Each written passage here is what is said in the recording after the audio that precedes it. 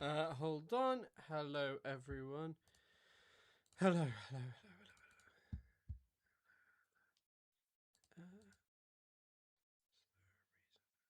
There we go.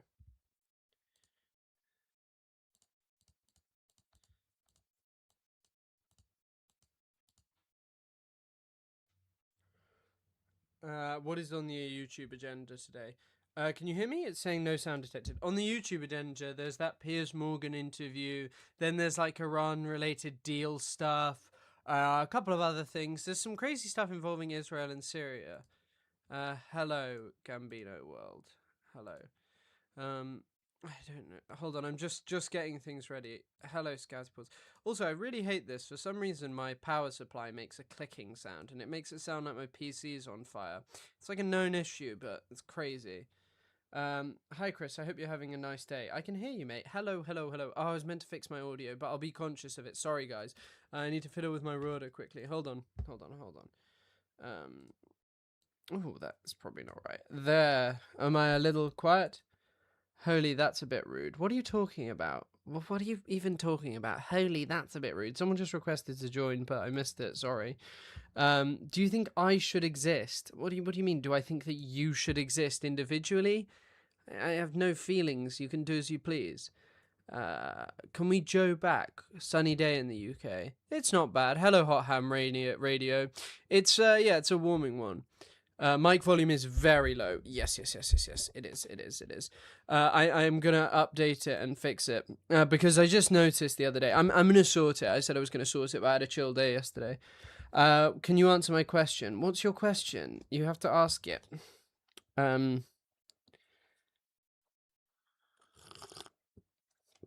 I haven't heard anything about the high tech sector in Israel. What's up, all? Not much. Hell 9. Well, hell 9. Do you like riding bike? I haven't ridden a bike in a while, but I can ride a bike. It's kind of quite a fun activity. I sometimes do it at the gym. But that's about it. That's as far as it goes. Also, I don't know. It feels like it lags. Okay, we have someone whose profile picture is clavicular joining. I hope it is the real clavicular. Hello? Yo, what's up? Oh, your profile picture isn't clavicular. No, thank you for the compliment, Have you just though. styled yourself to look like clavicular or something? No, actually, he styled himself to look like me. That's crazy. Yeah. So I saw you said Israel does not have the right to exist. What makes you say that? I don't like it.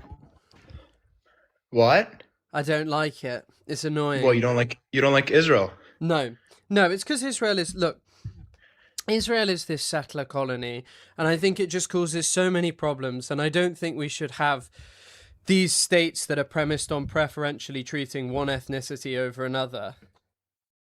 Okay, I understand that, and it makes a lot of sense. It comes from a good place, what you're saying, because I wouldn't want that either. But you really got to have a basis for that because Israel was built by most Israelis right now are Mizrahi Jews, which come from, all over Middle East and North Africa, right? I live in Israel, matter of fact. I live near Tel Aviv, and I can tell you that most people are brown over here. And half the country is Mizrahi, half the country is Ashkenazi. I'm an Ashkenazi Jew. And everybody's treated the same equally. And maybe if it bothers you, maybe you should also go against the existence of Palestine, right? Because Palestine, it's a like all of them are Arabs. It's just an Arab state. It has no diversity at all. They have like a 1% of black people, and the black people there, in Gaza, they live in a street called Slave Street or something like that. So if you're getting so worried about Israel being existing, because it also, yeah, exactly. There's 2 million Muslims in Israel. They live freely. I spoke to many of them. Matter of fact, I have a friend. He's from a Muslim house, and he's gay. His dad beats him up because he's gay. So I Come sent on, him. Yes, yes, no. yes. Come His on. name is Jamal. And actually, I mean, I'm sent not him to saying a that place it's in Tel Aviv. implausible. I'm not saying that that's implausible, but it just feels like I for some reason I don't know. I I'm not even understand that. sure if Hey, I hey, believe. I'm not even sure if I believe that you live in Israel. I do. I live in a place called Sha'alavim. It's near Modi'in. It's a little kibbutz. Okay. Well, the only thing I want to say is, okay, so a lot of people talk about like racism towards Palestinians, right? Who are Yes. Afro-Palestinians, right? Right. Okay, So you could go and read an interview of one of them, and you talk about this term Afro-Palestinian. Israelis call Black Palestinians apparently a word that I won't repeat, but it begins with K.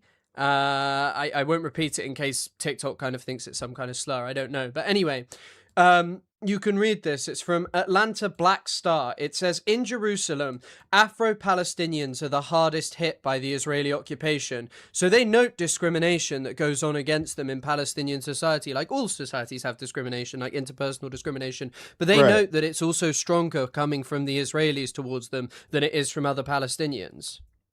Right, I understand that, and you do have to understand that obviously there's going to be more racism against black people in Israel that they're going to be in Palestine, because in Israel the black population is so much bigger. And yes, there is a problem with the Arabs.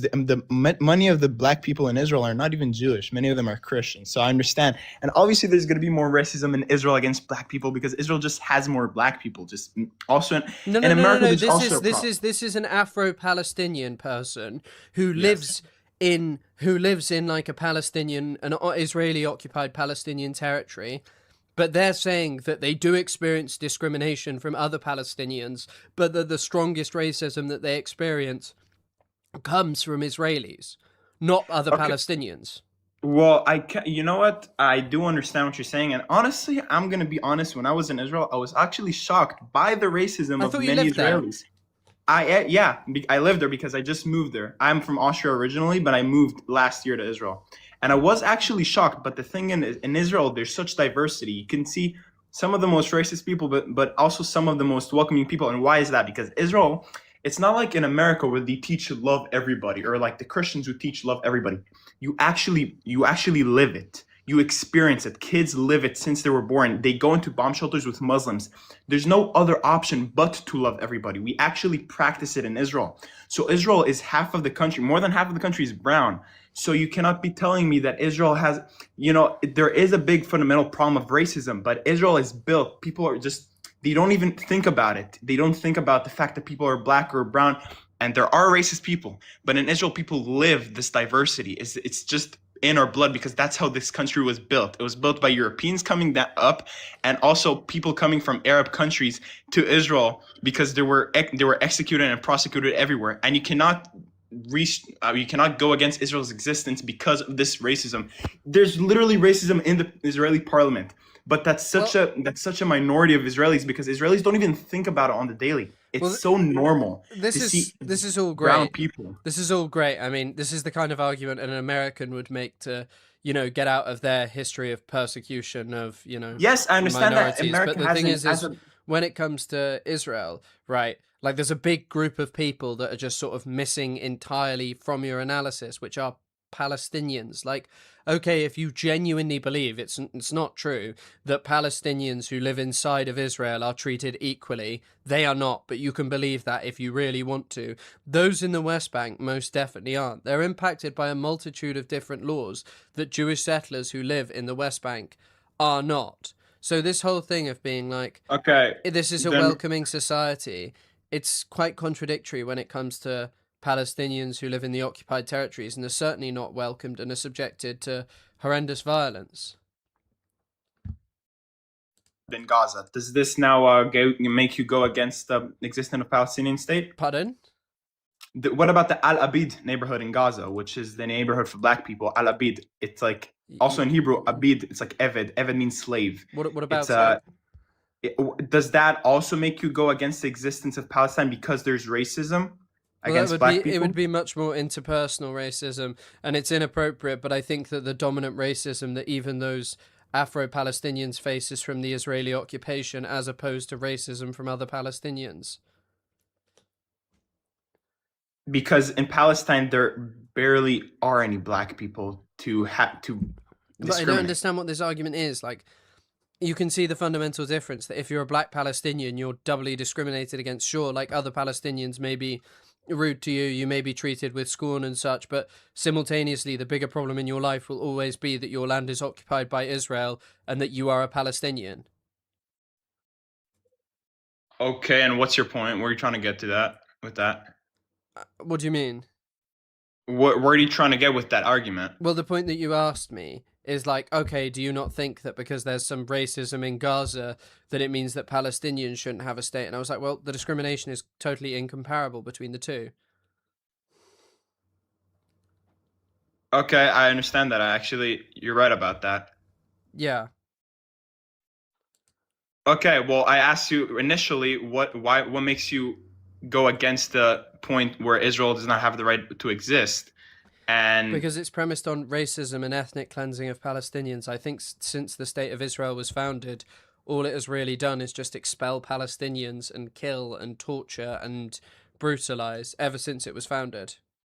well, racism already gets lined out because this country is built by literal all races together. When you go to Israel, you have everything, all races, all religions practicing together. So that doesn't even make any But sense. the Palestinians aren't really allowed to just sort of chill, are they? Yeah, they are. I see many actually. Okay, so if the Palestinians living in the West Bank, Gaza, and East Jerusalem, if it's so chill for Palestinians, why don't Oh, for them, no, it's not so chill. I so mean, they chose it. Why would I let a person who can literally bring a bomb and bomb a bus, just like they did in Intifada in 1990, why would I just let him easily into Israel? It doesn't make any sense. because what you guys did during the Intifada was like objectively worse. What? People literally bombed buses. Yeah, I and can tell you stories for. you guys ran mass torture dungeons where you were breaking the bones of children. Like, what do you want me to say? That one incident of violence is meant to supersede a society that just openly does torture? By the way, most other societies that have like such horrendous torture programs have secret police, they hide it. But in Israel, it's just like openly celebrated. You know, if you were in some like dictatorship in most other places, you can't speak out against it. Israel does have a lot of repression, but Israel is like, you know, a relatively free society, especially for Jewish people, and yet none of them speak out. So, like, this whole thing of just being like, well, you know, I can't let Palestinians in because they're going to blow us up. Maybe if you guys stop torturing them and abusing them, there would be more of a chance to find some kind of common understanding or mutual understanding. Okay, so like 20% of the Muslims in Israel, the Palestinians, if we really want to torture them for no reason, why don't we do it? And why do they still live freely? Why are they not threatened? Adam, matter of fact, I mean, I walk in the old city a lot of times. I see soldiers walking with literal rifles. I see Muslims walking near them. Why are they not threatened? I So want to know. in Why do the, I feel threatened when I go to an Arab neighborhood? but I mean, Why I in go the to the old Arab quarter in cities, Israel? No, in not the just the old city, whatever, in the everywhere old in city of Jerusalem, Tel Aviv. Jerusalem, they're subjected to a very different life that you are. Okay, so Palestinians who live in East Jerusalem can't really get citizenship to your country based on absolute nonsense. I read a story about how a guy was denied citizenship because his wife, who was already a citizen of Israel, had posted the word Nakba on their Facebook account, and so her husband, and she was already a citizen of Israel, her husband was not allowed citizenship even though he'd lived in East Jerusalem all of his life. Israel regularly engages in home demolitions, doesn't really allow Palestinians to build in that area, Well, deeming their homes illegal they and then also therefore destroying those homes. So they like also going destroy settlers' homes. I've seen a settler's story literally on where was the Instagram where settler's story? Where was the he settler was base? he was building on illegal land that was not belonging to him. So the IDF destroyed his But home. It makes the sense. fundamental difference is like settlers are allowed to expand massively massively into Yes, you're settlers right. are allowed to expand massively into Palestinian land.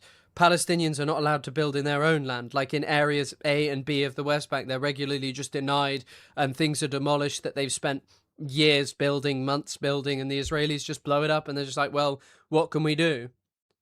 Well, I mean, I think obviously it's unsafe to build in Area B because I mean there was a case of a German family who was in Israel and they entered Area B with a Israeli car and got beaten up afterwards. I think it makes sense that the IDF would demolish houses by Israelis or Palestinians in Area B. It's kind of nonsense to build in Area B. It's not But Israelis' land. Palestinians should what? be allowed to do whatever they want in it. It's their land. Yeah, just like they did whatever they want in Gaza, and we saw how it ended on the But 7th they of didn't do October. whatever Why they would? wanted in Gaza because Of course they you guys they still did. controlled their borders, you controlled their sea, their air, We you controlled our controlled borders. everything Also, that goes in and out of the Egypt controlled place. their border. Also, Egypt And controlled their Egypt was border. I don't happy to understand that. collaborate with you. Egypt are a dictatorial, authoritarian government that hardly, like, their people care about the Palestinian cause, but their government now is just more interested in sustaining itself, whether that's through authoritarian repression or collaborating with Israel in the Gulf states.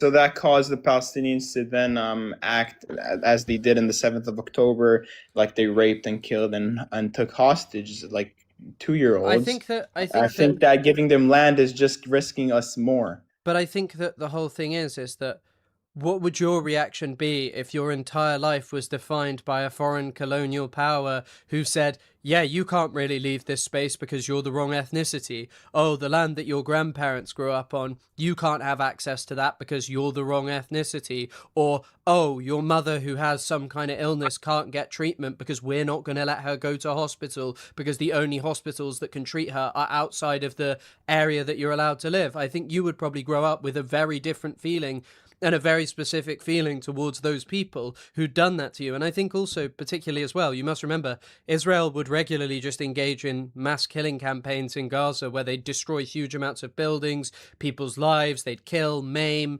they'd torture Palestinians, and they're also trying to destroy the Al-Aqsa Mosque and regularly seizing land from Palestinians in the West Bank.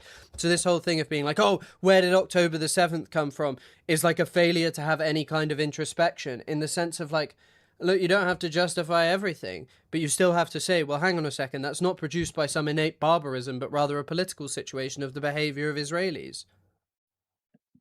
Right. I understand what you're saying. It's a good point. Um, I don't really understand because also in 2006 when Israel withdrew from Gaza, why would they withdrew from Gaza? And what's the point of withdrawing from Gaza if it just gives them a little more power over there and then go back and torture people there? It doesn't make any sense. I mean, if you want to torture Palestinians, why don't you leave them? Why don't you leave them in the land? Why would you withdraw from your land and give them the whole chunk of land and then let them do whatever they want there? Okay, not whatever they want. You're bordering them, whatever. You're blocking them, but you're giving them full authority of the place just to kill them. That doesn't make any sense. I mean, it just gives them more power. It gives them more military, like more opportunity to have military activity there, to power up, to gain control. What's the point of that? Why would Israel do that in 2006 and give also 4,000 greenhouses to the? I don't understand. And they pulled 20,000 Jews from there. They hoped for peace. I mean, if you see the videos, it's very sad how they pulled Jewish families from there. I'm I don't not. understand what's the I'm point going to of be doing honest. that. I have no sympathy or sadness for that. I think that they were settlers living illegally in Palestinian land. These people had pools. They had adequate facilities. They had adequate water, adequate everything. Whilst Okay. Palestinians were denied water because they're the wrong ethnicity, yet people who lived in their land were allowed everything. But Okay.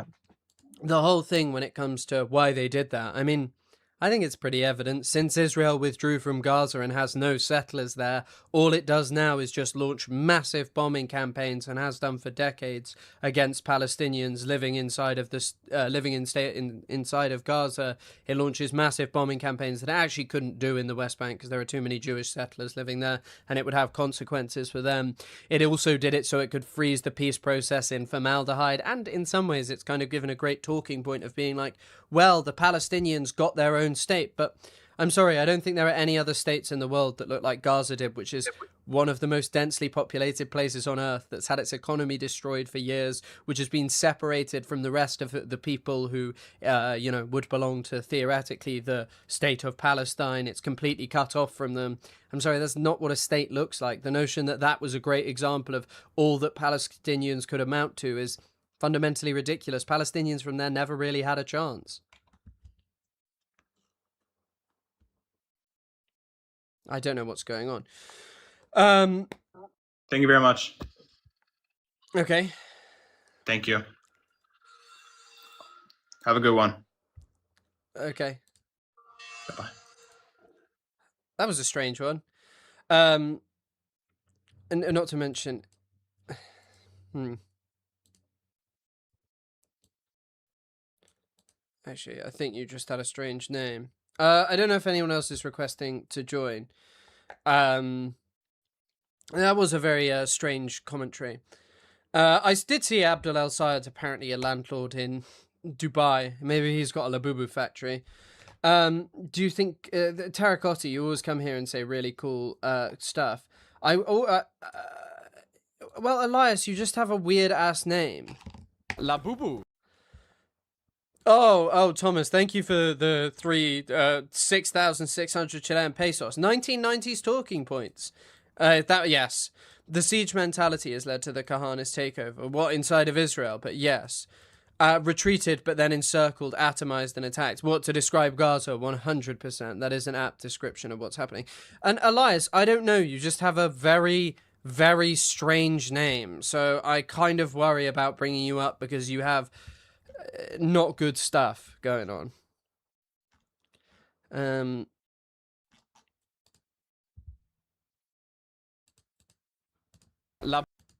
You just have a crazy ass name, so I think I'm good. Okay.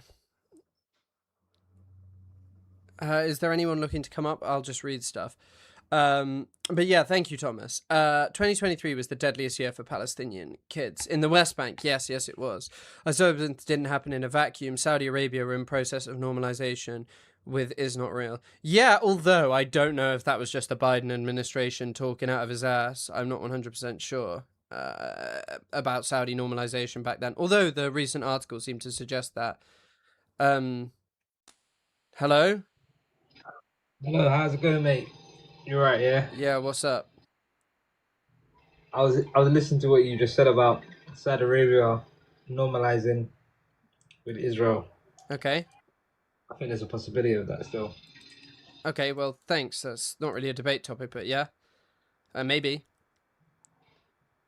Are you here to argue with me? Is that what you're trying to do? I don't understand. It's quite a simplistic concept. You come up and you'd want to discuss things with yeah.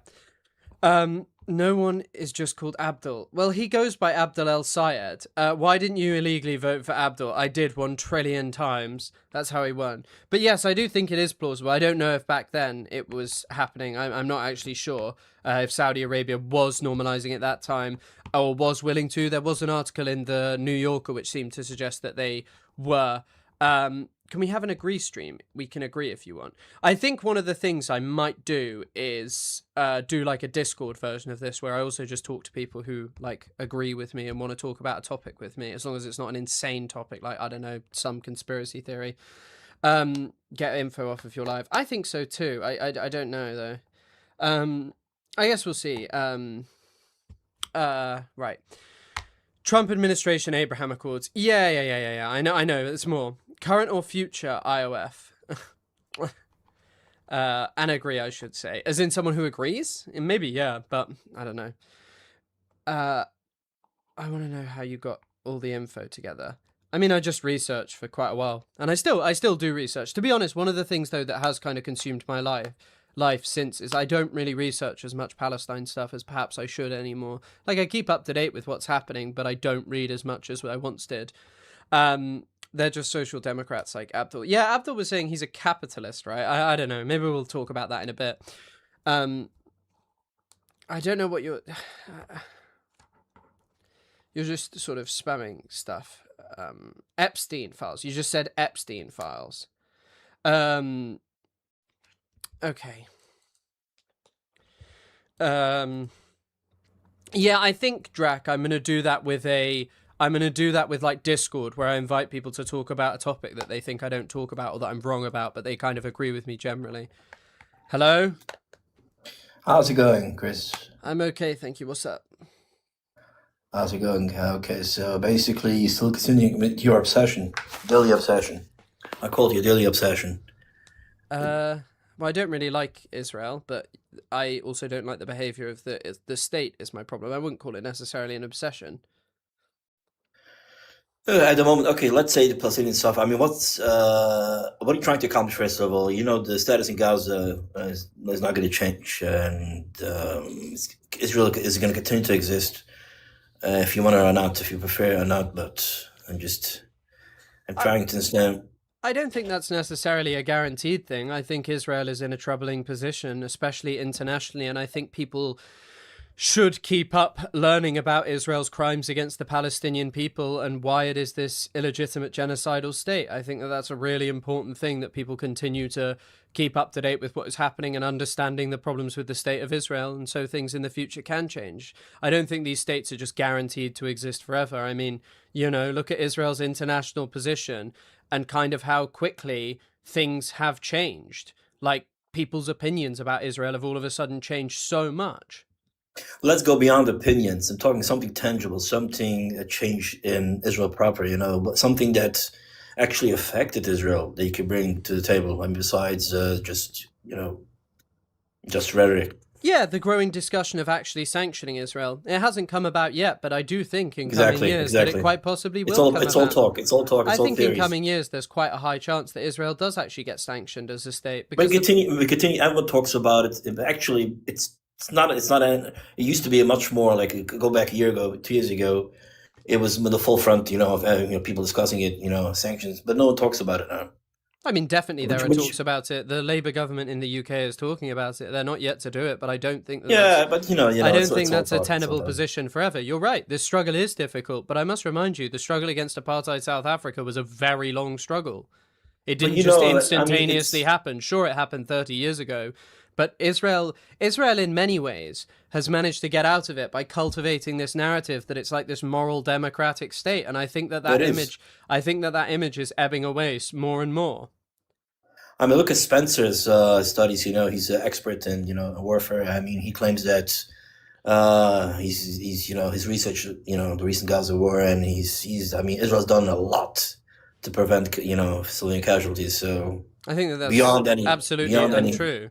I think that Israel has inflicted a massive amount of civilian casualties, and I think that the thing that these people want to hide away from is the fact that even the guy who coined the term genocide, Raphael Lemkin, did speak about how it was basically about making life impossible, and I think that that's the entire goal of what Israel is doing, with the goal of exterminating, first of all, a massive amount of Palestinian people, but the remaining Palestinians through expelling them and pretending that they never existed. But they're not expelled. I mean, to be honest, also because Gazans are still in Gaza. So yes, but Israel is still trying to expel them, and I think that there's how they're trying to do so today. Why do you think Israel isn't allowing pesticides into Gaza? Come on, you basically claim it's something intentionally. What? What are you asking again? Why is Israel not allowing pesticides into Gaza? I'm sorry, I had a call. I got this. Can you repeat again? Sorry. Why is Israel not allowing pesticides into Gaza? What's the source for that? It's just true. The international organizations, Palestinians themselves, who are like, yeah, we have massive problems with rodents, we have massive problems with wastewater. So one of the things Israel did for some reason, which is really hard to explain, is they attacked desalination and water treatment facilities. And now Gaza has a massive problem with sewage and also a massive problem with rodents. Like, you can look this up. This is reported by most mainstream media outlets about the problem of infestations with rats, and they all note that Israel blocks pesticides from coming into Gaza. Why do you think it does that? Can you bring the source of Israel blocks pesticides? Can you bring the source for that?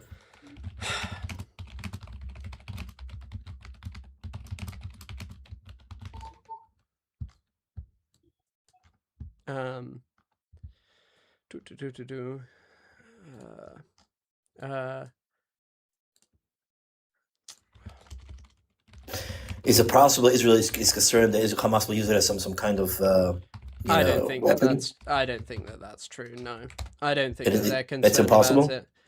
Okay.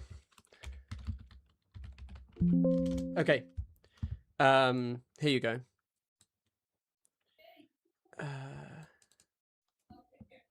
Okay. Let me find it. Oh, fucking hell.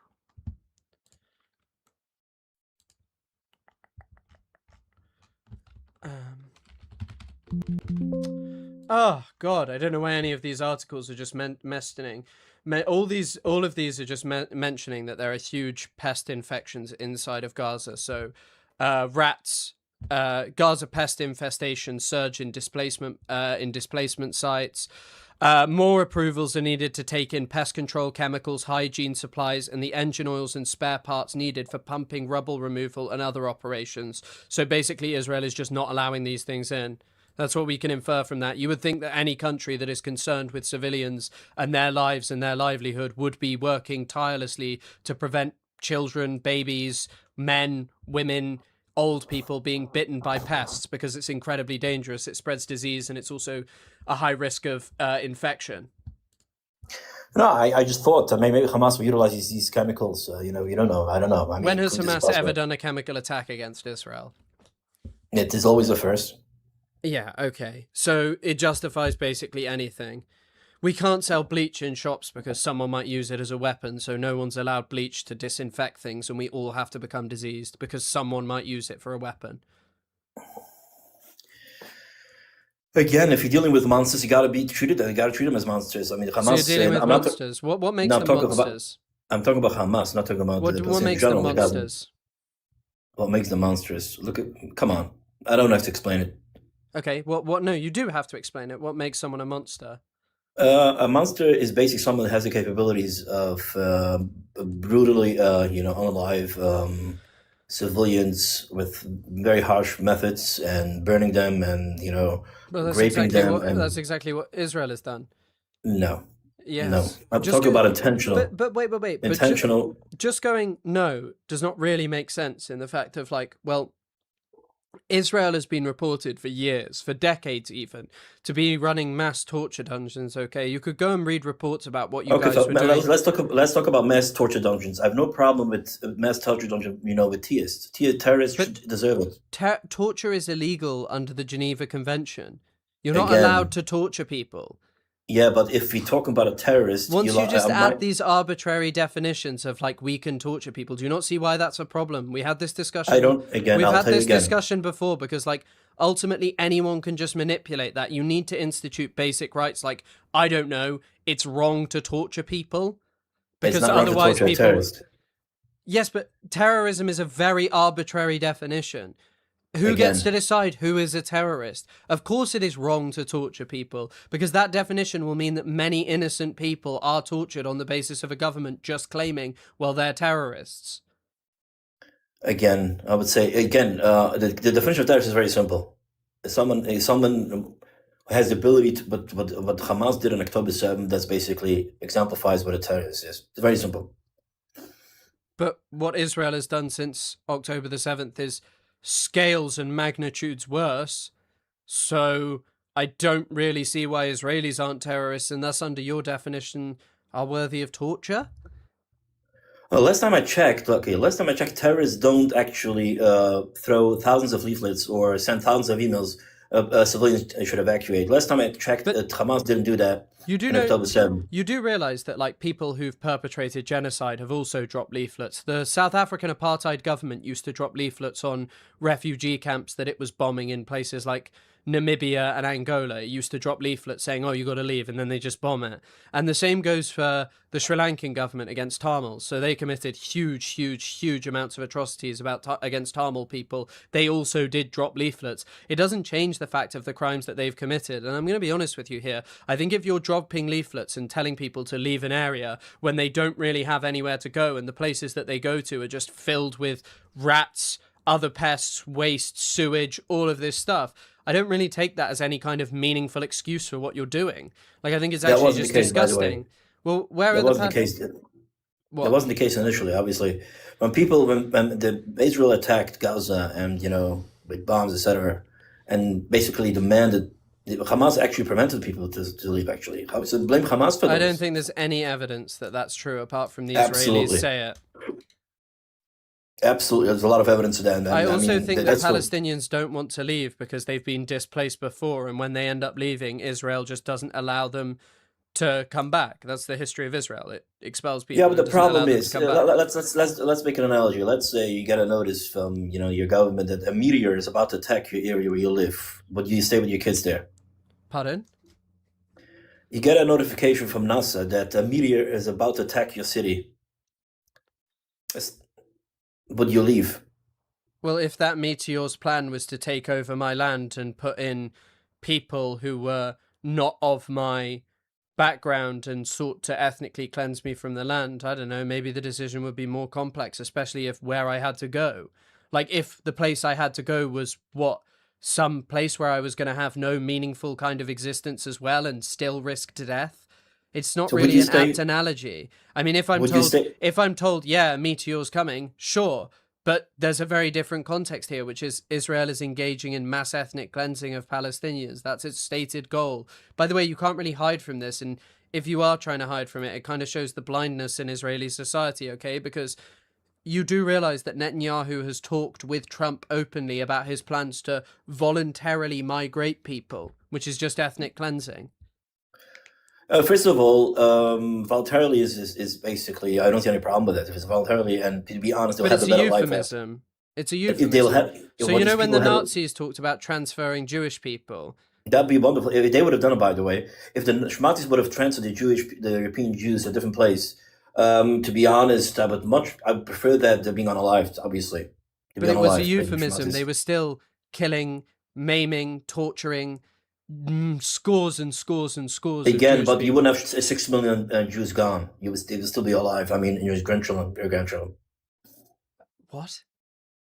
Again, the Schmatzis would not unalive. The Schmatzis would prefer but those are millions and millions and millions of people who had their lives completely uprooted and destroyed, just going, that's fine. Ethnic cleansing is not fine. It's a crime against humanity. That's better than the actual mass extermination campaign that unfolded. Insane. It is insane. It is genuinely insane. I'm sorry, sitting there and acting as if, well, because it's not as bad as the worst thing that could happen to you makes it okay. Sorry, you're talking about millions of people being ripped out from their lives and their homes. And by the way, the Nazis, by the way, the Nazis used euphemisms up until the end. They didn't just always openly talk about what they were doing to Jewish people. They talked about transferring, moving people out. That's correct. And what I'm talking about in the concept of voluntary migration is it's not just migrating people. It's not just migrating people. No, it's not. What it is it's actually genocidal in the sense of what Israel has done is blown up all of the centers of life. Israel has blown up all of the centers of life with the goal of expelling Palestinians. Chris, I can be very clear about it. Chris, I'll tell you very clearly. It isn't a single Jew in Europe that wouldn't, if the Schmatzis would have given a choice to the European Jews, either migrate, leave, or you go to the gas chambers. You wouldn't have a single Jew that would go to the gas chamber. You wouldn't have a single one that would prefer to stay and go to the gas chamber. They would fight and stay and go to the gas chamber. I'll tell you 99% of European Jews would choose to leave, to migrate. Why do we have Palestinians that basically are choosing to stay in these buildings, being beat by the idea of why they're staying behind? Because it's their land and their home. No, it's a death culture. They know. It's a death culture. It's a Shaheed culture. We have a Shaheed culture. It's a problem. That is By the way, the concept of a martyrdom culture is insane. You do realize the famous phrase of the French Revolution, "Give me liberty or give me death." Like acting as if that's some kind of unique, specifically evil thing about Palestine. It is a crazy idea, by the way. It's mental. It is a crazy idea. What do you mean? The concept that you prefer, the liberty. I mean, what's the definition of liberty? That's also a question. What liberty? Once you migrate, the freedom free, to basically. be yourself in your own land. If you migrate, and live your life. But that's the thing. That's the thing. Wait. Palestinians shouldn't just be forced into migration with a choice of death. I'm sorry, there's no way you would sit there and act as if the Nazis were a moral regime had they just expelled the millions of Jewish people. They would still be criminals against humanity. Exactly. You're acting as if wait. So you think Israel is perpetrating crimes against humanity then? No, why? Well, you just said that the Nazis were doing a crime against humanity by expelling if they expelled just all of those Jewish people, took their homes, drove them out of it, took all of the things that they had, which, by the way, they did do to scores and scores of people. The Schmatzis the difference is the Schmatzis did it for no reason, obviously. Most Jews were, peaceful Jews, and there's no reason for them to be... But the thing is they found their justifications, and you gave the justification earlier. Wait. They considered them... They said they were all evil terrorists. That's their claim. That's what they claimed. And you said anything is allowed against a terrorist. So once again, we get to the same point of you just but there's nothing factual about it. Obviously, ending up justifying it. There's nothing factual about it. Well, there were people who... But wait. So, you do realize, Kristallnacht came as a result of the assassination of Ernst von Rath, and there were other assassinations of Nazi officials. You talk about it's a simple example, but you gotta remember Israel's suffering from Palestinians the last 80 years of suffering. Suffering from Palestinians. They moved there to take away Palestinian land. I don't care what the background is. It's a fact. They moved there to take Palestinian land. It's a fact that the Palestinians suffering from are Palestinians is an insane way to phrase it. It's a fact that we cannot coexist with Palestinians. It's a fact. We know that very well. What about the I thought Israel was this equal state where 20% of the population You know what? are I'll be very Palestinians. clear. If the Shematzis... Wait.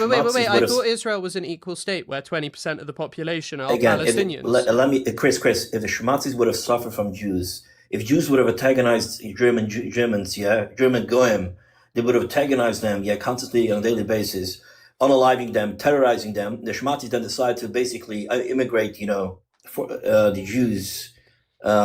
you know what? I would understand it actually if you have a demographic that is antagonizing on a daily basis. But that's what. Wait. They're being brainwashed to do that. You're the wait. You're the one claiming, okay, that Palestinians are antagonizing you every day.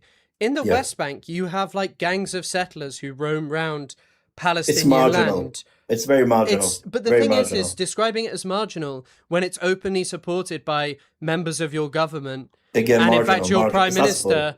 It's not marginal. Extremely marginal. You're talking about 150 boys, 150 youngsters, basically. That is, by the way, that is absolutely not true. Calling it marginal is it's kind of crazy. I was reading this thing about in Nazi society, right, there was no dissent. Like you weren't really allowed to dissent. Of course, people did. And it's not an excuse for what people did and supported and pretended that they didn't know was going on. And there were, of course, enthusiastic supporters of it. You literally live in a country that is pretty free and fair for Jewish people. Sure, if you're a leftist, you will probably be persecuted more than if you're a right-winger in Israel.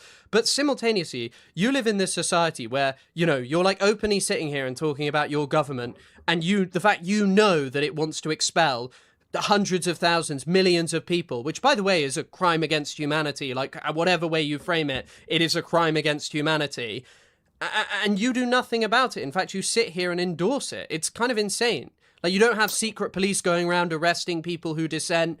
You just sat here I kind of like it and I support them ethnically cleansing millions of people. No, again. In history, yes. I mean, you have to see the full picture. After 80 years, you have constantly, there's a problem. Palestinians cannot coexist with Jews. There's a problem. That is a problem. How do you solve it? I'll ask you How do you solve it? Do you think Israel is a democracy? To some degree, yes. Yeah. What do you think about the 20% of the population that is Palestinian? Yes, they live a beautiful life. Well, how come they're capable of living equally alongside you, living a beautiful life? Because they don't antagonize. But apparently there's something within Palestinians that makes them evil and that they have to be expelled? The Palestinians in the West Bank and Gaza are being brainwashed from childhood. What are Palestinians in the West Bank doing to antagonize you? Come on. I mean, what are they doing to antagonize you? You know the history. Come on, all the buses that blew up in Jerusalem and other places. But you guys were torturing and killing Palestinians. The notion that you just have a right to expel them because they've antagonized you. You've antagonized them far more. I'll put it in simple words. If these Palestinians would have lived peacefully and in the West Bank and Gaza without antagonizing on a daily basis, missiles, shooting on Israel, etc., when did the West Bank last shoot a missile at you? It's not missiles. First of all, you have many. It's infested with T activity, with T cells in Jenin and other places. And besides that, you have all the T attacks before Israel built the wall, and we did all these checkpoints almost on a daily basis. We had attacks from the West Bank, almost on a daily basis.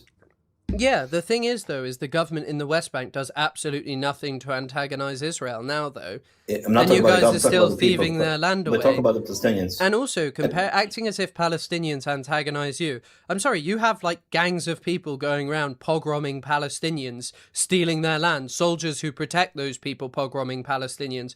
By the way, the notion that it is just 150 people who are a problem is frankly insane when you consider that your country's army is protective of these settlers.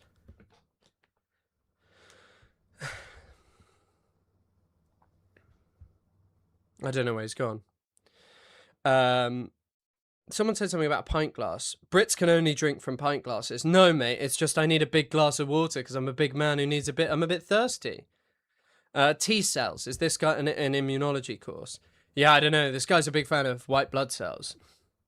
He's sending the drone, bro. Nah, surely not. I don't know if he's just gone or... Chris, be honest. Russia is winning the Ukraine war. I don't know about right now. I mean, I haven't done much on what happened today with like the big Russian strikes. It doesn't seem like Ukraine has a big way of shooting down Russian missiles, but they are causing problems for the Russian society, which has been protected from, the largest consequences. Is anyone in the request trying to debate, or is it just people who agree? This was going nowhere. No, he's kind of insane. I mean, I just feel like that arbitrary definition of terrorism is so dangerous. That arbitrary definition is just so incredibly dangerous.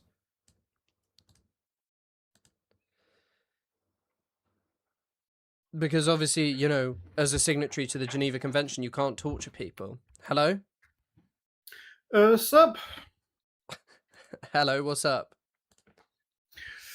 Yeah, like, I'm not really sure. Like, what is your definition of doesn't have the right to exist? I think that Israel in its current manifestation has no right to exist, and it has to become a state of all of its citizens and end its occupation and colonization of the West Bank, moving towards some kind of one-state solution. Okay, so you're disagreeing with the current existence of Israel, like, as a concept, or as... Yeah, I also think it was wrong how it was founded, and I don't really think it has any legitimacy from that point onwards. But I think it also becomes... I think also one of the biggest problems with Israel is just the fact that it is just in this cycle of never-ending war and colonization and theft of Palestinian land. Yeah, like, I think the only right that Israel has to exist is basically the right of conquest. They won a war against the Arab coalition, so technically the only thing that keeps them alive is a strong military presence. And yeah, we can say like, oh, it's a bad thing that they conquered this land, but I think it's the only thing that matters. If you control the land with... But it's evident to the international community that that's not the only thing that matters. Like, Israel isn't really cooperating with the international community, so they won't really give a damn about it. Like, yeah, we can say we should put sanctions on Israel, but a lot of states in the international community won't allow that. Like, my country, Germany, will never allow sanctions on Israel because they don't think Israel has the right to enforce its national security interest. But I don't think that that's necessarily a guarantee forever. There are a lot of countries who for a long time refused to do anything about, apartheid South Africa. Countries like mine, who literally had a leader for the longest time whose husband was like going over to apartheid South Africa and doing business with them. Margaret Thatcher's husband, Dennis Thatcher, absolutely loved apartheid South Africa. I don't think that this is a guarantee in perpetuity forever. I really do not. Yeah, it just depends on the visibility of how the world thinks about Israel right now. Right now, I would really say like the average citizen of like the international community thinks that Israel has the right to defend itself. Like, I actually don't necessarily think that that's true. Really? I think that the average citizen's opinion on Israel is really swiftly changing towards being just massively negative, and I think that Israel is spending a lot of money on trying to fix this, and I don't think that they're capable of doing it. Yeah, like the thing is like, what is your opinion on October 7th? This was like the stupidest thing they can done. Like I know that some like more pro-Palestinian think like October 7th is viable because the Palestinian people have the right to defend themselves, but I think it's just bad optics. It doesn't help anybody, and it's just a peaceful solution is always the better one. But the problem is how do you get a peaceful solution with a state that's only interest seems to be just never-ending colonization of your land, and the interest in the Palestinian cause has just slipped away? Like, have you ever read how the Indians got their independence, like through peaceful gatherings? there was like a smaller militant part, but it wasn't like the big thing that changed the mind of the basically English occupations of India. Like there's ways to do it on the peaceful side. Yeah, but I think also, the problem for the British was having such a large empire became increasingly no longer viable. What point did India get its independence? It's in the 40s, right? Or is it earlier? yeah, I think in the 40s after 50s. No. 47. It was 1947. 47. So there was also like acting as if it was just because there was like peaceful means for what kind of like led to it. Also, you got to remember that the British Empire at that point was kind of struggling. The British Empire was at a very weak position because of a certain event that happened during the 1930s and 40s, the World War II. Like, I have seen pictures of like the Gaza Strip and like the West Bank like before October 7th and afterwards, and yeah, you can say they blockaded goods. They didn't really treat them really well as a sovereign nation, kind of, but I think it was still better than what we have today. Now they just have the legitimate, like they think they have the legitimation to just kill these people and try to pull them out of the country. I had a lot of discussions with like Zionists, and they basically saying like, yeah, that there's no chance to have a peaceful solution with these folk because they are convinced that if they don't have them expelled or killed or schmilled or like whatever, that they can live like peacefully in their basically in Israel. I know it's mad, but like these people won't really like any solution, and I think the best solution is to have like try to be peaceful and don't have any like don't give Israel the chance to have a legitimate reason to retaliate. Like, yeah, maybe you don't agree that October 7th was a reason that Israel could like start this ethnic displacement, but that's what they think. But you know, your country, right? Like some of your worst persecutions of Jewish people, the particular event I'm thinking of is the assassination of Ernst von Rath. I don't blame the guy who assassinated him was because his family had been ethnically cleansed or had been targeted by the Germans in some capacity. I don't remember. And then you guys did Kristallnacht against Jewish people generally. I think it's the same kind of thing. I think that guy acted because of oppression that he and his family were feeling as a result of an oppressive state, and I think that that's what happened on October the 7th. I think, look, if there were war crimes, if there were war crimes perpetrated on October the 7th, why not just hold those people to account? Why not just say, right, there has to be some kind of solution? Because obviously violence begets violence in the sense of like it didn't spawn out of nowhere. And I hate this notion that like if Palestinians just behaved differently, things would be different. Because you know, in the West Bank, there's a government that isn't Hamas, that recognizes Israel's right to exist, that asks for a two-state solution, which, by the way, doesn't even, like, fight against Israeli settlers coming onto their people's land. It does nothing. It can't even arrest an Israeli settler. And the same response from the Israelis exists there. They thieve Palestinian land, they kill them. So I think if you're acting as if, oh, well, if the Palestinians just tried being peaceful, no, it's the Israelis who run, like, an incredibly brutal occupation of Palestinian territory. It's the Israelis who continually refuse a peaceful solution. Like, literally just listen to Netanyahu. He says, like, the proudest thing in his life is that he's prevented the emergence of a Palestinian state. So this notion that, you know, if we just had some Palestinians that acted a bit differently is kind of crazy to me, because the occupation would still be there. The Israeli theft of Palestinian land would still be there, the siege on Gaza would still be there, and people would not be living any kind of normal life. By the way, Palestinians, go look up the Great March of Return. Some people will tell you, well, there was Hamas presence, well, Palestinians attacked the border fence. Palestinians predominantly engaged in non-violent resistance, and the Israelis responded by mass murdering people with snipers, and on the first day, Israel's defense minister said, we will not investigate anything that happens to people who are protesting at the border fence. They didn't investigate a single person. By the way, there's a guy, an Israeli soldier, who spoke to the Israeli newspaper Haaretz, who talked proudly about having shot 42 Palestinian people's knees in one day. And like, you're just saying, well, why didn't they try peaceful protest? Israel responds to peaceful protest with violence. Go look up what Israel did during the first Intifada. There was stone throwing, and there were some Israelis killed, but it was a largely non-violent protest, and the Israelis tortured and mass killed Palestinians. So they've tried non-violent resistance, they've tried violent resistance, and the Israelis don't change regardless. Yeah, like I think that's the main the main difference between like the reason for Kristallnacht and what's happening in Gaza today is that the people who are persecuted under the Smarty regime were basically like the people within the state. Israel can just say, oh, technically we don't recognize Palestine as a state, but it's still another state that attacks us. It's always the Hamas people. We only kill the Hamas people, so we if there's killing of Palestinian civilians, we can't do anything about it because we need to defeat Hamas because they're a different state. And I think that's the main problem.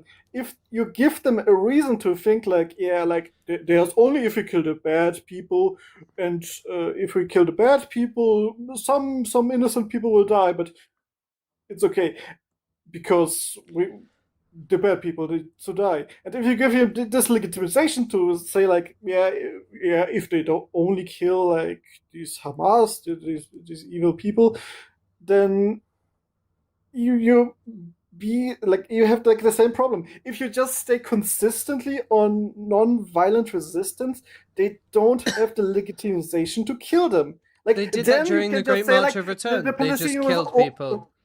Yeah, I know that they killed people, but like they can't like at this point we can always say like, yeah, they're killing people because they're non-violently resistant. But if they violently resist, then they can say like, yeah, they are violently resisting, and so we have the right to kill them. Like I don't know, maybe I'm telling it wrong, or like maybe I'm wrong. I just think it's crazy because evidently Israel doesn't need that justification, and it just does it anyway to Palestinians, regardless of what they say and what they do. They are always oppressed and targeted and brutalized, and it's very evident that they're not just going after Hamas. I mean, the people who actually... Like Raphael Lemkin, if you go and read what his definition of genocide was, he was a Polish Jewish scholar who wrote predominantly about like basically how Nazi occupation worked and how their crimes against Jewish people worked. If you read that, it is exactly what Israel is doing to the Palestinians.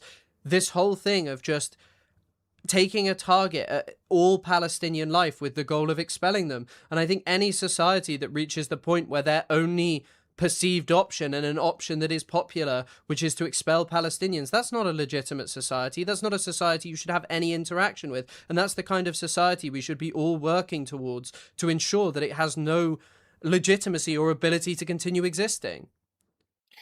Like, in my opinion, like after the war, there was also like a lot of expulsion of like the German people from like Poland, Czechia, and other parts of the land. I think the pure expulsion of people from territory they think that belongs to them isn't that crazy. But the difference is many of those people were moved over by the right. It was still probably, you know, the consequences. I think like 500,000 German people died. I don't think that's great, but a lot of those people were moved into land that was like ethnically cleansed of its inhabitants. In this situation, the Israelis are not people who lived in a country before the people actually lived there and before the ethnic cleansing occurred. They are the people doing the ethnic cleansing. They are the Nazis in that scenario. They are the people who drove people off the land and replaced them with settlers. That's what the Reich did.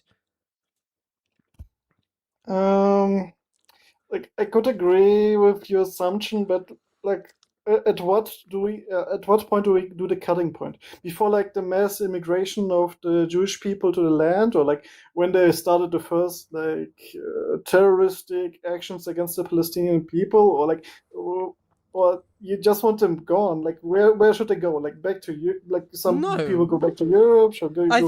I think some people should be told that they have no right to go there and that they should be sent to prison in their own countries. I think war criminals, I think people who went over to join the Israeli military specifically, from European countries. I think people who've perpetrated crimes. I think people who've lived in illegal settlements. However, like generally, there are people who've lived there for a very long time, and I think some kind of binational existence is the only way forward, aside from war criminals and also criminals. That's why I think like the only solution is a one-state solution. A two-state solution is just a longer conflict, which the Israelis will not accept and some Palestinians will never accept. Like it's just a purgatory. Well, that's what I mean. I agree that it should be a one-state solution instead of a two-state solution, in the sense of people. There should be a binational existence. But I'm obviously going to be focused much more on the Palestinians because they're the ones being persecuted right now. Like if there would be a state where all the Palestinians right now who live like in the West Bank and in Gaza would get like Israeli citizenship, would you support this kind of idea of the state? If it was no longer a Jewish state, yeah. I'm just not sure if this is possible to not be a Jewish state anymore. It wouldn't be like the majority Jewish state. Then it wouldn't be a Jewish state anymore. La Boubou. So I think we're on the same point, but I'm not that sure. Like we just give every Palestinian like a citizenship of Israel, they wouldn't be like the Arabs would be at the same level as the Israelis, right? Yeah. And that's all I think should happen. I think that's the only moral position. What I mean by it shouldn't be I find the concept of a Jewish state in a land that historically was not Jewish to be the problem, in the sense of like, you're building a state on other people's land. You're building a state that's only for one people. Jewish people going to Palestine as immigrants, theoretically, it's not what happened. Maybe during the first Aliyah you could make that argument, because they were going to participate in Palestinian society to some extent at least. That's fine. The problem lies in settlement, so going to a place with the goal of building a society that excludes and eliminates the indigenous people. Like, I don't have a problem with immigration. I have a problem with settler societies. Oh. No, that's interesting. Like the main problem, I have like this discussion like sometimes on like political Discord servers and whatever, and the main problem is like the average Zionist or like the average pro-Israel guy wouldn't want to have like the one-state solution where like people get like the same rights as him, because they still want ethnic homogeny of Israel to be like and I think the Jewish favor. And I think that that's a major issue. I guess if we agree, I might move on to someone else, if because I guess we've had a discussion now. So thank you for coming out. I think we agree on most points, not on all points. Like I'm just confused about like your critique. Like, what do you think about like, should violence be used against the state, or just like political pressure? Like, it's not my prerogative because I've not grown up around it, but I can see why people use violence. I can see why violence is the method, because I think violence begets violence. Yeah, like I just see like violence is just an excuse for Israel. Like yeah, that's my point. Maybe I'm wrong. I could be wrong. So yeah. Okay, have a nice discussion. Thank Bye-bye. you. Well, it seems that maybe there was some agreement. I don't know if there's anyone requesting to come up. I just don't think the thing about like the violence being there. I should have. Thomas, thank you for the hold me back, bro. Follow up with the Warsaw Ghetto Uprising. Yeah, I know. I should have mentioned that. Siege mentality, guilt, being treated the same. Exactly. It's so funny that that's like the point that Israelis make. That it's like, oh, if we were treated the same, it would be awful. Nothing of Zionism is decolonial. Yeah, I mean, calling Zionism decolonial is like calling a frog a fish or a frog a cat. It's just not true. Or saying like shooting someone in the head is peaceful. It's just a lie. So, yeah. Ethno-states should exist. No ethno-states. Well, I mean, in the opinion of most people, yes. Will you be covering Haley Stevens losing the primary to Abdel El Sayed despite spending $70 million from AIPAC to trying to beat him? Maybe we'll cover it a little bit. We'll see. I don't know. Maybe. I don't know. It depends. There's some other stuff I want to cover. I want to cover that Piers Morgan Hamas interview because that seemed quite interesting. He interviewed Ghazi Hamad. But yeah. We'll see. Should is prescriptive. I don't think you can prescribe violence on the internet. What do you mean? Did I say should? What did I say should? I didn't prescribe violence. No. Very silly cat called Mouse. My old cat was called Mouse. Yeah. I love Israel. Zego, I know who you are. I know you don't love Israel, man, but good to see you. I don't know if we'll get anyone else hop on. His parents were deported alongside other Polish Jewish people. Yeah, that's it. He was Polish, excuse me. Can't remember his name. Racist. The Arab Palestinians are racist to black Palestinians. Thanks for that. I think you've noticed the concept of racism, which exists in pretty much every society, interpersonal racism. It's not great, but it's certainly Herschel Grunspan. Thank you.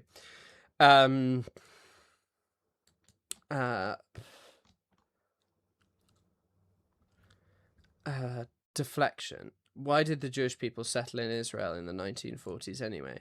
What do you mean? They started settling before that. Giblet.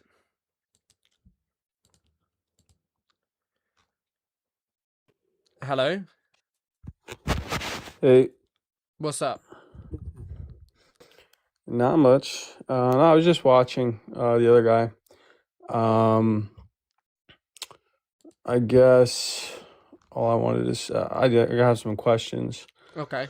What would you say about Hamas's policy on violent suppression of their own citizens' beliefs and often ruling through fear and, killing off any non-supporters? Well, I don't think they kill off all non-supporters of Hamas, but they definitely have ruled Gaza as authoritarians in the sense that there's no elections. But, I think that that's a product in part of Israeli occupation. And but how I don't is that? think it's great. What? Sorry? How is that a product of The how is issue of Hamas's collaboration. own? The issue No, of I'm saying collaboration, basically. And also the fact that, I suppose as you probably know, so Hamas came to power through an election in 2006, and what Hamas basically realized pretty quickly was that Israel and the international community were trying to foment a coup because they didn't want Hamas to win an election, which, by the way, Hamas did win. There's no two ways about it. Hamas won that election. But basically, they wanted to launch a coup against them, and so Hamas launched a preemptive coup. And since that point, they've been cracking down on opposition, which they view as collaborators. But I'm not a fan of authoritarianism, so I don't have to sit here and endorse that. Okay, got it. So regardless of whether or not you say Israel is involved with, I guess, Hamas's violent suppression of their own citizens, do you think that Hamas is, I guess, a good people to rule over, Palestinian? I know you said that you'd want one state, right? That's very idealistic, would you say that that is a realistic goal? I know it's very easy to preach, one state equal for all people, which is, very nice, but both sides don't seem to want to be coming to an agreement, the Israeli side or the Palestinian side, even if there are people on both sides that do want one so-called one state solution. Do you think that there is a more realistic approach to this whole thing, and why you're not looking at it realistically? What would be looking at it realistically? Well, this has been going on, let's say, I'd say even before 1948 or 47. A lot of you guys like to, bring up 1947 or 48, but there was violence between Jews and Arabs, before, in the Palestinian Mandate, not really necessarily Palestinians, before 1948, in the 1929, actually the leaders of the Arabs in the Palestinian Mandate, the what's his name? Hajj Amin al-Husseini. Yeah, was actually, very supported. He was, I guess, friends with, that ruler in Germany, and actually spread really anti-Semitic violence against Jews in the region. I don't want to spell it out because I don't want to get banned or anything, but the people in Germany in the 1940s, he was very associated with them. That was the leader of the Arabs in 1920s, and they were attacking peaceful Jews in Hebron starting in the 1920s. So this has been going on. Wait. If you read reports from the time, I can't remember which one it is. It could be the Shaw Commission, but that might be 1921. What their problem was not just with Jewish people. It was basically this fear that they were going to lose their land. And also it was anger and a response in part to what the British were doing to them. So they were ruled over by a colonial power, okay, that was basically writing into the mandate that Jewish people had a right to a state in their land when Jewish people were a tiny minority. They were something like 8% before mass immigration. Then the British came along, gave preferential treatment to the Jewish people, gave them the ability to make a state, and that kind of caused a lot of friction and ire between the Palestinians and the Jewish settlers who came there. That's why they did it. It wasn't just because they were like anti-Semitic monsters. It was just a result of course, like anti-Semitism or like some bigotry will have played a part in that, but it's also anti-Semitism and bigotry that's tied up with the coming dispossession of their land, which, by the way, did manifest. It's not like some kind of fictitious or fake thing that, they were like just believing in conspiracy theories. They were actually confronting that happening to them, their land being stolen away by a foreign colonial power and given to settlers. So that's not just something that just came out of nowhere. That's also something that came out of, colonization of Palestinian land in the same way that Palestinian violence today comes out of that. But on the topic of like reasonable solutions, like I don't see any other reasonable solution aside from a one state. I don't think there will be a two-state solution because I don't think the Israelis will ever give it up. And I think that also, not only that, they've done everything in their power to undermine any kind of two-state solution.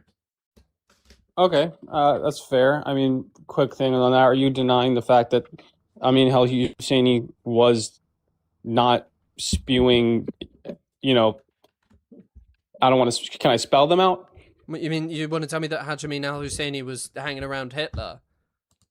Yeah, and he actually had meetings with him and was going to spread, was quoted saying, "I'm going to spread your violence against Jews and bring it to the Middle East." He's been on record. Is your claim that he didn't say that, and that's okay because of Jews' aspirations for self-determination? Is that what you're claiming? No, that's not the point of what Hajime al-Husseini is. He was appointed to his position by the British, and the British were actually fans of him during the 1936 revolt. They kind of sidestepping my question. Pardon? You're sidestepping. You're not really answering my question. The reason Hajime al-Husseini did that was in part because he probably was a bigot, 100%, but also he did that because the enemy of my enemy is my friend. There were also some Jewish people who worked with the Nazis. So the Stern gang did it. They had meetings with Nazis as well. No one as high level, but they did work with them. And the Nazis did discuss for a while. In fact, the leader of the Nazis, I was reading this in Ian Kershaw's book, his long book on Hitler recently. So he said that the Nazi leader himself did actually kind of like the idea of transferring Jewish people to Israel, but the German Foreign Office didn't like the idea, and there were some within the higher echelons of the Nazi party who were kind of like, one day this will cause a problem in the future, so we don't want to do this now.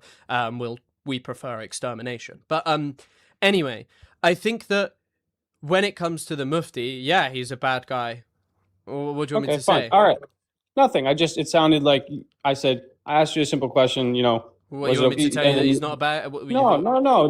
But you're justifying it. You're saying he was that because XYZ, which is fine. You're entitled to your opinion. But I think we can move on from that point about the realistic goals here. Well, I think that the thing is like acting as if he just did that as like a representative of all of Palestinians being anti-Semites, as opposed to, having opposition to the British and perhaps his personal anti-Semitism, because that's why people bring it up to demonize all the Palestinians as Nazis. Well, but I'm not trying to do that. The Palestinians are not Nazis. The Palestinians don't hate Jewish people for the same reason that Nazis did, and don't even in the same way, in my opinion.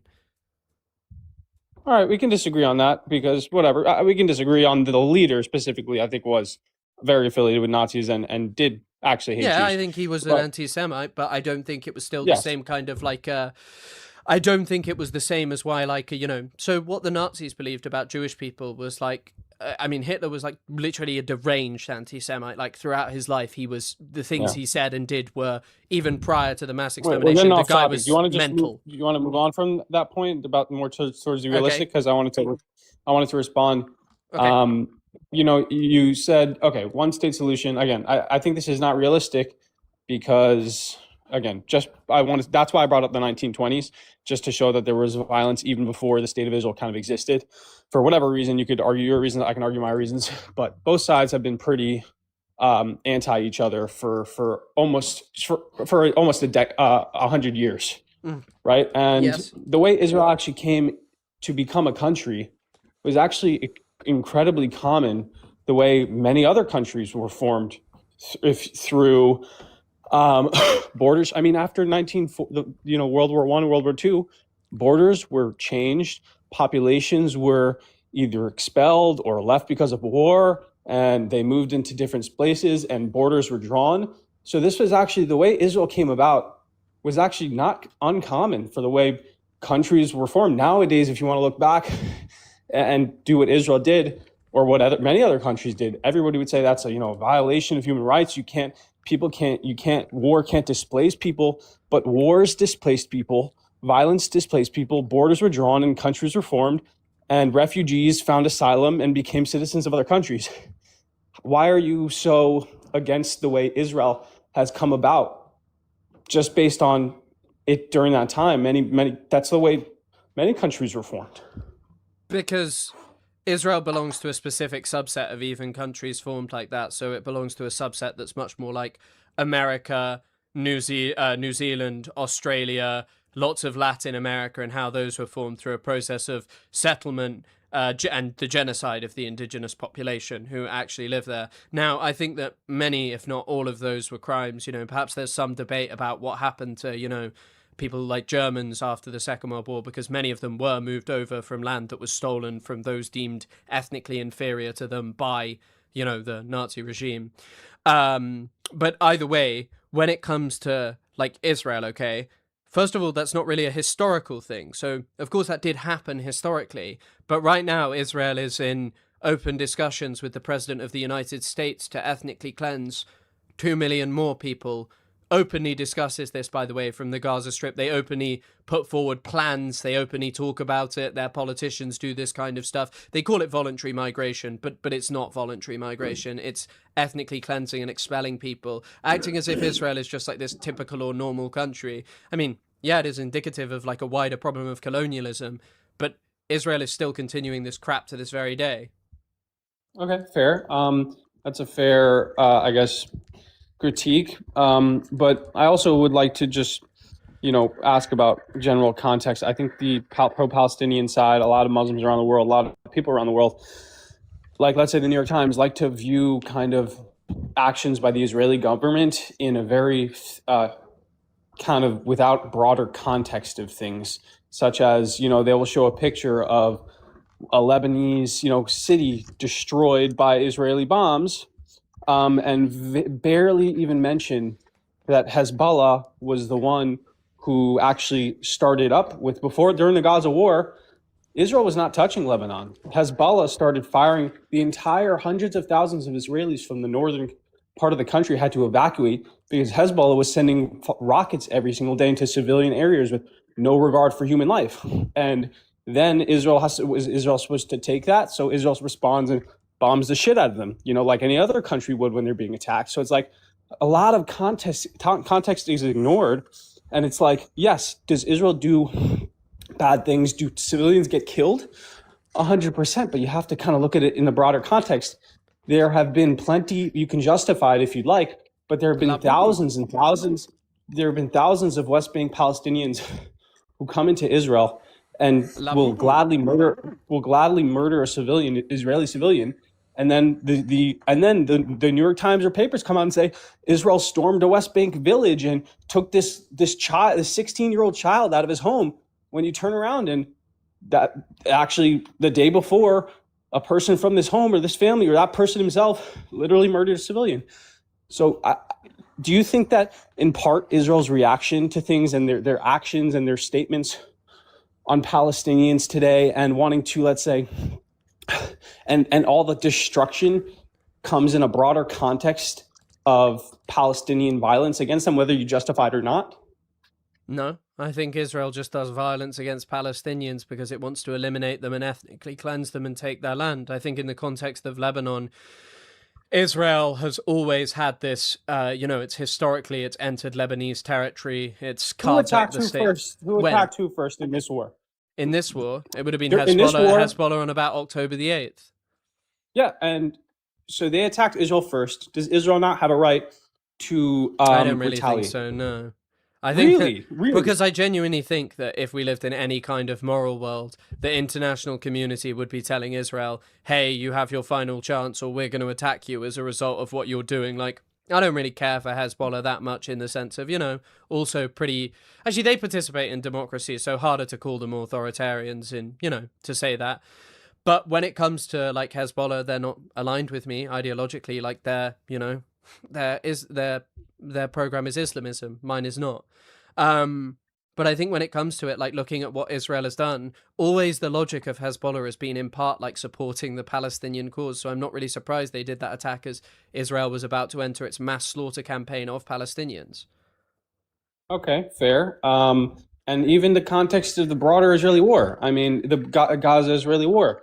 I mean, I don't know what you believe about October 7th. I know you guys don't like to hear about October 7th because you think we blame What do you think I everything don't on it. like to hear about it? Well, I don't know. I have my opinions. Well, not opinions. They're kind of factually correct. Well, I hear a lot of theories that, Israel. I don't really want to get into the nitty gritty of it. It was just a point I want to make that, okay, IDF killed most of the people on things. Hamas didn't, kill as many people as they say, XYZ, XYZ. I don't really want to get into the nitty gritty, but if you want to talk specifically about this war, if you want to take it to another country, right, and if you want to talk about the present instead of always looking to the past, and start saying Hamas attacked Israel because they have every right to, because they're being occupied. Sure, you can make that argument, but if you want to talk about this war and the present, if let's say Mexico, I'm just going to give the numbers from Hamas, but let's say 10,000 Mexicans storm over the border and enter an American city and then slaughter 2,000 people in a day and take 200 people kidnapped into Mexico. And then they go hide in the most densely populated city in Mexico under tunnels and hold people hostage. What would you think it's your claim that America has no justification to respond at all. You're going to say, yeah, in a moral way, but let's say it's in the most densely populated city on earth, which is a fact. That's what Gaza is. They're in civilian clothing and they're hiding among civilian structures. And the only way to kill these terrorists is to, unfortunately, exact incredible bombing. And America would even say, we'll stop bombing if you return the hostages and lay down your weapon. But Hamas offered, wait. Hamas offered to return the hostages almost instantaneously in exchange for no ground invasion by Israel. Well, no. They said they would do it, and America wouldn't do this either. They exchanged to release the hostages and completely surrender if their needs were met, which their needs were the releasing of thousands. Ground invasion of Palestinian territory. Well, of course, would you think America would accept, first of all, accept terms of not ground invading, 2, giving back vast amounts of American land, and 3, releasing thousands and thousands of convicted felons and murderers?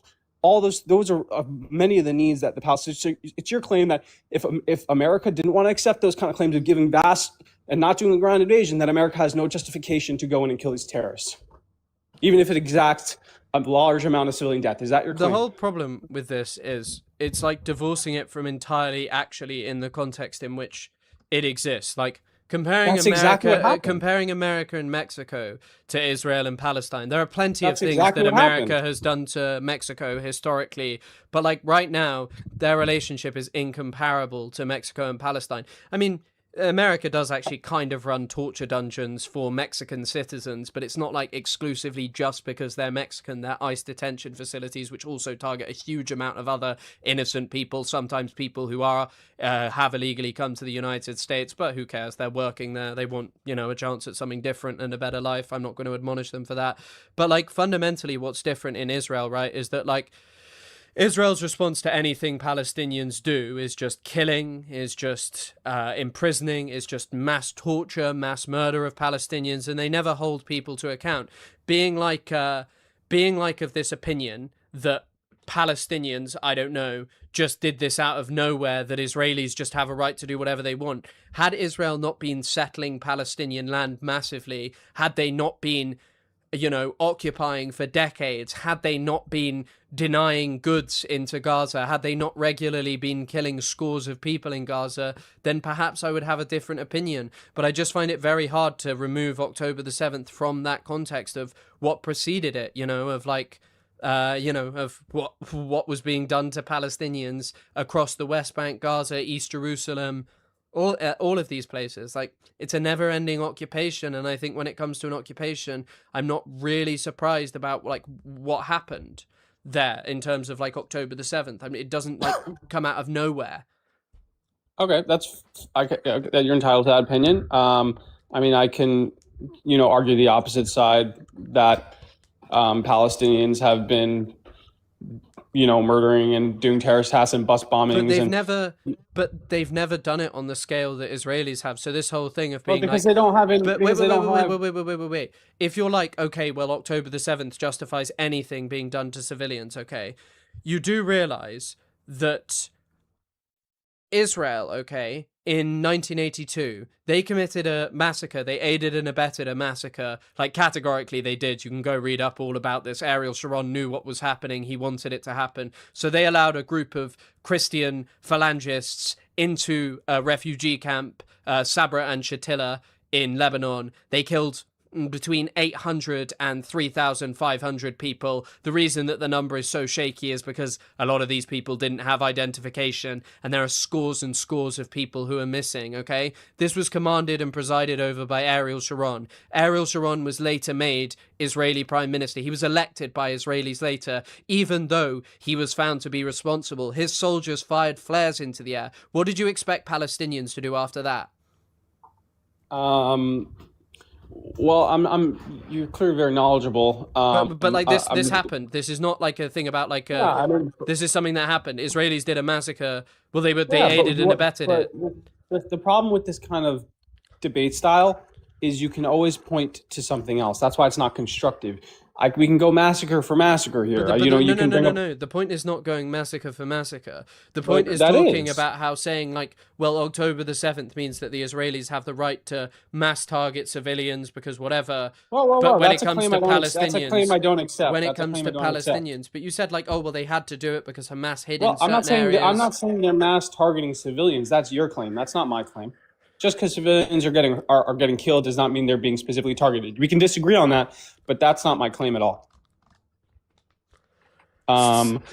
Say again. But I'm saying you can claim that Israel is deliberately targeting civilians. You can bring up data. You can claim that, but that along with many other people who support Israel, we don't claim that Israel is targeting civilians. Just because many scores of and thousands of civilians die is not enough proof that Israel is deliberately targeting them. I mean, you can point to wars where thousands and thousands of civilians have died.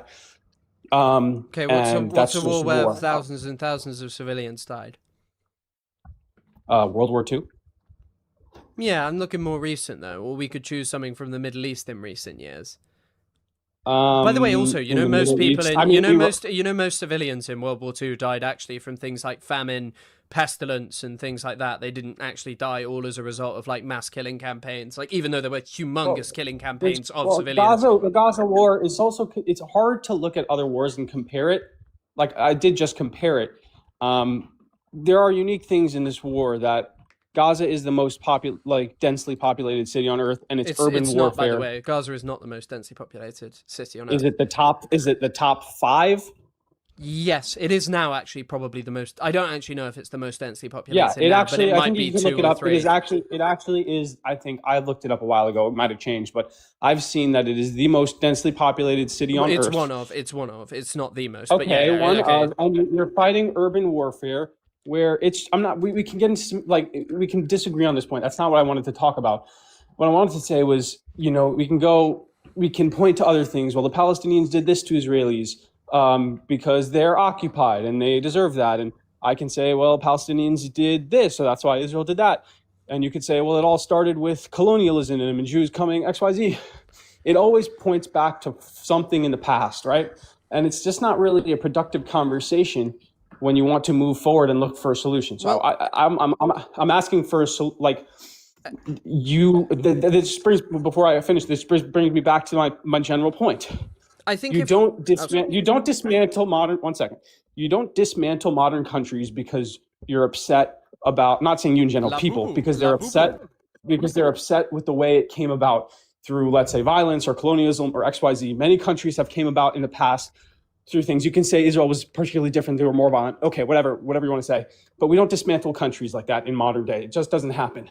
So if you want a realistic solution for Palestinians, this one-state solution is clearly not favored by both sides, by many people on both sides, by leaders on both sides, even though there have been attempts on both sides to create two-state solutions. After this war, this just set us back 50 years. So what exactly, like, you're wanting things Israel to do which are not wanted by both sides. One state is not wanted by many sides. So you're just arguing things that are just not realistic. I'm sorry. Okay, I mean, first of all, I think I want to address something that you said actually before about like going massacre, just talking about massacres that after massacre. Okay, first of all, like categorically, Israel has done far more crimes against Palestinians, Lebanese people, anyone. That's your opinion. That's not an opinion. That's a matter of fact. No. Categorically, it's a matter of fact, but that doesn't matter. What's the fact? State the fact. That's not the What point that I'm making.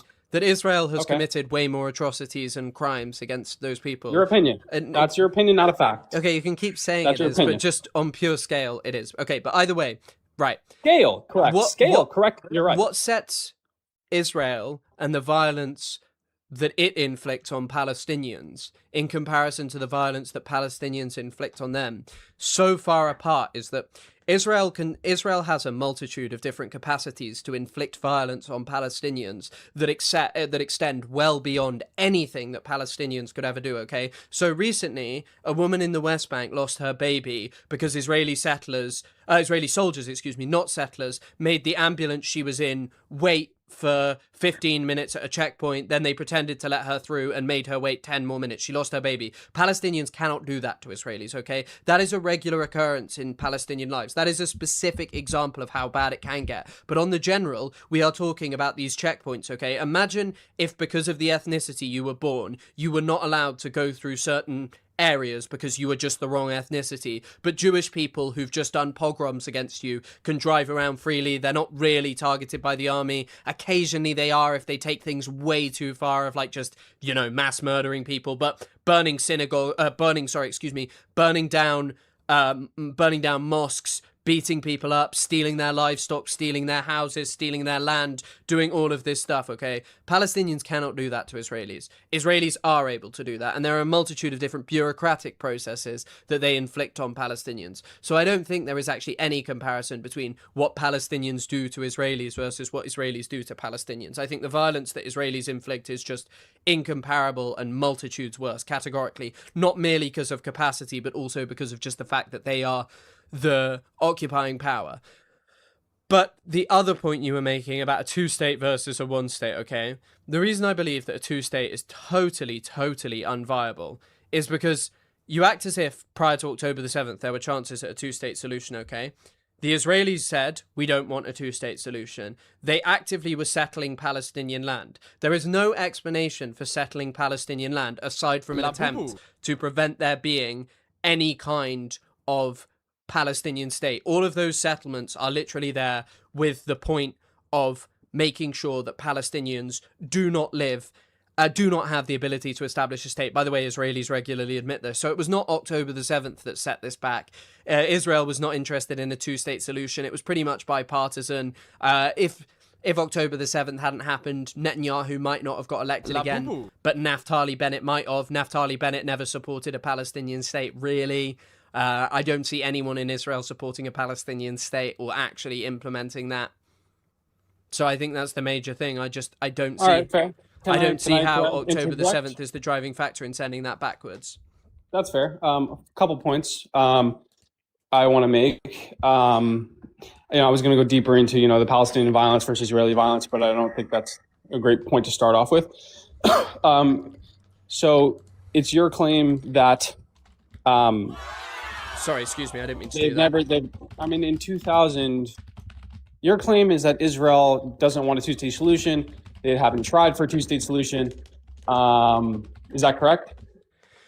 My claim is that I don't think they've ever been that serious in it, because especially when the Palestinians demand... What about in 2000, you're going to claim that they were never offered a two-state solution that was fair to the Palestinians. I mean, that's your opinion. My opinion is that they were offered a fair state. I mean, in 2000, Yasser Arafat was offered a two-state solution with the entirety of the Gaza Strip and 97% of the West Bank.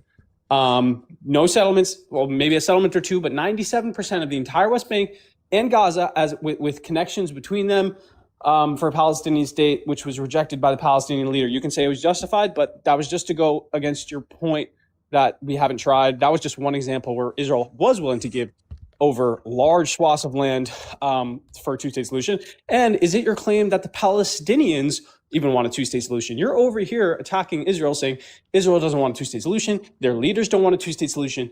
Is it your claim that the Palestinians, their Palestinian leaders who have vowed death to Israel multiple times, who their civilians do not support Israel, they hate Israel? You can justify it. You can say that they hate Israel. They're being occupied. But is it your claim that the Palestinians want a two-state solution? Because that is very clearly against reality. I think, first of all, back then, I always find this kind of crazy in the narrative of, there are a lot of people who actually claim that they're like reasonable free thinkers on Palestine and that there's a crazy left who are just ruining things. I think when it comes to something like the two-state solution negotiations, it is crazy to me that people are like, oh my God, Arafat walked away from such an amazing offer. So the Palestinians, by the way, recognized and accepted settlements in East Jerusalem, which is well beyond international law. They also recognized Israeli settlement blocks in the West Bank. But the thing is they weren't willing to capitulate entirely, and that wasn't good enough for Ehud Barak. The thing is, though, is if you look at the fundamental of the negotiations, right, Palestinians wanted 22% of the land of historic Palestine, where they are the indigenous group who didn't come through mass settlement. By the way, in the 1990s, about 1 million Jewish people from the Soviet Union had just arrived. Some of them weren't even halachically Jewish, so that means that even under Israel's laws that they're technically not even Jewish. It's to do with halachically, so Israel actually might have said they were Jewish. But either way, so this whole thing of being like, oh, the Palestinians didn't accept this, they didn't accept that. They accepted 22% of the land and gave Israel 78%, and the Israeli leaders just still couldn't stop building settlements, and they still couldn't just be like, right, we're going to pull out and uphold basic international law. It's actually fucking crazy to me. What was the other thing you asked me, though? What did you ask me? That Palestinians want a two-state. Well, I mean, Yasser Arafat made overtures, and the PLO made overtures back in the 1970s, but he also recognized Israel's right to exist as a Jewish state. He also was clearly willing to do a two-state solution. It was very evident. But this is exactly my point. It's like both sides can offer things that they want and then say they accept the other side. It's like, that's exactly what I just said to you on the reverse. You're saying, oh, well, Yasser Arafat did accept Israel and did offer a two-state solution. Yeah, well, my point is exactly the same.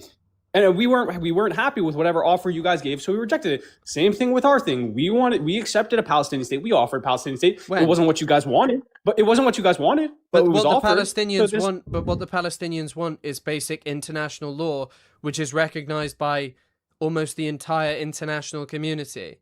Which the basic international law is, and we want the 67 territories, but Israel refuses that. We want basic international law where, why do you think the 67 war started? Why do you think the Yom Kippur War started? were they breaking international law by attacking Israel? I mean, do they just like this is ignoring context of broader regional conflicts. Well, 67 was a long time before these negotiations that you're talking about. Well, also Gaza and the West Bank was not even occupied by Israel. It was occupied by Egypt and by Jordan. And it's like, what of and it? then you guys, what does that change about anything?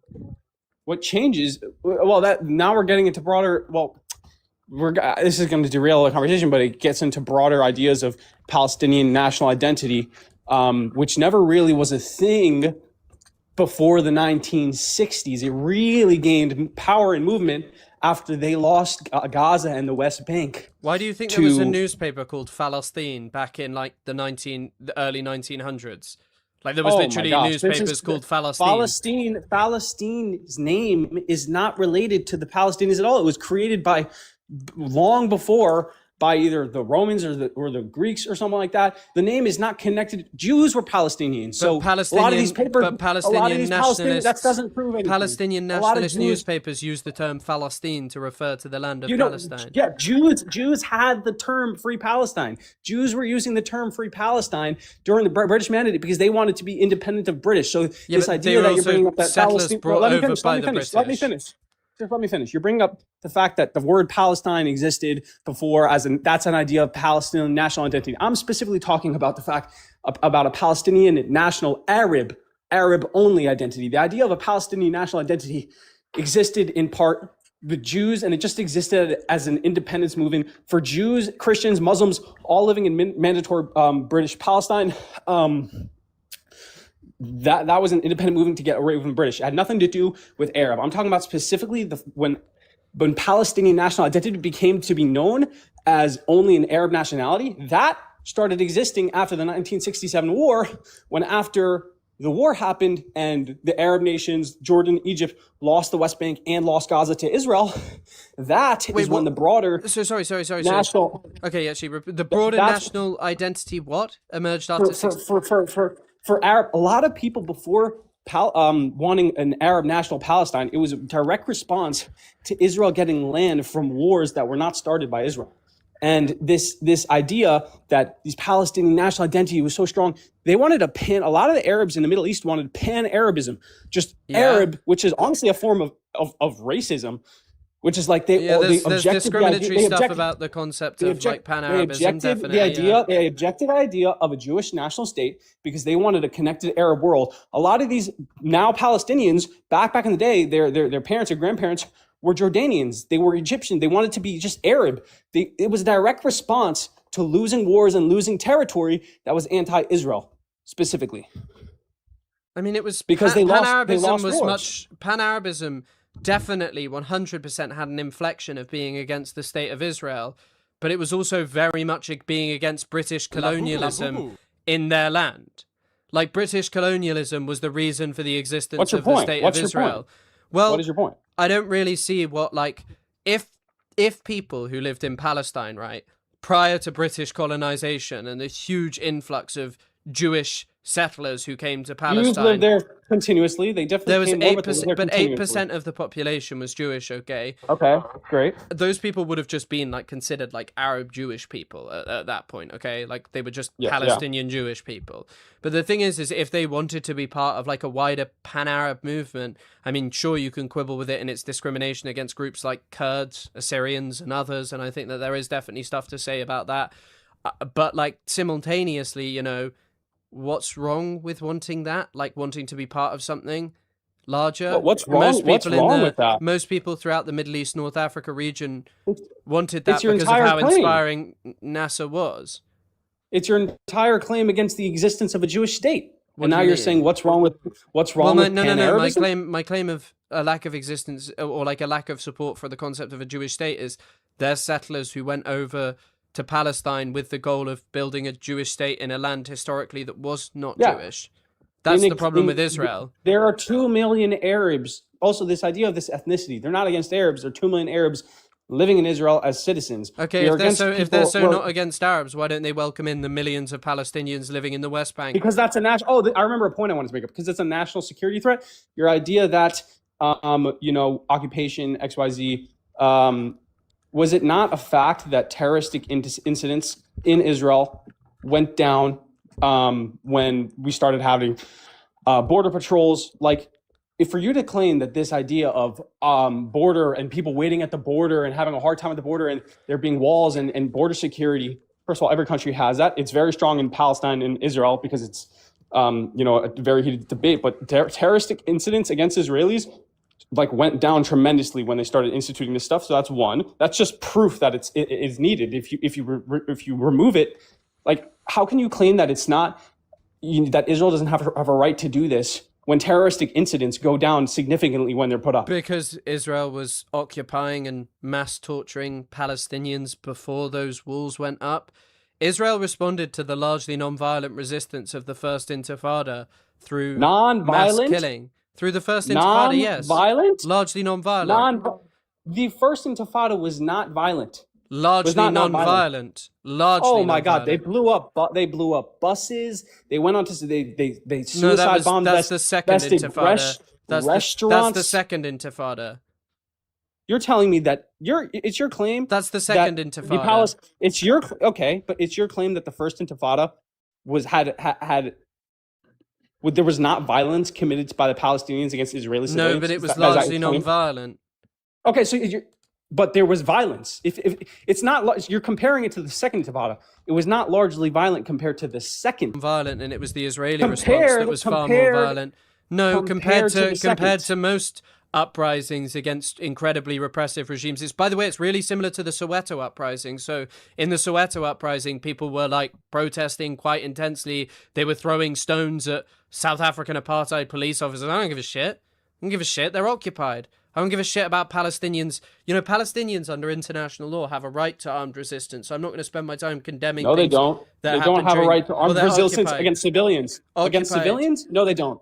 Against civilians? Occupied no, they people don't. have a right to resist. Look it up. Occupied people have a right to resist. Yeah, occupied people have a right to resist under international law. They don't have a right to resist and target innocent civilians, which is what Hamas did. They don't have that right. And you can look that up right now. Well, yeah. Targeting civilians would constitute a war crime, but the general right to resist does exist. So in the context of the in the context of the First Intifada, it was largely non-violent. In fact, by the way, you can go look this up. Israel engaged in some of the most barbaric torture imaginable. So I recently read a story, which is in the Jewish Telegraph Agency. So this was a story about what Israelis did during the First Intifada. So they went to a town of some Palestinian youths. They beat up the children, then they tied them up, and then they dug graves for them, and they covered them in dirt and rubbish. And Israeli soldiers did that to Palestinians. Okay, like, do you want to go tit for tat? In 1929, again, I'm not talking about this was in response to non-violent Palestinian resistance. And that was in response. You need to jump around because the Palestinians engaged in largely, but this is largely an agreed upon fact. No, it's not. That's actually not true. It's not incorrect. So during the First Intifada, the majority of people who participated in it used non-violence against the state of Israel. That is an objectively true fact. And was there serious violence committed? Was there still serious violence committed against Israelis? Yes or no? Any violence? Was there any violence? Yeah, serious violence? There was some, but it was a mass uprising. Uprising of millions and millions of people. That is my point. Well, wait. Israel has a right. So wait. Does Israel have a right to mass torture, mass kill, inflict curfews on Palestinians, punishing people, engaging in methods of torture such as forcing people in cold, then incredibly hot showers, beating them, threatening them, their families, engaging in, isolating people, keeping them in the darkness, making them stand out in the rain overnight. Does Israel have a right to do that? This is where Does Israel have a right to do that? Does Israel have a right to do that? Nobody has a right to do that. So Israel did do that to Palestinians. Israel did do that to Palestinians en masse. No. This is not because this is Israel's response when Palestinians do not mass non-violent resistance. Palestinians, the majority of those people who were inflicted those tortures on them had done nothing wrong. There was no crime perpetrated by any of these people, okay? They were just subjected to a huge amount of brutality in response to resistance that was predominantly non-violent. The Israelis responded by doing things that under the Geneva Convention you are just not allowed to do to human beings. They did this to people who engaged in non-violence. Like, there's no comparison with individual acts of violence against, a few hundred Israelis versus the humongous amount of torture, brutalization, maiming that Israel inflicted during the First Intifada. No comparison. Okay, that's fair, but again, we are going tit for tat. No, there is no tit for tat. We're talking about the First Intifada. I let you speak, and now I want to speak. To be honest with you, I'm not super well versed on the Intifadas and what happened. All I know is that many thousands and thousands of Israeli civilians died. You can say in the Second Intifada, but there was still violence. 1,000 died during the Second Intifada. 4,000 Palestinians died even during the Second Intifada. Exactly. The experience of Israelis is not what colors my understanding of that. You're not letting me speak.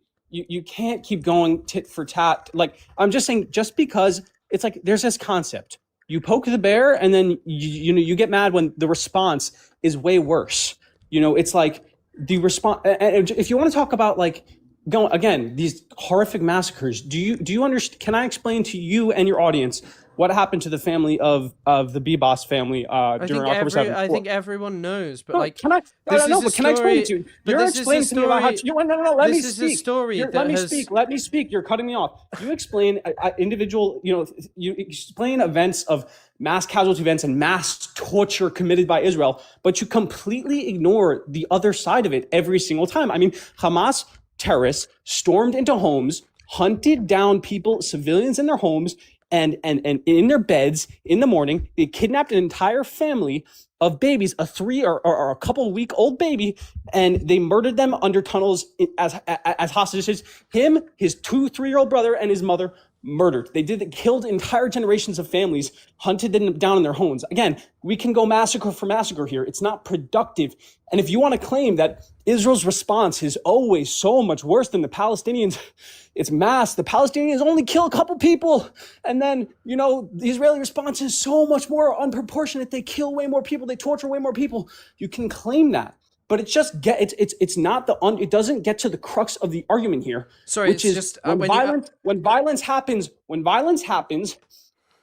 you are going to get hit harder 10 times worse. Whether it's part of international law, the general idea is why don't you? The First Intifada was non-violent. That's why we were talking about it. It was violent. But it was largely non-violent. You can look it up. It was largely non-violent. My point is, the point is that it was largely non-violent. If Israeli civilians are killed, no matter how much they are killed, then Israel has a right to do what is necessary. If that means a lot of civilians are gonna suffer from that, don't attack Israel. That is the main idea here.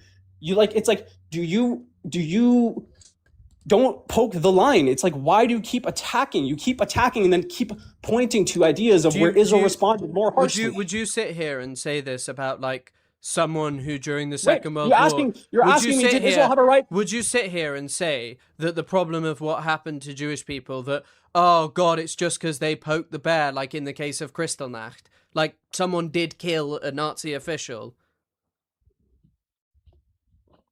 Did they just poke the bear? Is that just because they poked the bear, or was it that you're comparing it to the Holocaust? Well, you're I mean, wait. You're comparing the Intifada to the Holocaust. Kristallnacht. Is that what you're doing? So Kristallnacht. Is that what you're doing? I'm asking a question. Are you comparing the Intifada to the Holocaust? I'm comparing the Israelis to the Nazis. Okay, you can make that comparison. But let me ask you a question. Do you justify the October? What's the difference between me? What's the difference between me justifying? Because I asked you a question. Because I asked you a question and I'd just like you to answer it. Do you blame, like Kristallnacht happened, like directly the Nazis used it as an excuse. Do you blame that person for poking the bear, or do you blame the people who'd been harassing and persecuting Jewish people, stealing their businesses, harming them? Do you blame them for that?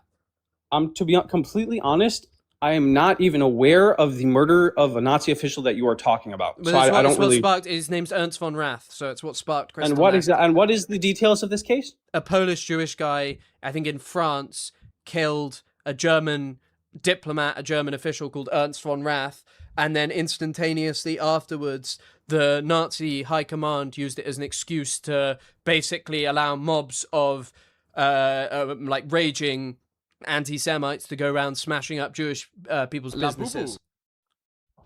Okay, and what's your question? So basically, in that context, would you blame the person who shot a Nazi official because they did some violence against the Nazis? Or would you actually just say, no, the oppressive people here were the Nazis and they have no right to do these kind of things? Well, I'd say no, it's not right. But again, it's not right. I don't think that's. Yeah, I guess you can make that argument and draw a parallel here, where it's like, But it's the poke the bear thing. Like they poked the bear, but you don't blame them. You don't think that that's what actually caused the Nazi persecution of Jewish people, because it predated that. The Nazi, the Nazis may have used it. They may have been like, well, this is because a German diplomat was harmed, so we had to do it. We had to do this stuff. But you would admit there that poking the bear is not the same kind of thing, because ultimately that guy did. The guy did poke the Nazi bear. Everyone knew what the Nazis were like, especially towards Jewish people, okay? That was a known fact. In fact, his family had already felt the consequences of what it was like being around a Nazi or knowing and interacting with them. But the thing is you know that the persecution already existed. So in the context of Palestine, what I'm talking about is when you say this thing of, oh, well, it's because Palestinians poked the bear. Okay, a few days ago, a couple of Israeli settlers and a soldier were killed because a Palestinian managed to disarm them. Israel's response was to allow gangs of thugs to go around burning down mosques in the West Bank, stealing Palestinian land. They killed about 6 or 7 people, I think, that day. Do you think that Palestinians just poked the bear that day and they got what they deserved? Or do you think actually it's pretty evident that the Israelis were already doing things that were evidently the problem? Okay, fair point. First of all, I don't condone settler violence. But if you want to play that route, a lot of historically settler, it was not really targeting Palestinians. If you want to look up how many Palestinians died from settler violence, and you can tell me how many Palestinians were killed by Israeli settlers. I think it's about 100 in 2023 in the West Bank. That's a crazy number. They were killed by settlers and soldiers. 100. You're telling me Israeli settlers this year went over, and Israeli settlers. It was 100 killed by the settlers and soldiers. The two are basically the same. And killed Palestinians. What is your source? So that was prior to October the 7th was the deadliest year in the West Bank. Over 100 people were killed by settlers and soldiers. That's not settlers. Whoa! You're quoting something different. That's soldiers killing Palestinians in response to Palestinians coming over the border and murdering people. I'm talking about Israeli settlers going over. I'm talking about this number. Israeli settlers going over unprovoked and killing a settler out of the blue. You're telling me that happened 100 times? You're false. What you're referring to I don't even know what you're trying to say. Hold on. I don't know what you're trying to say. So can you slow it down a bit? Sure. You're claiming this number 100 was Israeli settlers and coming soldiers. in. Yeah, I think it was about 20 people. Settlers and soldiers. I think about 20 to 30 people were murdered by settlers in that year. Unprovoked? What, the settlers? You're making up stats. I'm sorry, but you're making up statistics here. I'm telling you, this case of Israeli settlers going in to Palestinian West villages, they don't go into Palestinian West villages and murder people. They don't. What, settlers? If they did that, it was like 4 people over the last years and years and years. They don't go in, Israeli settlers, unprovoked and into West Bank villages and murder Palestinians. What you're referring to is when Israeli soldiers conduct raids after a Palestinian teenager or adult or whatever came in and killed or stabbed or did some terroristic events in Israel to kill civilians. Quite often, and the response. That's the other day, the Israeli soldiers killed 6 or 7 Palestinians in response to a Palestinian taking the gun off an Israeli settler who came to his land to try and steal it, who was there to abuse him. He took the gun off the settler, took out the settler, and then he, along with 3 members of his family and multiple other Palestinians, got killed. That is one case. So more Palestinians. Wait. More Palestinians since October the 7th. More Palestinians have been killed by Israeli military and settlers across the occupied West Bank in the last 3 years, since Gaza hostilities, than the previous 17 combined. And my response to that is except for this one-off incident where a Palestinian stole an Israeli gun, the incidents where West Bank civilians in Palestinian villages are killed by Israeli soldiers is in direct response to Palestinian terroristic events of murdering Israeli civilians. How is it terrorism if those people occupy your land? How is it terrorism if those people come to your? How is it terrorism if those people come to your land and burn down your? Do you know the definition family of terrorism? homes?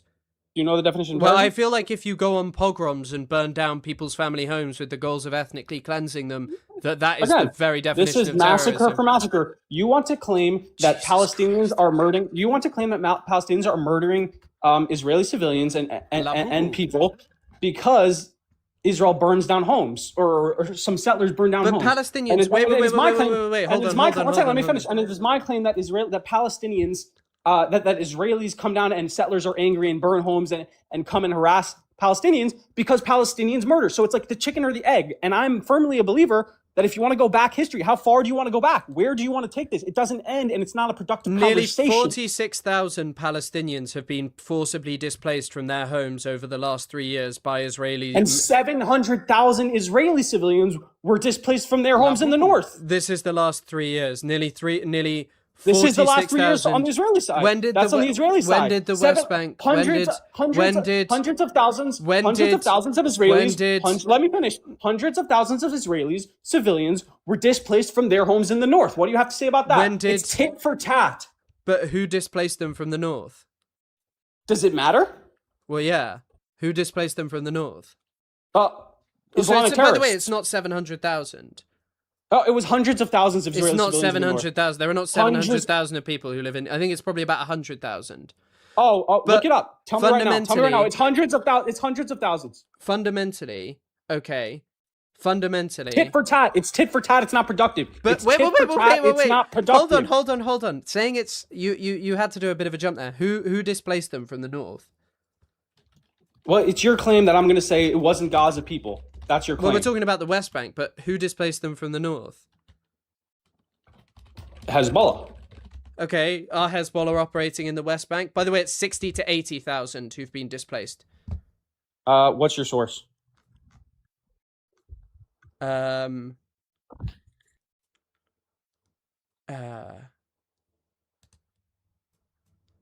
what it said instantly from UN Watch. Jewish communities near Israel's border with Gaza, 200,000 to 250,000 Israelis were officially evacuated from their homes in north and south of Israel. So it's 200 to 250,000 combined between... Okay, wait. This is from UN Watch, which is a massively pro-Israel organization. You can go check this out. This is like a hugely pro... Okay, so it's a lie. Okay, No. It's a lie. You don't believe the source. Oh my it's a God. lie. You don't believe the source. Wait. But what I'm saying is this is not like some pro-Palestine thing. It says more than 80,000 people have been evacuated from Israel's north. You said, okay, so maybe I misspoke and said the amount of number for the north, but I said correctly, hundreds of thousands of Israeli civilians were displaced from this war. But the thing is they weren't displaced by Palestinians in the West Bank. They were displaced by Hezbollah. Yeah, and it's all connected. Hezbollah, Hamas, they're all. But Hamas Hamas isn't the governing structure in the West Bank. Yeah, Islamic Jihad is, or whatever terrorist organization is. They have like there are cells of it in the West Bank, but Palestinians are not regularly killing Israeli soldiers and settlers in the West Bank. Wow! It's your claim that West Bank Palestinians, even civilians, don't come into Israel and murder Israeli civilians. Is that your claim? Not on the whole, not in any comparable way to Israelis. Oh my God! Look up how many terroristic attacks. Look this up. How many terrorist attacks from West Bank Palestinians were committed on Israelis in the last 50 years? That's quite a different thing than the last 3 years. Oh, what? Why? Oh, because you want... Why is that different? That's quite a different thing from the last 3 years. What? Well, you want to talk about what leads to what leads? Well, you because we're talking about the last 3 years, and all of a sudden now you want to go back 50 years. Well, because the reason I think it's just what's pretty evident is there's a very specific reason I'm doing that. There's a very specific reason because you bring up the past too. What's pretty evident is There is no justification for what Israelis are doing in the West Bank. There's no justification Absolutely for no October 7th. justification. There's no justification for October 7th. Well, There's the no thing is justification for the Intifada. Palestinians are not. There's Yeah, no, there there's no justification definitely for the is for the Intifada. Intifada. No, there isn't. 100%. So there we're disagreeing. You think there's a justification Well, to murder Israeli I think civilians, if you're, and I I think think if there's you're Giblet, I think if you're occupied, I think you have, this inalienable right to not resist. under international law. You don't have the right to murder civilians under international law, even But if do you're you have occupied. a right to resist? Even if you're Do you have a right to resist? Yeah, but they're not only resisting and they're killing civilians, which is against international law. You're conflating ideas here. You're claiming they have a right to resist. They do. They don't have a right to resist against people and innocent people and murder them. They don't have that right under international law, even if they are occupied. So you're justifying things that I wouldn't justify. It's like you're having a double standard for me. You're like, do you justify Israeli killing civilians? And I say, do you justify Palestinians killing Israelis? And you justify it. During the first Intifada, where millions upon millions of Palestinians participated, 100 Israeli civilians were killed, and in comparison, and you justify that, that. Yeah, I would. Okay, that's where I don't think civilians should be. I don't think civilians should be. Civilians. I don't think civilians should be targeted, but at the same time, I think that the first Intifada was wholly justified because Israel occupied their land. So are we? So you're going back to the past again? This entire. No, that was the context of what the Intifada was. This is not the entire thing. Your entire thing is going, Israel has a right to commit these crimes against people, and you don't even really know, you can't even really stand on business on this, because obviously it would also justify like heinous things done to groups of oppressed people in the past who had the audacity to, respond to being oppressed by other people. So what's the solution here? That is my main question. And your solution is unrealistic. If you want a two-state solution, Israel should just Israel should just leave the Palestinian territories. Which is the entirety of Israel in your opinion. The West Bank, occupied Gaza Strip, and East Jerusalem. If you want a two-state solution, it's as simple as that. But Israel's not going to do that. I want a one-state solution. Israel wasn't in the West Bank. Israel wasn't in the West Bank or Gaza. When was Israel not in the West Bank?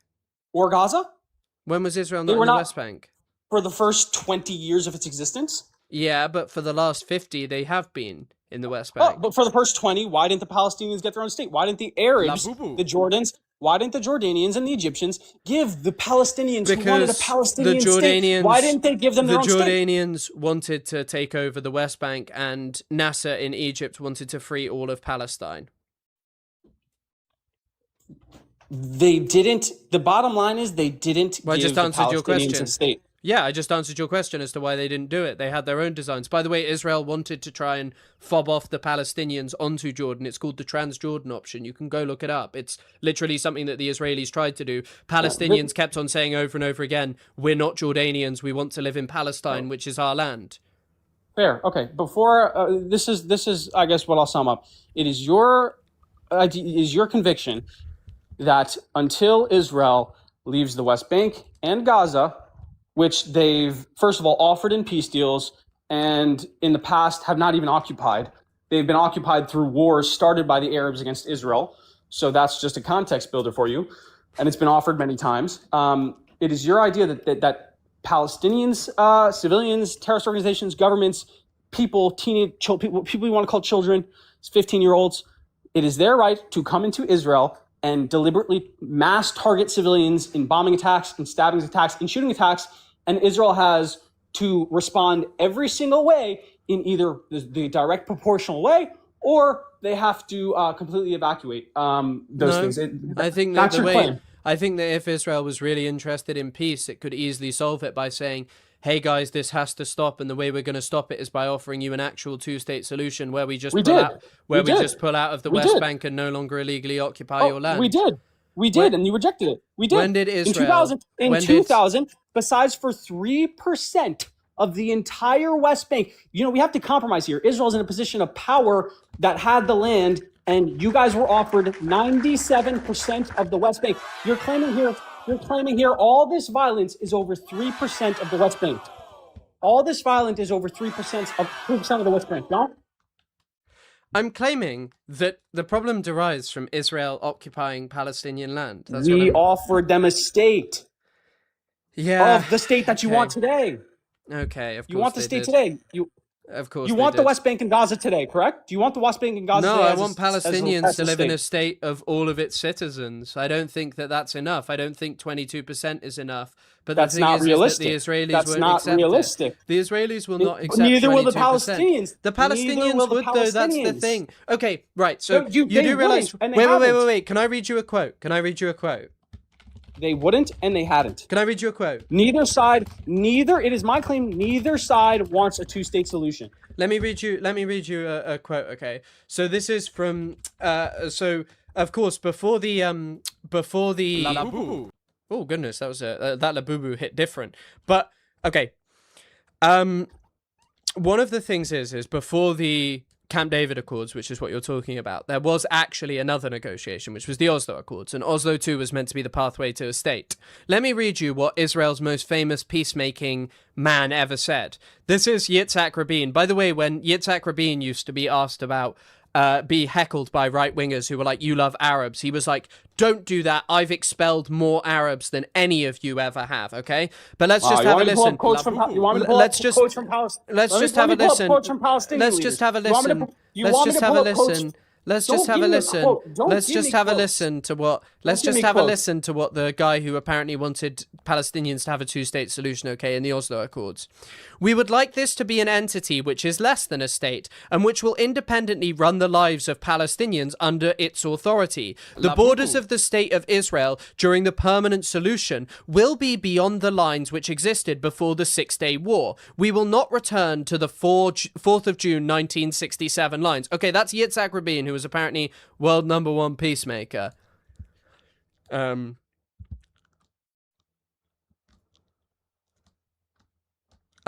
Yeah.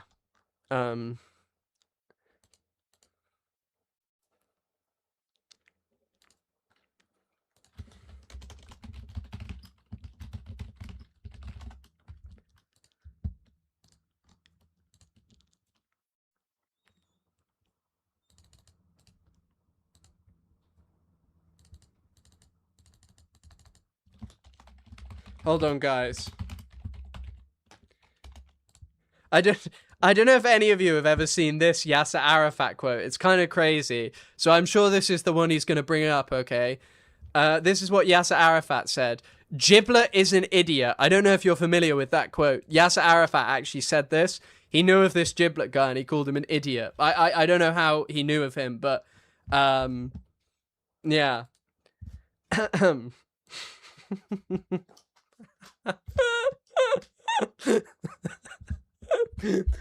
I actually don't know why he said that. Okay, right, I will respond to donations. Gosh, there's quite a few. Thank you so much, everyone. Also, someone gave me 2 Buy Me a Coffees. I'm not familiar whether you're watching that, so thank you for that. But before we go, I just want to say, I hope one day, you know, I know you're very involved in the Israeli-Palestinian conflict. You do a lot of research. You're a very intelligent person. Have you ever visited Israel or Palestinian territories? Nah, I don't visit creepy ethno-states. Well, I just said the Palestinian territories. Well, the problem is in order to visit Palestine, you have to go through the ethno-state. So you, all right, now you want to get into ethno-states? I mean, all the Muslim ethno-states? Now you want to get into Muslim ethno-states? I mean, it just doesn't end. But I'd urge you to visit Israel and walk around and see the amount of Palestinians walking around freely in their hijabs, in public at restaurants, and I want you to tell me that's an apartheid, where Israel's deliberately hate Arabs, where they can't even coexist. I mean, you just walk around Jerusalem, you go to a tech startup in Tel Aviv, Arabs are everywhere. I mean, I don't know why you're laughing. You're not even up for productive conversation. The concept of like my understanding of the Palestinian plight coming through visiting a tech startup in Tel Aviv is just comical. Oh, okay, you're just completely like this is the problem with your side. You're not willing to go and actually see it with your own eyes. You just want to sit behind a computer screen and argue Zionists and Israelis and Jews and anybody who supports Israel and behind a screen with your research, which can get you far. You can learn things, but it's a little bit detached from reality, especially when you're in the micro chamber. But I've met of people the way who live there, and I've communicated with them. I've learned from them. That's very different. That's very different. Meeting people and communicating with them, those are individuals. I'm talking about going into Israeli public society, riding on buses, What do you think riding on subways. What do you think would change if about my opinions about Israel and Palestine? Well, it's if your I claim went that to Israel, if I went to the West Bank and I met some Palestinians who'd had, you know, their mosque burned down by a gang of like Jewish settlers, what do you think would change? Well, now you're talking about the West Bank. You're not talking about. Yeah. Okay. You're not Well, talking I about think Israel I just proper. find it really hard to like separate and be like, well, you'd find Israel awesome if you just went to this one bit of Israel and you think No, it's not one bit. awesome. One- But then I mean, if I went to the you West can- Bank, by the way, I've met people who live there. You know, like Ilan Pape, who I Not studied talking under. about meeting people. I'm Ilan talking Pape about- lives in Dude. Haifa. Ilan Pape's like 90 years old nearly. He's I lived there will for a pay very long for your time. ticket, my guy. I will pay. Can you send for me? your Can you 1,000 send me? Can you send me a universe right now on TikTok? And I swear I'll use it for I'll use it for a ticket. I don't send money over TikTok. If Well, you so are if you send me a serious- universe, and I'll go. if you are serious, I will need the buy damn you- universe. I will buy you a ticket to Israel. Not on this app. If you I wanna- need the universe. Okay, fine. But listen, you can also go to sites in Israel where you can go to the site of the October 7th massacre, to all the kibbutz communities. What do you think it would change? The morbidity of it all. Fun fact: a lot of the kibbutzim, and communities on the border with Gaza, those people were the most peace-loving Jews. You can look it up. They had organizations. They had organizations with Palestinian women. They let them into their homes. They were friends. They treated them in their hospitals. Palestinians got from Gaza. You can look this up. Those people along the border were some of the most. Can I show you something? Can I show you something? No. I'm asking you. Can I show you something? No. So this is an Come on, article. just This listen- is no, an come on, article. just li- This is come an on, article. bro, This is just an listen to article. me. Wait. This Just is an listen to article me. from. This is an article from 2014. Okay. Israelis gather on hillsides to watch and cheer as military drops bombs on Gaza. People drink and snack and pose for selfies against a background of explosions as Palestinian death toll mounts.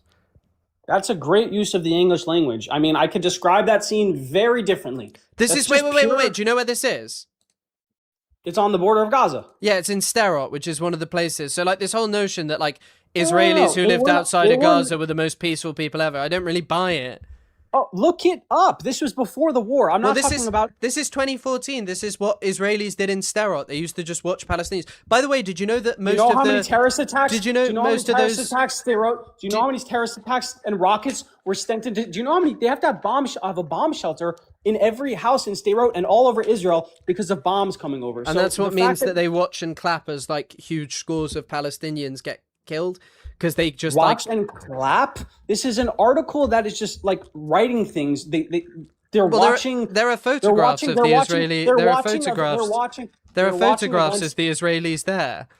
And Hamas and Palestinians watch and cheer. I can show you.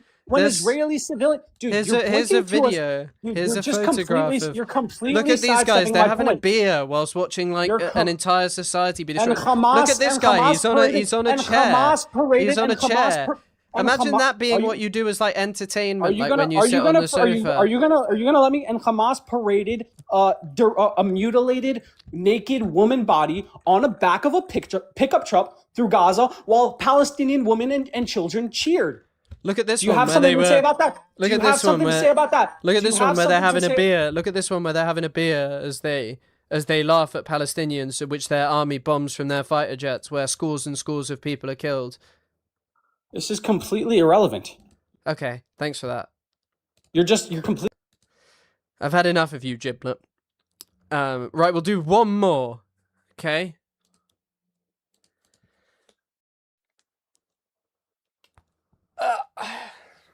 Hello? Hello. God, your mic is bad. Sounds like you're calling Oh, like an Shit, oh. I'm so sorry. Oh. Okay, your mic is hellish. Hello? Yeah, hello? Hello, what's up? Hello? Hey, can you hear me? I can hear you, yes. Oh, perfect. Okay. Yeah, I just quick question. Would you ever debate Nick Mattel? You know him? Yeah, I would. I've done it before. But instead of asking I someone think else I'm to having come bad up, service up here. Can you hear me? yeah, I can hear you. Instead of asking someone else, you came up. Yeah. So just a quick question, man. You believe that Israel was founded on colonial like basis, like they're Yeah. colonists? Yeah. What about Palestine? Don't you think the same thing for that? I mean, the Romans created Palestine as Syria Palestina after they. This Israeli internet is crazy. I actually don't know what's going on with Israeli internet. It is mental. What is going on with this Israeli internet business? What is going on with this Israeli internet stuff?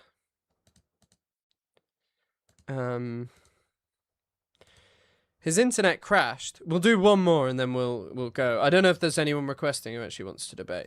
By the way, guys, I promise we won't do this all the time. I'm sorry I've done it so much recently.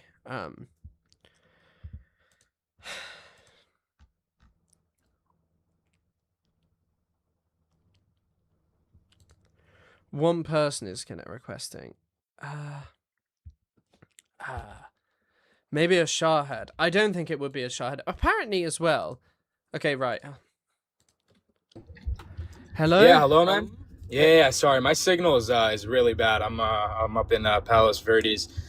So like I was saying, don't you think that the Palestinian region is also, a colonial region or colonial state because the Romans came and invaded Judea and kicked out over 530,000 Jews and murdered millions? Like, what do you think about that? I'm not sure that the murder of millions or necessarily how true all of that narrative is. I don't know about that. That's some pretty shaky old history. Murder of millions. I'm not sure that happened. That millions were murdered. But I think that when it comes to that, it's kind of funny because people like you and people who think that they've come up with this crazy clever debate tactic is going. Not a crazy clever debate tactic. Well, it's is going So do you think that colonialism is bad then? Listen, it happens everywhere, but do you think that colonialism is bad, or do you think it's just bad done? It's bad when it affects Jewish people. No, it's bad everywhere. Don't get me wrong. It's bad everywhere. Okay, so why on earth would you pick something that happened thousands of years ago and be like, "Oh my God, I hate this," but then totally ignore the present reality of the colonization? That's not what we're talking about. Don't strawman the argument, man. I'm telling you. Well, I'm not strawmanning the argument. The point is to pick through the logic of your argument. So really quick. So go over it really quick. That Syria Palestina was created on the basis of colonialism. I mean, they invaded Judea and killed, let's say not millions, killed hundreds of thousands of Jews. And then where did the Jews go? The Palestinians, the Arabs migrated from the Arab Peninsula, the Arabian Peninsula. And now where are they? You think they originated in Palestine? They didn't originate in Palestine. The Jews are indigenous to the land. No. Indigenous to there. There's no other group of indigenous people anywhere in the world whose indigeneity is premised on them coming at the behest of or at the support of a colonial power. That does not exist. There is no other indigenous group like that. Okay. First of all, the thing about colonization is it's really funny when you guys work yourself up into a fit about your people started. You work yourself up into this considerably. You work yourself up into this considerable. Can you hear me? I can a little bit, but I'm talking. You work yourself up into this considerable sort of kind of fit about colonialism that you're apparently so upset about when it happens thousands of years ago. But then when the world's largest colonial power ever, Britain, builds a state in a land that is not theirs, and the people who build that state are we are the colonizers. You don't have a problem with that. It's a very simple question. Yeah, it's a very simple question. Imagine you were just in your house.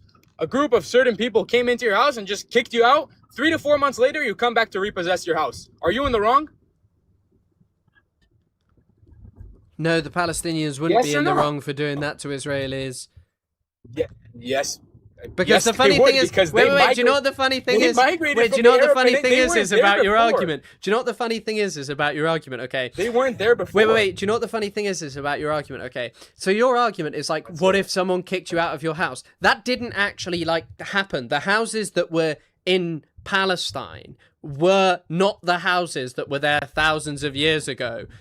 But like No, that's the not what I- houses of dude, that's not what I'm Palestinians. saying. Wait. But the houses of What the Palestinians. fuck are you talking? They were No, like- that's not what I'm saying. I think it was I'm something. talking about. I think it's something like maybe up to 60% of Ashkenazi Jewish people were still living in Palestinian homes in 1960, like homes that they'd literally taken off Palestinians, not some I'm thousand-year-old talking very about the dubious. land. I'm not talking about Not the some houses thousand-year-old themselves. dubious connection. But the point is what you But I'm brought up talking the about house. the land But itself. bringing You up the keep moving to houses. something else. But I'm talking bringing about up the land houses, itself. But bringing Fuck the houses. The houses But have the nothing houses- to fucking do with it. I'm the talking house about is the land such a itself. fantastic thing because it kind of shows the illogical nature of what you're talking about, because you're talking about thousands and thousands of year old history, whereas the thing that you brought up is a literal allegory for what happened to Palestine. Like, they were literally kicked out of their homes, But they and then were Jewish not there settlers ori- take over They their weren't homes. there originally. Yes, but weren't they were certainly originally. there So how for are a you gonna far say- longer time. They certainly No, lived than and the inhabited Jews? Palestine. Than the Jews? Yes. Yeah, they were there before the Jews. That land was literally called Judea before Palestine There were- ever existed. there Before were- Syria, there were Palestina ever existed. What the fuck are you 8%, talking about? 8% of the population, okay,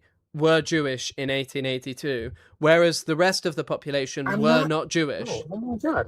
This fucking guy. I'm talking about the land of Syria, Palestina. How was it made?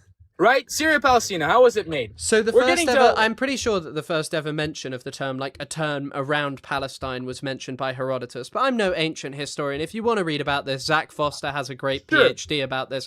But the Sure. name Syria Palestina was given by the name Emperor Hadrian. Now, in the Zionist narrative about this was Why? this was done, according to someone like you will say this was done to persecute Jewish people. But you know, the emperor also renamed many other different places to, like, their Greek names. Like older names. The Roman Hadrian, was actually kind of obsessed with doing this. He did this in other parts of the Roman Empire. It was not something specifically done to spite Jewish people. Well, maybe it actually was, but the problem is you're talking about things that happened thousands of years ago. So it's just based on a couple of people's opinions versus inferring what happened. Oh, but that's actual historical fact. I mean, that's literally what happened. You can't. You But it's can't, not. like, Wait. deny Do you not understand? There's a fundamental difference between something that happened thousands upon thousands of years ago versus something that happened recently. Again, you can say that it did. It happened thousands of years ago, but that's not. So We're the funny talking thing about is, who was there first. the We're funny talking thing about who is, was there first. the Jews The funny Jews were thing there is- first. The Arabs that live there today aren't. They migrated from the Arabian Peninsula. But they and by the way, I certainly- just want to let you but know. the thing is, I just they want to let you certainly know. have a better claim. Really quick. They certainly Really have a better quickly, claim to really Palestine. quick. Yeah. I'm gonna listen to everything you have to say. I have to hop off right now, by the way, because I'm just getting to work. You are being used as a very useful idiot. If these people, I promise you, if these people were fighting anyone other than the Jews, they would be long gone. The do you know whole world what is the funny watching thing the Jews. is? Do you know what the Let me funny tell thing you is? Do you know what the funny really thing is? quick, all the people in your comments wait, don't wait. even give a fuck about the Palestinians. Wait. They're The here funny saying, thing "Oh, is- the Jews, the stupid Jews, Jews this, Jews that." They don't give a fuck about the Palestinians. They The care funny thing is to kill the Jews. They don't right, give a yeah, fuck. that's what everyone cares about. Yeah, okay, kind of Yeah, incredible. that's what they're By the talking way, about. it's really funny because like your narrative is literally like thousands upon thousands of years of persecution that dates back to the Romans, and no doubt Jewish people have been persecuted. Jews were but there now first. they are the people Go who are debate Nick persecuting Go Palestinians. debate Nick Mattel. But I think I'm that just an everyday man. I'm I think- just telling you, go debate Nick Mattel, man. He'll fucking bury you, dude. Just telling you. I mean, I'll happily do it because the guy's a liar. But yeah, there was something I really wanted to say. I was actually going to say the funnier thing is like any person who's like a big supporter of the state of Israel and is like a right winger, if you're Jewish, realize that you are the person actually being used by a useful idiot. Who are the people historically that persecuted Jewish people? They weren't left wingers really. They were right wingers. They were people like the Nazis. They persecuted the Jewish people. Okay, right. You can have. Okay, I'm doing max till 5 because then we've got other stuff that I need to cover. Hello? Have you fixed your mic? Hi, yeah, does this sound better? Not really. It's still incredibly loud. All right. It's slightly better. Don't worry about it. It's slightly better, but I mean, I don't know. What is it? Hold on, let me just find out. Is this too loud? Is this too loud, guys? Give me 1 second. Yeah, you can just drop me if it's too much. Well, don't worry about it.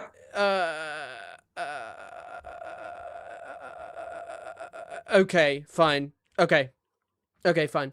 All right. All right, guys. I'm gonna.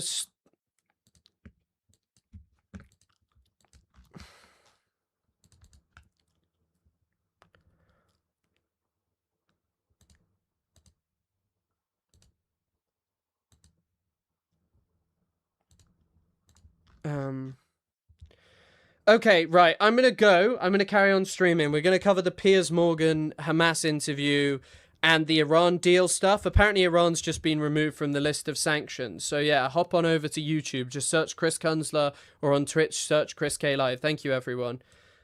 Oh goodness me, I'm so warm. Okay, right. That was certainly an interesting day.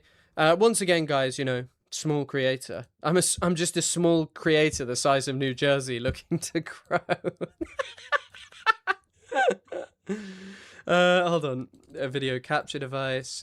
Streambot Meet 2. I will return in a second. Okay, we have a lot of people to address. First of all, thank you all for your kindness. Sorry, I'm sorry, it's hard to address them all when they're here. Oh my goodness. Okay, gosh. Thomas, thank you for the continued gifts.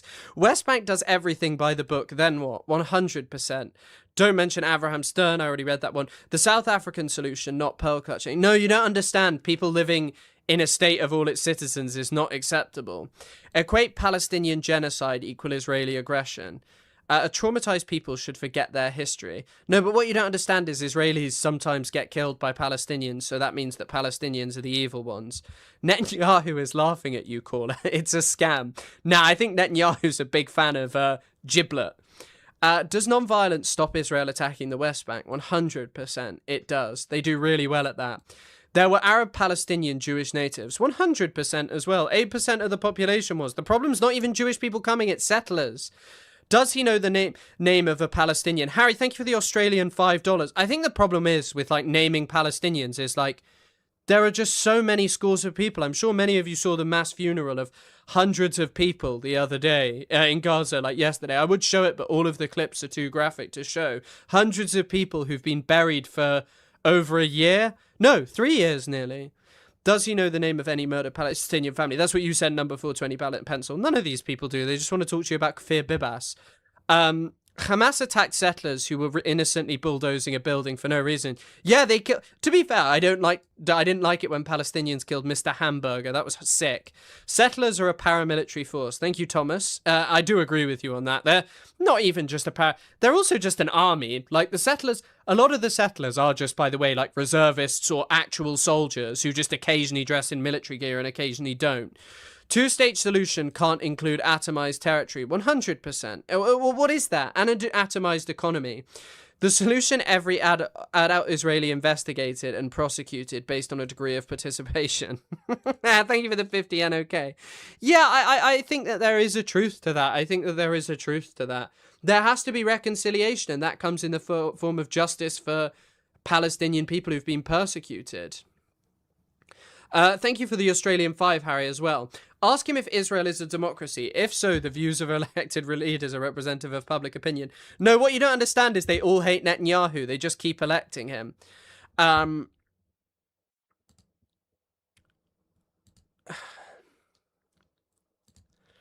Who is Ollie? I always think of Charlie Manson when people talk about Jesus. What? Because he kind of looked at him. I love redheads. Their hair is fire. Yes, shout out my redhead gang. Many of my friends are redheads. Asterix was Belgian. That was kind of the whole story. I've been to the place where they like made the Asterix the Gaul live action film, which is in Germany somewhere. It's near Munich, I think. And they also made like Labyrinth by David Bowie there, or the David Bowie film there, if I remember correctly. It's a great day out for anyone who's on a school trip to Germany. I've actually been to Germany three times on school trips. I've been to Berlin. I've been to Munich 2 times. Also, by the way, I don't know if this is true. I am quite interested in this to find out if there are sanctions being what the hell? Apparently, okay, maybe there is about to be a deal between the US and Iran for the first time. The US has apparently removed Iran-related sanctions, according to the Treasury's website, on Iraqi airline Fly Baghdad and its fleet, not Iran. Wait, some people are saying it's bullshit. Iran sanctions. I don't know where I'm hearing this from. Oh, no, that's not... I love burgers! Oh, the Goblin Crow. Thank you for subscribing with Prime. Thanks for supporting the channel. Okay, apparently this just isn't true, so thanks, Clash Report. The US Treasury's OFAC removed counter-terrorism sanctions from Iraqi carrier Fly Baghdad Airlines and 2 of its Boeing 737 aircraft. The airline had been designated in January 2024 for allegedly helping the IRGC Quds Force, including flying weapons and fighters to Syria and Lebanon for Iranian proxies like Hezbollah and Kataib Hezbollah. Treasury stressed that this is an administrative decision, not a policy shift, so it's not true. It's not true. That's a tragic one. That they haven't done that. Okay, it doesn't seem true. It doesn't seem true at all. Okay, guys, let's have a look at this bloody Piers Morgan interview with Ghazi Hamad.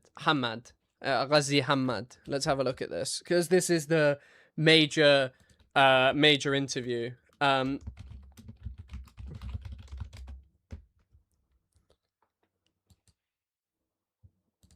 Okay, here we go.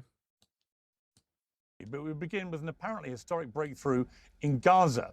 Trump's controversial Board of Peace says it's reached a landmark deal for Hamas to disarm and for Israel to leave Gaza. I like how Piers presents his show as fucking uncensored, but he's just talking to... He's just reading off a screen, so it is highly censored. No official word from Israel, which carried out intensive strikes in Gaza this weekend. Because we're all sickened by the death of Noam Hamburger. That was a real one who passed away. Well, Ghazi Hamad is the spokesman for Hamas and joins me now. Mr. Hamad, thank you for joining me on Uncensored. In very simple terms, what is this deal?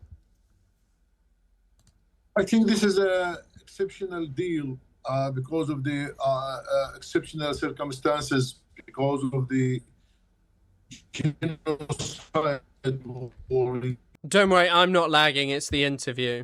Gaza, because of the operation in Gaza, because the world is watching Gaza doing nothing. People are killed every day. People are exterminated every day in Gaza.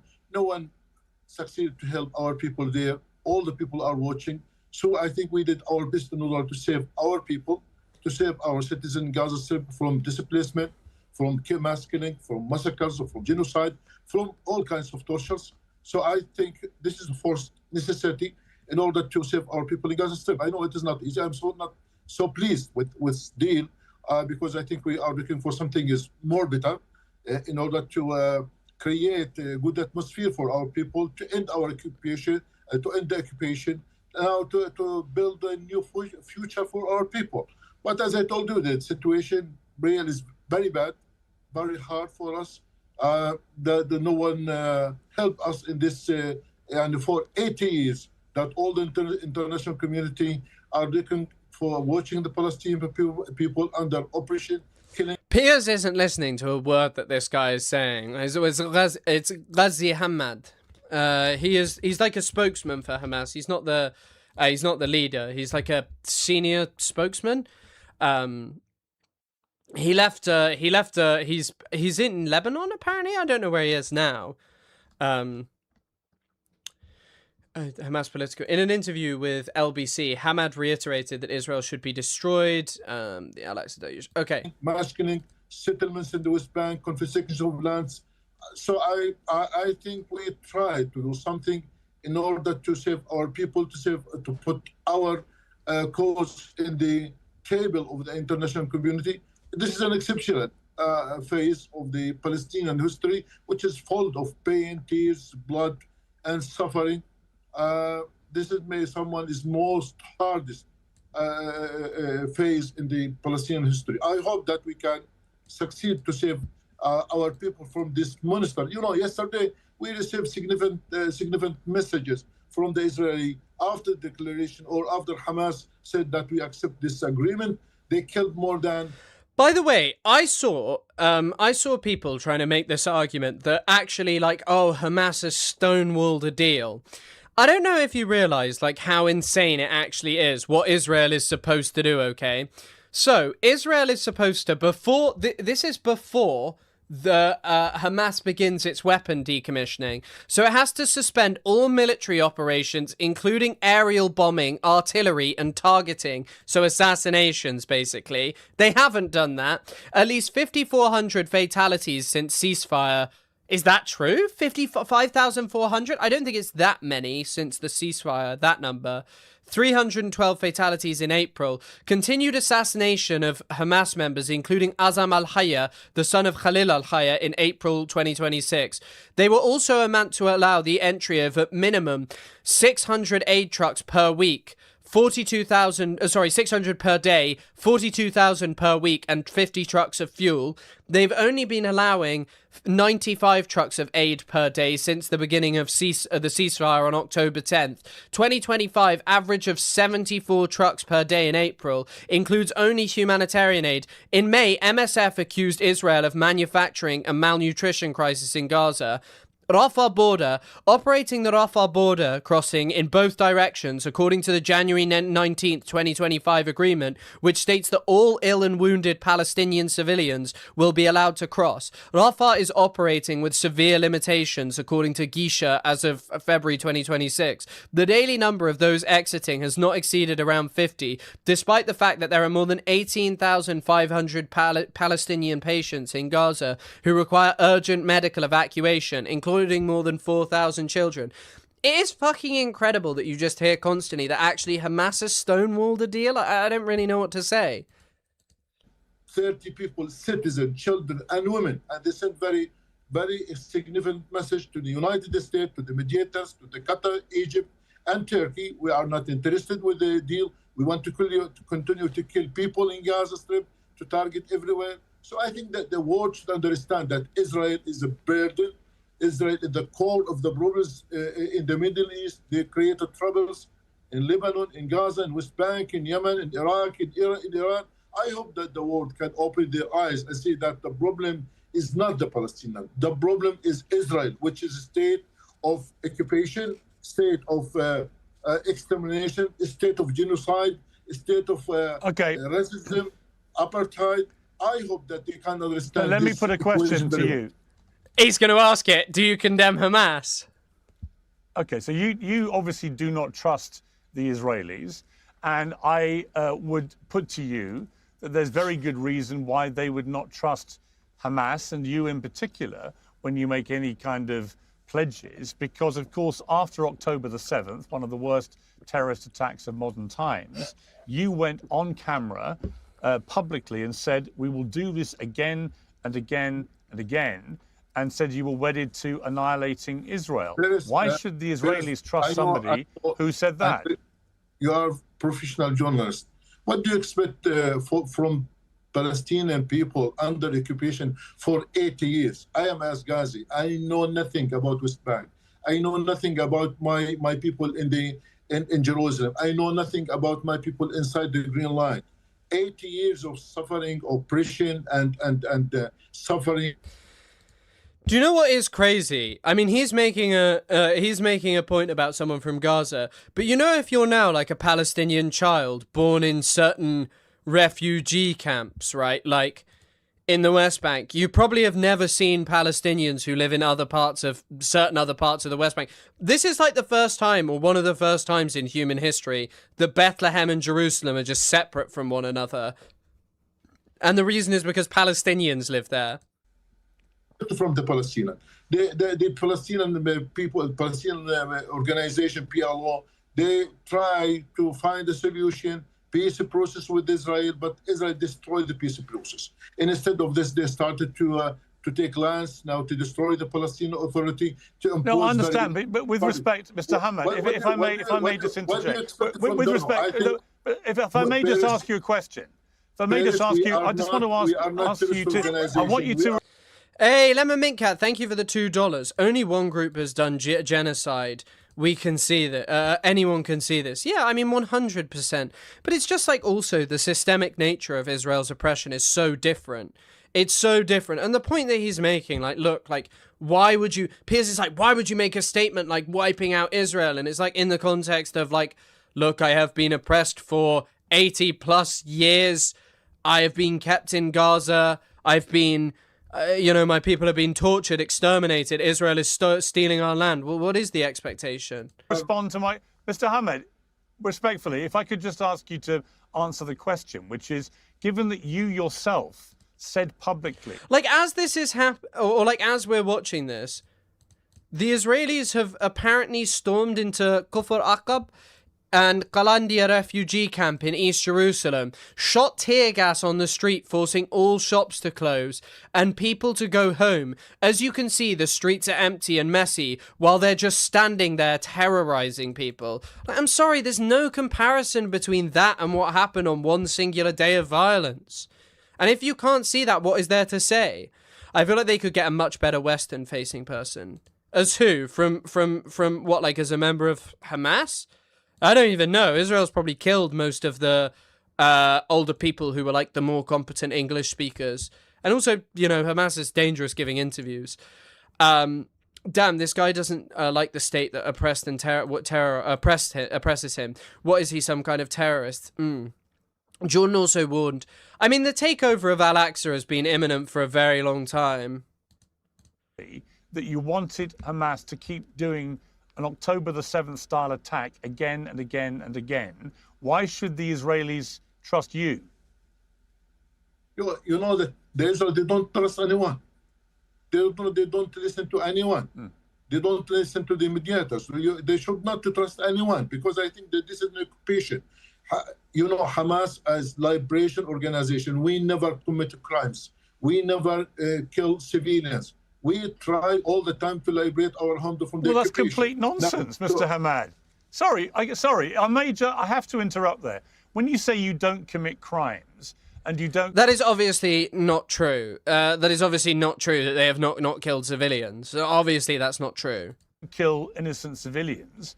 We all saw what happened on October the 7th in 2023.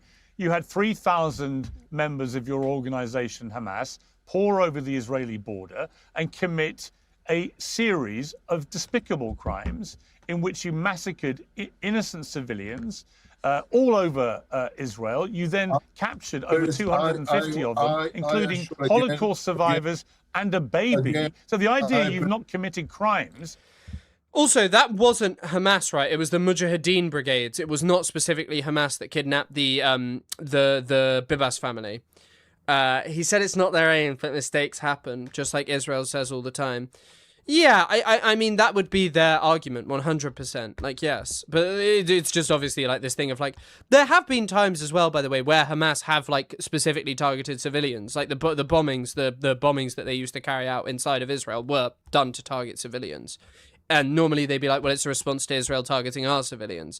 And the thing is like, I guess my perspective is always like, I'm never going to hyperfixate on this in the same way that like, had Jewish people been killing German civilians, obviously the defining feature would not be like, can't they just come to some kind of peaceful solution with the Nazis? But rather like, nah, the Nazis are the oppressors and that's the violence we should focus on.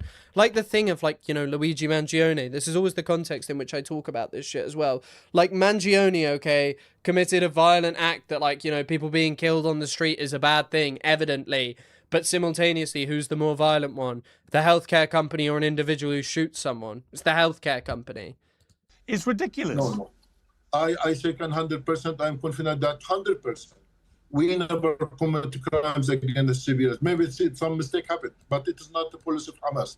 It is not the command. Well, there weren't mistakes. You've gunned down innocent people. Sorry, again, Mr. Hamad, I'm sorry. Yeah, I know. I occasionally see those people who produce these kind of videos about like, oh, this Palestinian was connected with this militant organization. By this logic, you could do this with like all Israelis pretty much, because they're all connected. Is there a real civilian? Like children, yeah. I can't let you get away. I mean, in the context of Israel, they're just like, yeah, we shot civilians. Someone pointed this out, though. I don't know if any of you saw this. It's a fucking insane article. It came from AP News the other day. It's about this Israeli group who keeps sneaking into Syria.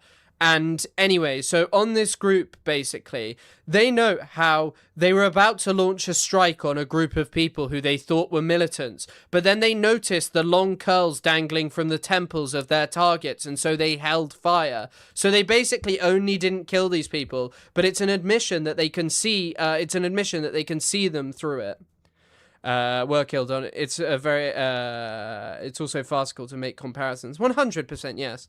With the IOF though, but Israel keeps lying. I mean, there's like a small amount of cases which have been confirmed of that. There's not really any like definitive proof that that was done entirely by the Hannibal Directive. There's definitely some, 100% some people who were, but there's not definitive proof of that. The way we're saying that, Hamas deliberately massacred people at a music festival. Hundreds of young people enjoying. This is also, by the way, there's an interesting thing about this, because I think it's been admitted, or at least it was admitted in Haaretz, I believe, a while ago. I'm not sure if I could find the article, but I do recall this, that they were like, yeah, intelligence shows Hamas did not intentionally go to it, or a response to that one church shooting. Which bombings?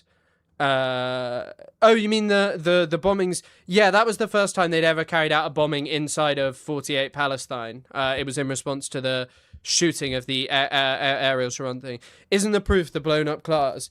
I mean, potentially, but it's not proof necessarily of it's not like definitive, but Israel hasn't allowed an investigation. Music festival. That is a war crime. Very well. There was no commands to kill civilians or to kill women or to kill children. I think maybe some mistakes happened, but I think that Hamas has no any there kind were mistakes. You burned people alive in their homes. Instruction to kill civilians. In spite, you know that how many people, how many civilians, how hundreds, thousands of Palestinians since 1948, civilians, women, and children were killed by the Israel forces. What they are doing to Palestinian people, it is not something that you can imagine. Just to be clear,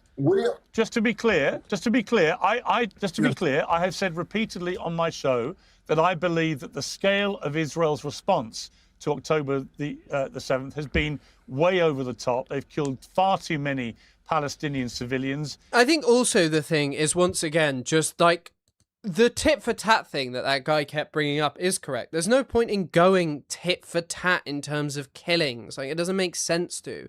But because Israel's killings obviously far eclipse anything. The structure is what matters. The structure of ills inflicted on Palestinians is incomparable to anything done by Palestinians to Israelis. In their response to what happened that day. But given that you are the Hamas spokesman, for you to come on this program and say to me with a straight face that nobody in Hamas committed any crimes on October the 7th is just a brazen lie. Your people, your terrorists, poured over the border and slaughtered hundreds and hundreds and hundreds of innocent civilians and captured many more. Piers, I'm a leader of Hamas. I understand. We believe in humanity. We believe in law. We believe in ethics and morality. We understand this is very well. We never use violence again. Maybe there's some mistake by individuals, but it is not the policy of Hamas. It is not our thinking. It is not our mentality to kill civilians. But maybe some people, there's some mistakes happened. Yes, I don't deny this. But you have to understand, we are. You look to the hostages, or the Israeli hostages who were kept for a long time. I think we did him very, very, very kind with them. We feed them. We give him all kinds of protection and shelter.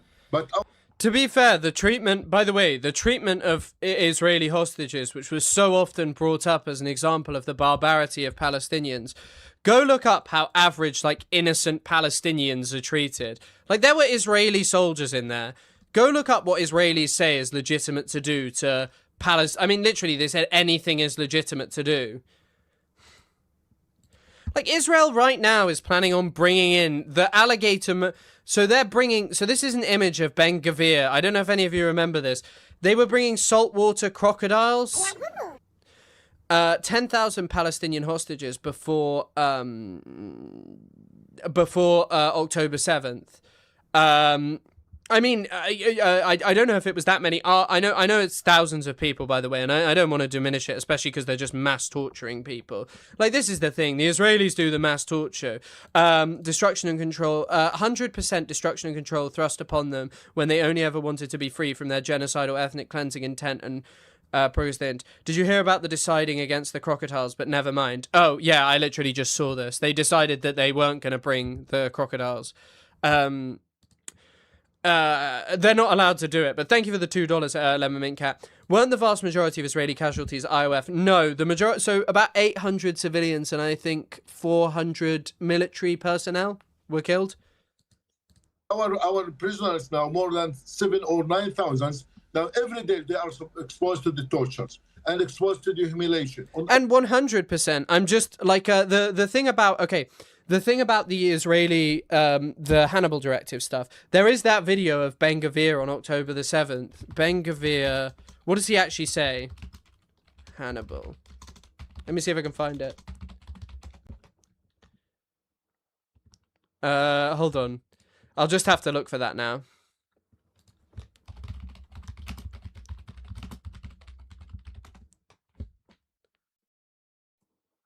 Here you go, here it is, here it is.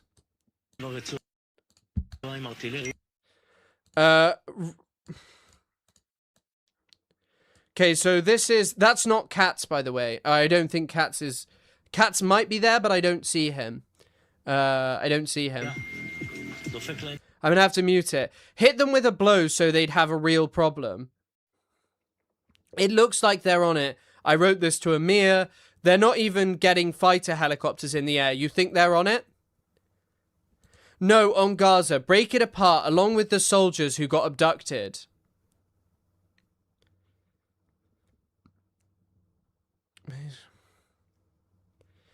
Even before the minister in charge arrives. Before it is decided what will be broadcast and what will be censored. And then Ben Gvir's just instantly like, wait, are you filming me? You could film when I give you permission. I turned it off because it had music, by the way. And I'd rather not be told demonetization is coming. Unfortunately, it's not real cats, but Israel cats might be there. But yeah, basically, Israel said that they were just going to bomb soldiers along the border. I don't think it's like crazy to assume that in the confusion of all of that, that they were probably targeting civilians.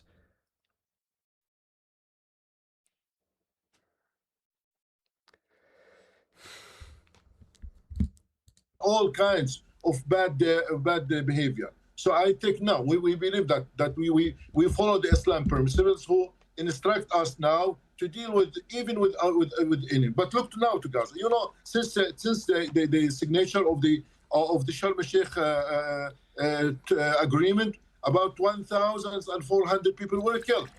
You can see 80% of them are civilians, women and children. Before that, in this is kind of the crazy thing, though, about what he's talking about. What he's talking about is, okay, what he's talking about here, basically, is like, you know, Piers Morgan wants to talk about October the 7th, okay? Theoretically, the war on Gaza is over, the Gaza genocide, or the actual war phase, according to the Israelis. They're still killing thousands of people. Go down, you're covering the Hamas guy. Sorry, apologies. I'm sorry for covering the Hamas guy. I'll go back. But obviously it's theoretically over and the Israelis are still just killing scores of people. They killed like 20 people the other day.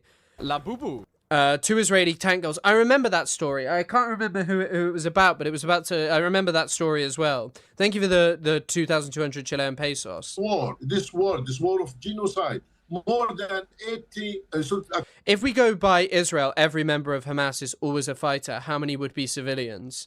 I know, that's 100%. And all those people who literally go through. Like, most of these people will have been reservists or will have served in the IOF, and the Israelis justify absolutely anything, so, you know. according to our statistics and the statistics of the international organization, more than 90% of people are civilians. So I think as Hamas, we believe to fight against occupation. This is our duty to fight against them again and again and again, because I think we are looking to build our future, to free our homeland. But if you're going to, all right, but Mr. Hamad, if you're Mr. Hamad, let me again interrupt you because I can't just let you talk without being challenged. When you accuse Israel of committing crimes, I think you have perfectly legitimate claims against some. No, I know the story you're talking about. Thomas, I know the story you're talking about. That was in the Israeli media. I feel like Electronic Intifada repeated that, reported that well. The actions of this Israeli government, and a proper investigation will need to happen about exactly what has happened in Gaza and how many civilians have been killed. I think the reaction from the Israeli government has been way, way, way over the top, and they've killed far too many civilians. They say they've only gone after Hamas terrorists, and that in the process, civilians have been killed. I think that's a very questionable position of them. I also think the fact that 75–80% of Gaza is pretty well uninhabitable is a disgrace, and I think the actions of some members of the Israeli government, Ben-Gvir, Smotrich and others, and their words are borderline, certainly ethnic cleansing and possibly genocidal. I think their plan and intention is to take the West Bank and Gaza. So, I've tried to be very fair in my coverage of this since October the 7th, and I'm very aware of the history going back to 1948. However, if you're going to come on here and you're going to accuse Israel of committing crimes, but in the same breath try and tell me that no Hamas terrorists on October the 7th committed crimes, everybody watching this interview will think you're a liar. Why would you want them to think you're a liar? Is not a terrorist organized action. I think we are acting against occupation. We never, as Hamas, use our power and our capability against Europeans, against Christians, against Jews, against Western people. We are fighting against occupation, and it is our legitimate right. According to United Nations resolution, according to the international community, according to all kinds of regulations and laws, it is our fight against to end this monster, this occupation. We want to end it. No one help us to do that. So I think we have to use everything, but we never cross the lines of morality and humanity and laws in our conflict against occupation. But if you look to the other side, I'm sorry, but again, Mr. Hamad, I'm sorry, listen. I'm sorry, but you crossed every line of humanity and morality. This is not the truth. Every line. On October the 7th, the actions of Hamas on October the 7th crossed every single moral. But the kind of thing is what carries no weight with this, okay, is that Piers Morgan spent years saying, I love Israel. He actually did an interview with Benjamin Netanyahu that was kind of quite pally-pally pre-October the 7th, okay? But the thing is Israel was still torturing and killing Palestinians decades before that, and he's like, oh, it's gone too far. It was too far between all of that. Too far before all of that. Ethical and humanity line. This is not Your the truth. people committed acts of utter barbarism against innocent Israelis. You did. No, we saw it with. Also, the other thing that this man keeps doing, I'm sorry, he was in fact not sorry. Do you notice how he speaks about what the Israelis have done? He's like, I think they've gone a bit too far. And he's like, you committed acts of barbarism that go beyond. You can highlight war crimes that happen and say 100% people who perpetrated war crimes, crimes against humanity should be held to account 100%. But notice how these terms barbarism seem to be reserved for what Hamas did as opposed to what happened to Palestinians. War crimes, torture, and all of these things are just let's be real here. All of these people who are well, it's not genocide, it's ethnic cleansing. It's that is one of the greatest crimes imaginable. They were trying to do that before October the 7th. Post-October the 7th Gaza is an acceleration of an already existing strangulation policy of Palestinian existence and society. Your own eyes. Your people, your Hamas terrorists, just to be clear, your Hamas terrorists, your people, they deliberately. By the way, this guy was sad posting about this guy. Piers Morgan regularly posts tributes and sad posts about Israeli soldiers who've died in like recent years, okay? He like posts about this, but he's like, you're Hamas soldiers, you're Hamas soldiers. You don't consider this about what the Israelis are doing? Posted videos of themselves committing their atrocities in real time.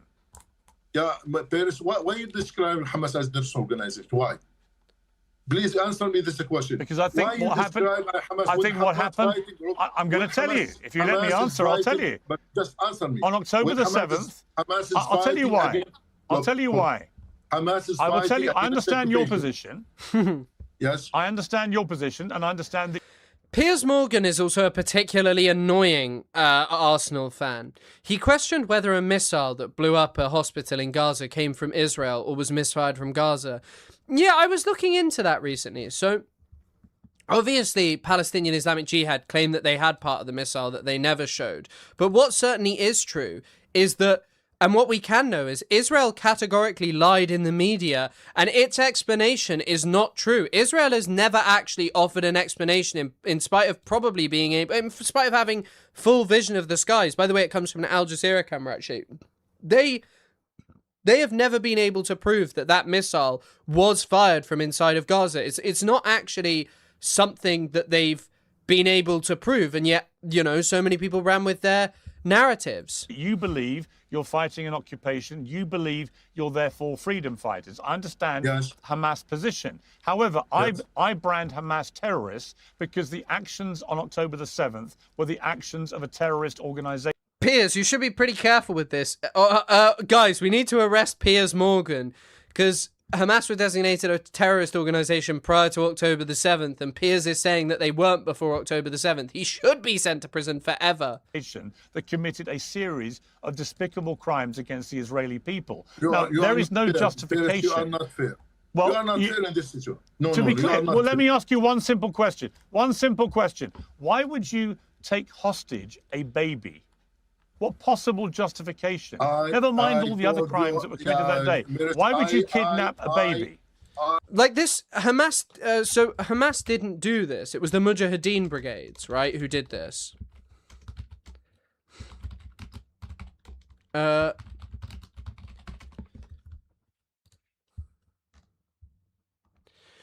Also an organization apparently called Lords of the Desert.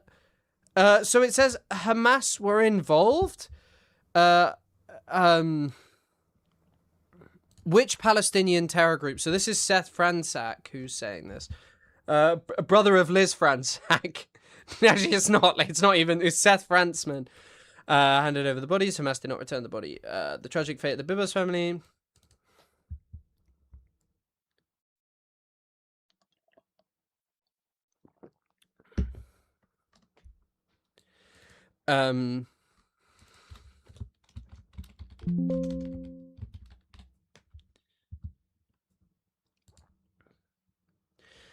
Heavy price for safety. It is believed that so this is what it says on here. It is believed that Hamas were kidnapped by Hamas and the Mujahideen brigades.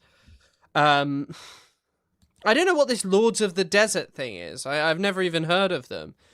Mujahideen movement, aka Mujahideen brigade, so a Hamas ally. It was founded in 2006. So apparently it was them, and like I guess the argument is like Hamas was involved, but it was the Mujahideen brigades, in my understanding. I told again and again and again, we have no instruction to do that. We never planned to take civilians. So why did they do it? No. I want to tell you something. This is a fact that in the beginning of this war, that I think we told some international organization we are ready to free all civilians in the beginning of the war, but Israel refused that. You know, I was in this negotiation table. We proposed to release all the civilians, but Israel, they refused that. Our goal in this war or in 7 October is to what's called to lift the siege on Gaza, to take soldiers, hostages, right, in order to free about 6,000 Palestinians. Some of them, they spent more than 40 or 30 years in the... What are you accepting of October 7th crimes and blaming it on the Mujahideen? That wiki page is written by Zionists. Yes, but I don't think that necessarily is like just a Zionist take or something. Like, I think that that's true. Like, the Bibas family were kidnapped, right? Like, that was something that happened. The claims are that no. It's a group called the Mujahideen Brigades. Like, I'm not just making this up. This is not just some like term. The Mujahideen movement was founded in October 2000. Yeah. They are like a specific organization. This is not me just like making this up. This is not just me like accepting some narrative. This is not just me repeating a racist cliche. It's like a true thing. Committing war crimes as well against Pierre Noir. Of course, like, hold people to account for war crimes. I think by the way, the funny thing is all of these movements for justice would actually be okay with holding people to account for war crimes. You know, they would be 100% okay. The major issue is that their whole struggle is to have people held to account for the crimes against them and their people. But that never comes. And the expectation is they just have to accept that, whereas the Israelis can go on a killing campaign that, it goes a bit too far. Prison under oppression and humiliation. This is our goal. And along the history of Hamas, we never used to rest against anyone. So I think what we are fighting in order to free our people, in order to fight against occupation, in order to free our people, our land from the occupation. There is no one evidence that Hamas is using or committing crimes against civilians. This is prohibited by our religions and our why did you regulations, why in that case why did Hamas terrorists go to a music festival full of young people and massacre hundreds of those young people at a music festival? Tell me why they did that. If, as you say, there were no instructions to commit crime. If you go back to some investigation done by Israeli institution, and even if you go to Haaretz newspaper, you see that many people killed by the Israeli forces, many Israeli citizens killed by the Israeli forces, many of them, when Hamas fighters entered inside the Green Line, the Israeli tanks and helicopters and all military weapons, they directed their fight. By the way, if you don't think like a government that was literally willing to kill huge amounts of its own civilians, and actually did kill its own civilians in Gaza, by the way, was willing to kill people inside of during October the 7th, then I don't know. They did definitely kill a sizable amount of people, but that number has not been confirmed. I think the only confirmed is maybe like 20, 30 people who've been confirmed max. To the Israeli citizen, that they tried maybe to kill the members of Hamas, but they killed the Israeli citizen. I think you have to be. No, it's not. I'm not asking for pushback. I'm just saying I didn't use the term Mujahideen to describe like all Palestinians or all groups. The Mujahideen brigades are like an organization, like they are.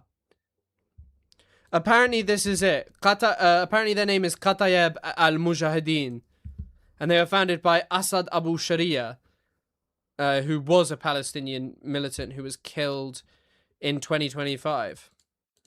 Very acute decision. If you go back to some Israeli investigation to understand Hamas was not directing its action against the civilians. Our goal is very clear. I don't deny that some mistakes happened at that time, but this is not our policy. This is not our goal. This is not our thinking to do but that. Mr. Hamad, they were not mistakes. These were young Hamas terrorists who were going from home to home, massacring families in their homes, setting fire to them, butchering them with knives, gunning them down with guns. They were doing it all over that area when they attacked. They weren't mistakes. This was a coordinated plan of a terrorist attack. And for you to try and deny that is to deny what we all saw with our own eyes. And the reason we saw most of it is because the Hamas terrorists posted what they were doing onto social media platforms in real time because they were so proud of what they were doing. Do you have any proof for that? Do you have a proof?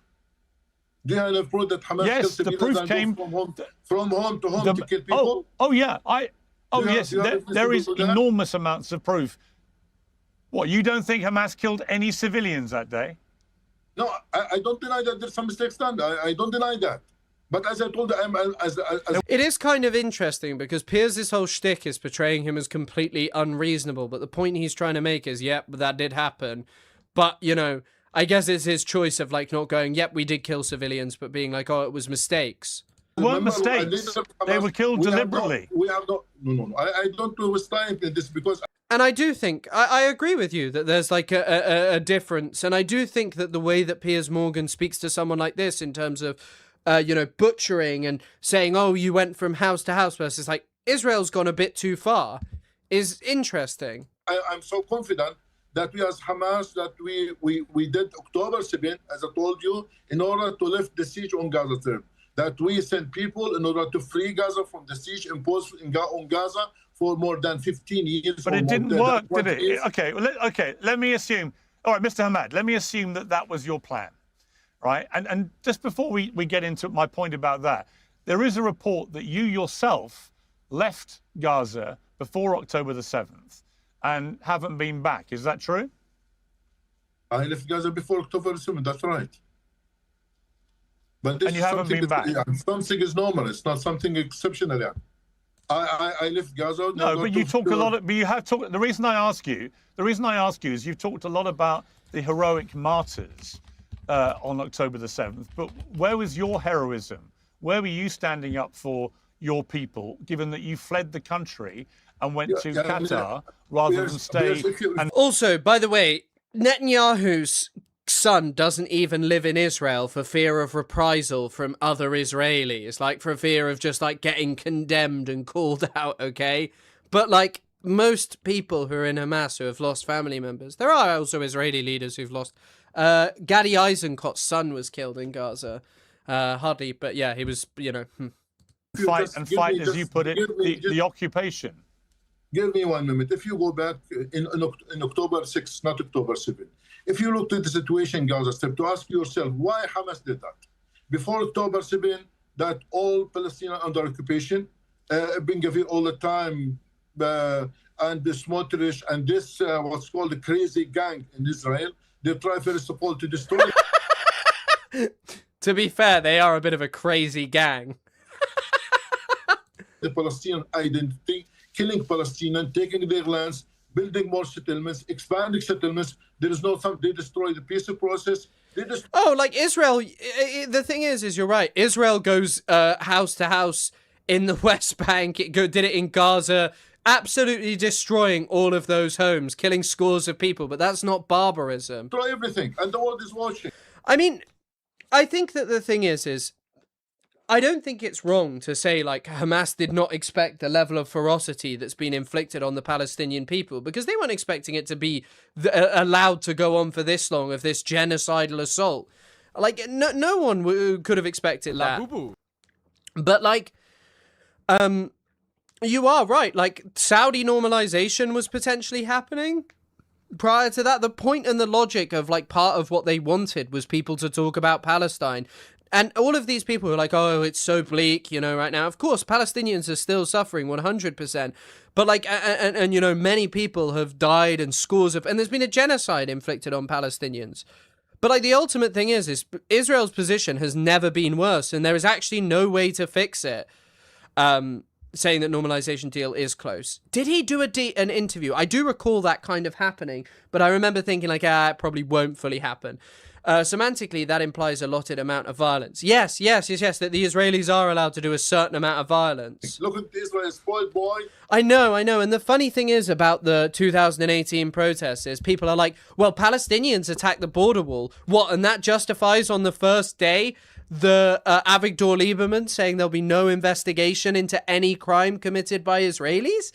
Like, if you want to understand, like, where the context of, like, why didn't they choose non-violent resistance, surely that matters in the context of, like, Israel responded to largely non-violent resistance with massive, with massive killings.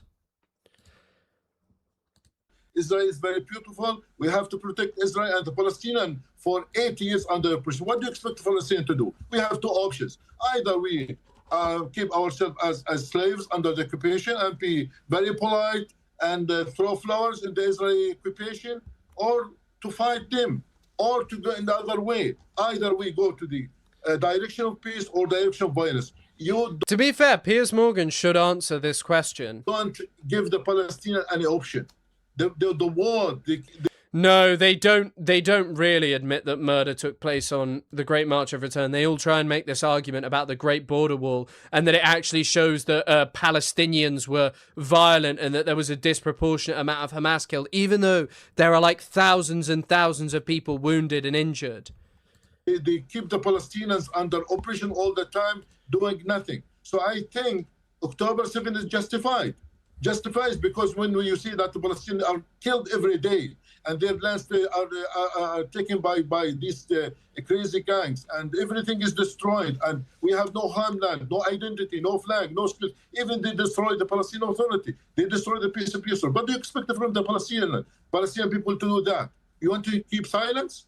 To keep silence for 80 years? To do nothing? No one helped them? My response to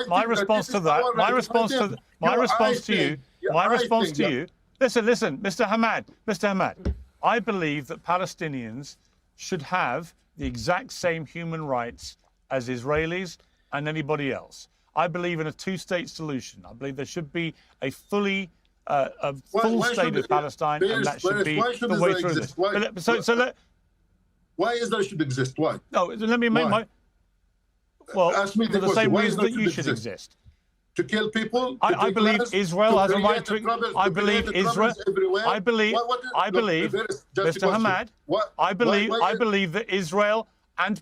let me finish. I believe that Israel and Palestine both have a right to exist as independent states. There should be a two-state solution. I've always believed that. However, I would ask you this more difficult question. Why don't you answer the question of what Palestinians are supposed to do?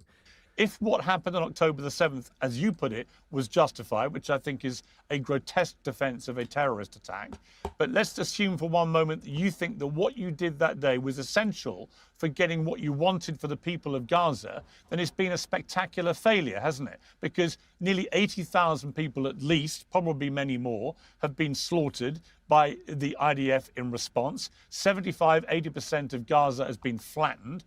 The people that have been left in a tiny area of Gaza are living in the most appalling conditions. And you've now got Israeli ministers openly talking about an ethnic cleansing of the 7th. Like, this is not some new advent of them just deciding all of a sudden to start talking about, like, this.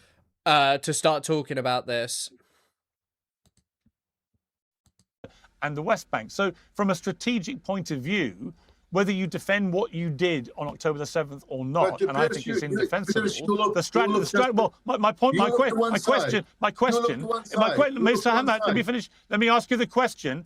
Do you accept that your strategy that day has been a spectacular failure? Look, you look just to one side. I know you are a professional journalist. And I think you have to look with your two eyes. I know that we paid a big price. That's right. Yeah, we need the Japanese viceroy.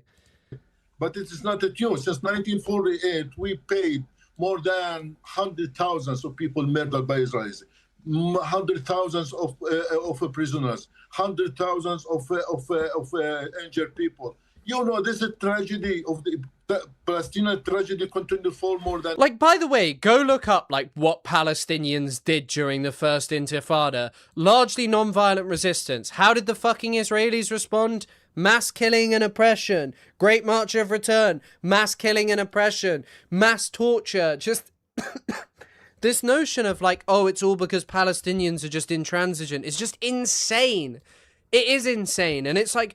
when the international community fails, even if you're like we can all say war crimes are wrong and crimes against, like, civilians is, you know, you don't need to justify them. Where crimes are committed, hold people to account. That is the whole logic of the Palestinian struggle. Justice and dignity for all human beings, as opposed to justice and dignity for people who engage in mass oppressions of Palestinian exclusively. That's like all that is allowed in the context of just supporting Israel versus the Palestinian struggle, which is one that is just for Palestinians to have justice and dignity, whereas the Israelis are struggling to not give that to Palestinians. That is the goal of Zionism, to have a Jewish state that is just for Jewish people.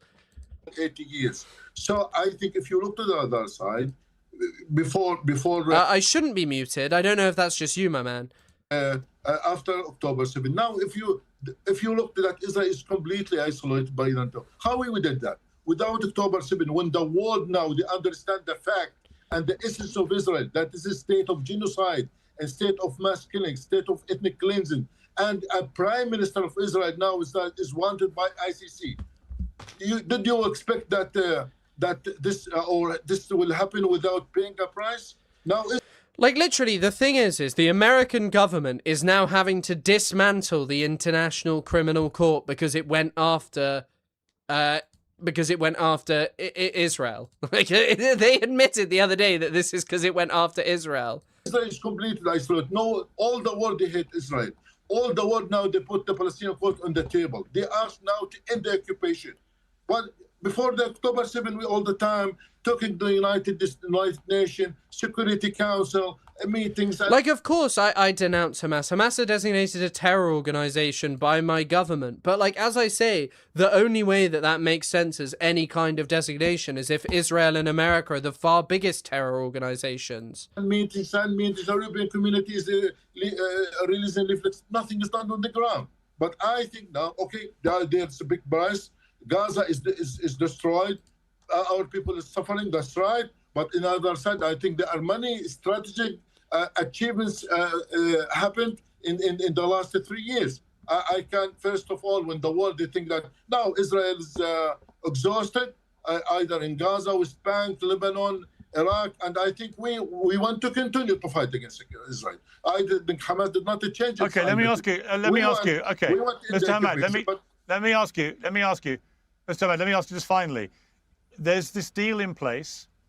How confident are you that this deal is actually going to happen? Is Hamas genuinely prepared to disarm? And if so, when will you start giving up your weapons? As I told you, this is an exceptional phase in the Palestinian history because of the forced necessity, because of the hard circumstances in Gaza. We accept this agreement.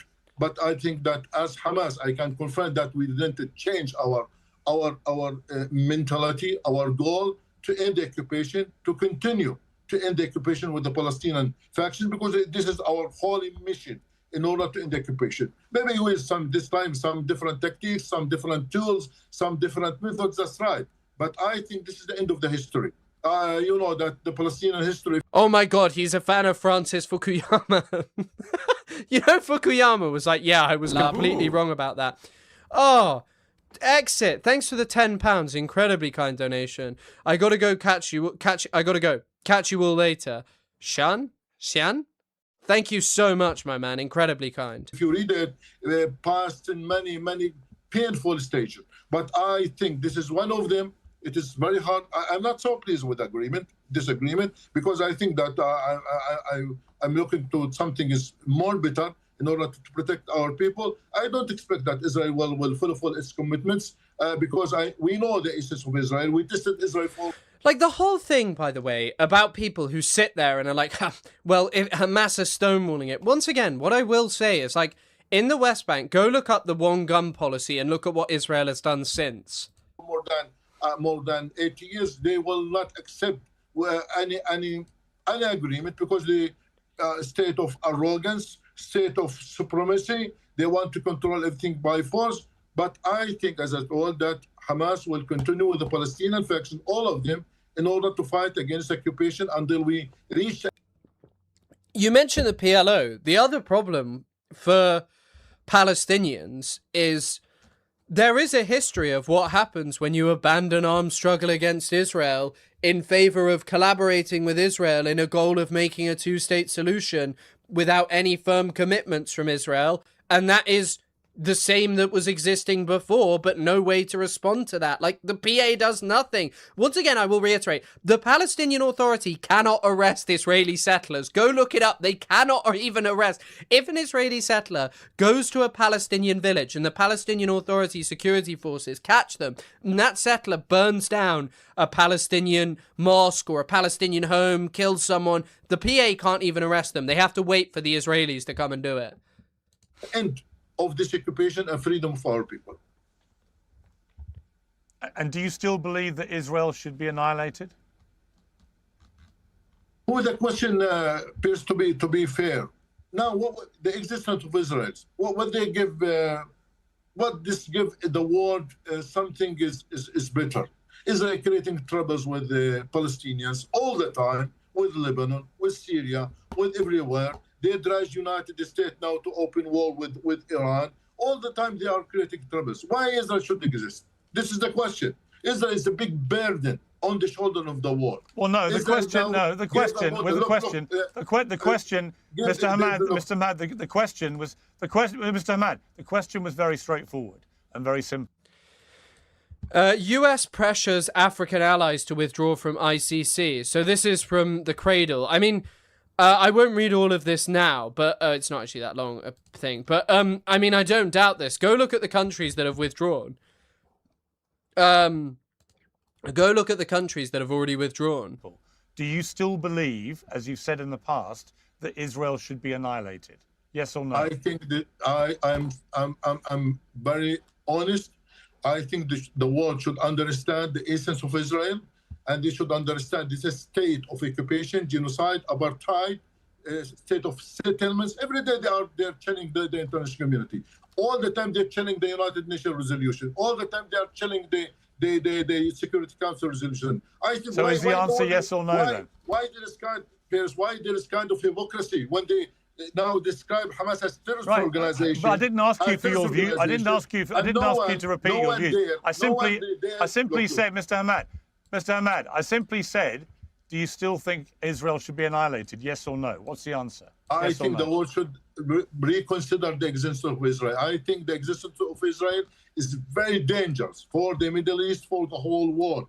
If Israel gives some good fruits to people, tell me what Israel is doing in the Middle East. Well, tell me what they are doing in the Middle East. They are killing, they are apartheid, they are racism, all kinds of okay.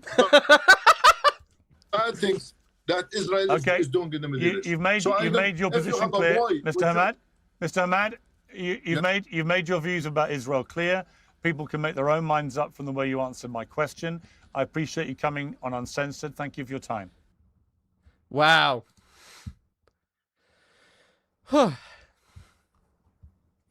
Hamas also didn't exist. No, they didn't. The closest thing was the Qassam brigades, which is what they came from.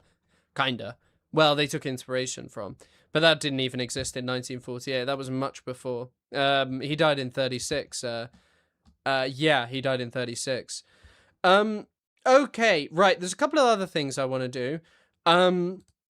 There's a great BBC video about what's going on between Iran and the US right now.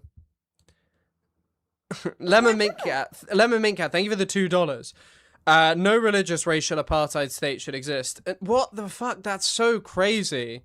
Oh my god. I can't believe you've dared to say that. Hello, I'm Mariam Mashiri, and this is the Iran War Today, our daily briefing bringing you up to date with all you need to know about the last 24 hours of the US war with Iran. Well, let's start with some of today's key developments now. Despite threats of decapitation from the White House on Monday, the US seems confident that some sort of deal can be struck. By the way, this is absolutely insane. If the fact that the US is saying that they have confidence in the deal, when you get into the nitty-gritty of this deal, it is insane that they are saying that. Trade Secretary Scott Bessent says a deal to open the Strait of Hormuz is likely.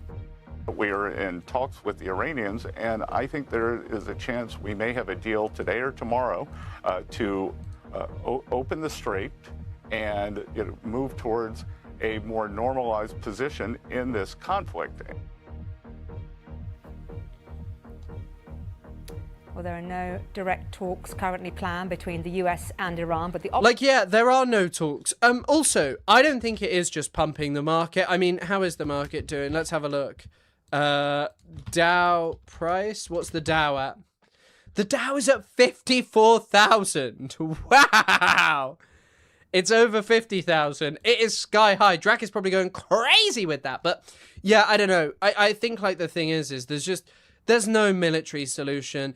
We just returned to it. They did 14 days of bombing and nothing happened. Optimism comes from reports that Iran and Oman are nearing a deal on navigation methods through the strategic waterway.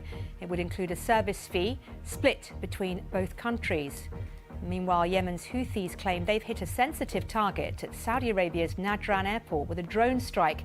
The group, which is one of the number of Iranian proxies operating in the region, has launched a number of strikes at Saudi oil facilities. There will be no deal. I mean... I mean, if it's true what's going on right now, there will be a deal, because they're also just like kind of... Oh my god. There's been four men stabbed in central London by a woman. There's apparently an isolated mental health incident. And remains a major threat to shipping in the Red Sea and Bab el-Mandeb Strait. Well, despite the regional attacks and closure of the Strait of Hormuz, big oil companies have reported record profits as Goldman Sachs warns oil prices will remain high until the conflict is resolved. So could there really be a deal as soon as tomorrow when it comes to the Strait of Hormuz? Well, US Secretary of State Marco Rubio says nothing is agreed yet, but America's top diplomat said there's been progress in discussions with Iran and Oman. Also, by the way, I'm enjoying how they just say sort of an isolated mental health incident. They didn't say that about the guy who did the stabbing in Golders Green, who'd literally just been released from a psychiatric hospital. I think there's two things to talk about when there's a deal. There's the big deal, which is the one that has to do with their nuclear ambitions. They can never have a nuclear weapon. The president's been cleared about that. So the denuclearization of Iran is the ultimate deal. I think the immediate deal, and the one that you've seen a lot of focus on, is the Straits. The Straits, you know, there are ships moving through the Straits. There's oil moving right now through the Straits. So the Straits are open.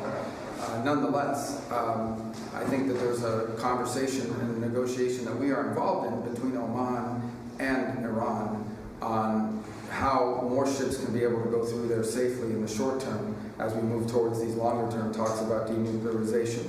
And suffice it to say there's been progress made in those talks, but not finality yet. We're hoping that will happen very shortly. Okay? So let's look closer at that potential deal between Iran and Oman on the Strait of Hormuz. According to the New York Times, the deal would develop... Okay, right, this is the deal. A new... Nah, that's not a Cuban guy.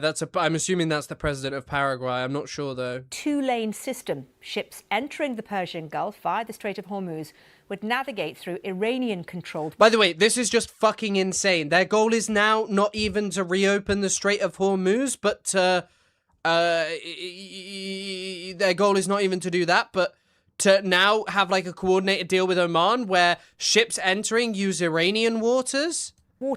While those exiting the Gulf would use Omani-controlled waters or routes. Both countries would split a fee. And then there would be ships. So basically, if you enter, you have to use Iranian waters. Then you have to leave using Omani waters. And then you split a shipping fee. For strait control with Iran and Oman, taking half each. However, instead of using the term toll, which the US has strongly opposed, the phrase service fee is reportedly being used instead. Let's speak to our North America correspondent, Shaima Khalil. And Shaima, yesterday, Mr. Trump was threatening Iran with heavy strikes. Now his team seem confident that a deal could be imminent. I think the language and the discrepancy in the language has been part of this pattern and cycle that the Trump administration has used in the past 5 months. Like, by the way, the US keeps talking about a deal that they're negotiating. The US is categorically not negotiating a deal. This is between Oman and, between Oman. They're negotiating it between Oman and, They're negotiating it between Oman and Iran. Into the 6th month, really, of this war, President Trump using heavy language like decimation, decapitation, World War II scale military action, then pulling back, citing diplomatic efforts, Iran denying diplomatic efforts, and then you get top diplomats like Marco Rubio getting into the nitty-gritties and saying, look, there are talks that are happening over some details. Does that mean that these two sides are sitting together around a table? Highly, highly unlikely. Oman really seems to be the key negotiator here, or the key mediator between the two sides. Do you know what? I think it's actually a bad idea to fire all of your diplomats. I think it's actually just really, really silly to do that. When you fire all of your diplomats, good things don't come from it. But, you know, and replace them with idiots who are like businessmen. And really, the devil is in the detail. There are so many things to unpick. I think when we say opening the Strait of Hormuz, it's not as straightforward as someone flipping a switch. Opening the Strait of Hormuz means that there could be free shipping as pre-war. That is highly unlikely. It is likely to take a long, long time. What we're looking is potentially increasing the shipping. And I'll give you an example. Just this weekend, 20 ships have gone through the Strait of Hormuz. Compare that to 100 in pre-war terms. But also remember that there's the issue of mining. The Strait of Hormuz is heavily mined. We are now getting the latest line that Iran is weighing allowing Europe to demine the Strait of Hormuz. That is going to take time. And then there is the toll issue that you've mentioned. Oman is now in talks with Iran about this issue, about how ships go in, how they leave, how much money they pay, who they pay it to, and how it's split. This is also, how are they going to pay it? Won't it break sanctions? Extremely technical and extremely complicated. There will be a lot of back and forth, and if Iranian negotiators have taught us any... The US ambassador to Iraq is a weed businessman, laughing my ass. Is that true? With the situation inside Iran, the way that they negotiate, it takes days for them to mull this over, take it back to the Iranian leadership, and come back with an answer. This is something that the Trump administration has grown extremely frustrated with through the past few months. And I think this is really the key. Is President Trump going to get more frustrated and will demand faster answers, or is he going to be patient enough to get some gains with U.S. political pressure mounting up on him here? Okay, Shaima, thank you. Well, Kasra Naji is with me now from BBC Persian. Kasra, what's the view? That's the view from the US. What's the view from Iran? What are they thinking right now? Iranians are not saying much at all about this, the latest nitty-gritty of the talks, if there are talks going on. I get the impression that the reason is that there's quite a lot of opposition to talks with the US within Iran. There's almost a power struggle going on with President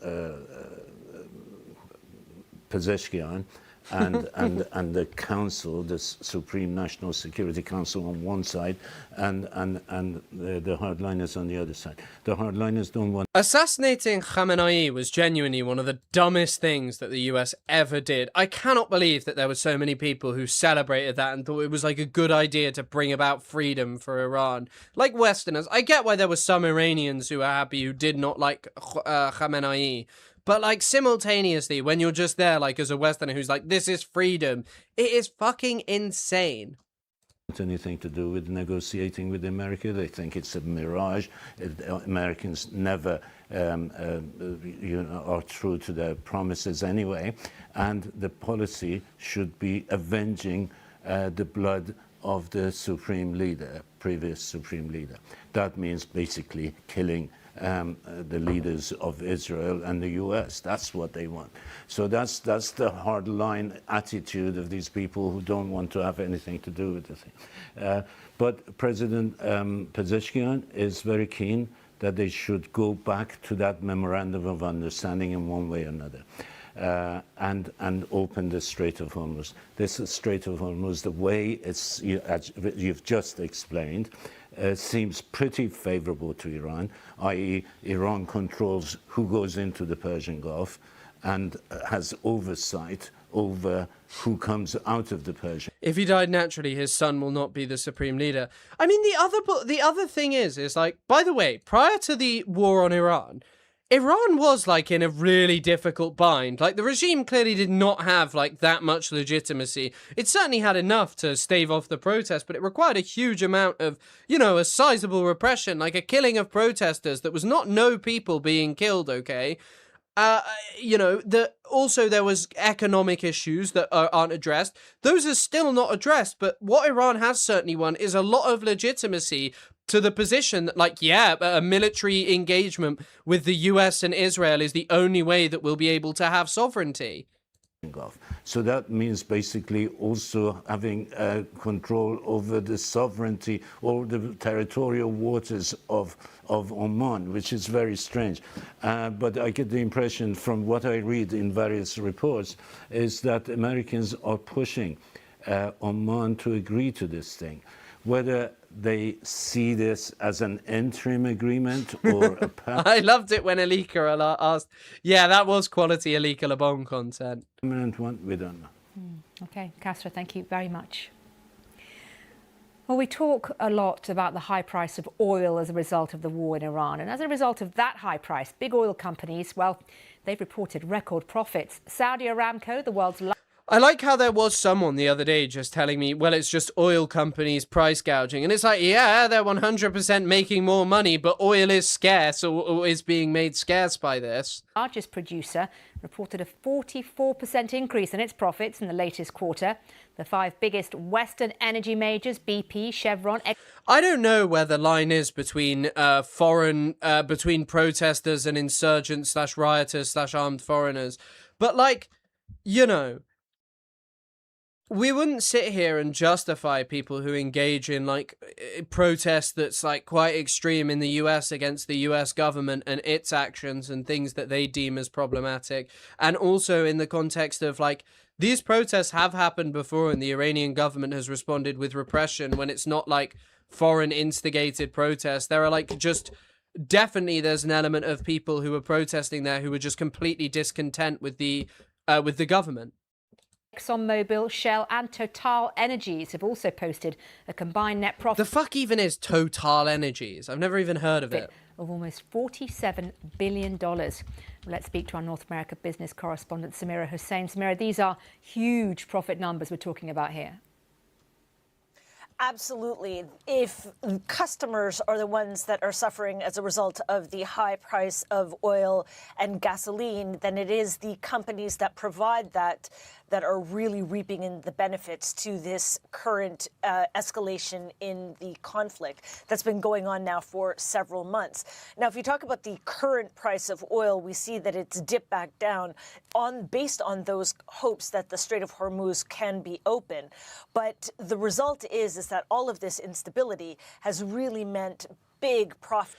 I'm sure that there is discontent in Iran, of course. The problem is the Western imperialist powers have zero right to interfere in that country, 100%, especially when a lot of the discontent is fomented by the sanctions regime and the fact that their goal is to just collapse the government without really any regard for what comes next or what might be the future of Iran. You know. It's for these major oil companies that are not reinvesting it into green technologies, perhaps, but are now just reinvesting into other areas where they can get more oil. So the biggest example would be, of course, Venezuela. Lots of oil companies that are going and trying to invest there. Okay, Samira, thank you. Let's take a step away now from the Middle East because there's been a series of water hacking attacks in the US. Trump just said that this wasn't Iran, that it was just the government of Minnesota. They have a link to Iran. Many were surprised last week when the US state of Minnesota reported that more than 30 of its state water systems had faced a coordinated cyber attack. The situation escalated further when the FBI warned cyber attacks have been reported in 7 states. So, who's behind it? Well, the US Cybersecurity and Infrastructure Security Agency is reportedly investigating whether Iran was involved. But Donald Trump says otherwise. There was a cyber attack, and they blame it on Iran. I don't think so. I think... I love this clip. I blame it on Minnesota because they're grossly incompetent. Well, that's the president's position, that Iran wasn't involved. But a number of cyber experts have told the BBC it's likely Iran was involved. Here's our reporter Anna Faghi, who's been looking into the claims. Experts told the BBC Iran is likely responsible for these attacks. That's because historically, attacks like these ones are carried out by North Korea or Iran. And since the US is engaged in an ongoing conflict with Iran, it's far more likely to be them. Iran has a history of carrying out attacks like these against the US. And the US has promised to carry out similar attacks against Iranian infrastructure. But we're unlikely to see the US government come out and say Iran is responsible for these attacks. That's for two reasons, according to experts. The first... Also, maybe Trump is just telling the truth and they just blame everything on Iran normally. First is that it's possible another group or country carried out these attacks on Iran's behalf, acting as a proxy. The second is that it could be seen as a loss politically for the Trump administration to come out and say the Iranians successfully carried out a cyber attack on U.S. soil. And as one expert told me, if you want to bring a nation to its knees, you go after their power and you go after their water. Now, whether you're joining us on YouTube, TikTok, Sounds, radio or TV, thank you for your time. We'll be back. If you're joining us via the Chris Kunzler YouTube channel, they need to start adding in. On Israel is the DPRK. I don't know what actually the DPRK's foreign policy really is. Yeah, by the way, you guys were talking about a ship that got hit. So the Yemeni armed forces, the Ansar Allah Houthis, announced to have targeted the Saudi oil tanker NCC Wafa in the northern Red Sea using ballistic missiles. Okay, guys, I'm quickly gonna go run and pee. I'll be back. I've got like a few other things I wanted to kind of talk about, but yeah, I'll see you in a second. I'm just gonna go run and pee. Give me a moment. I need to pee too quickly, so yeah.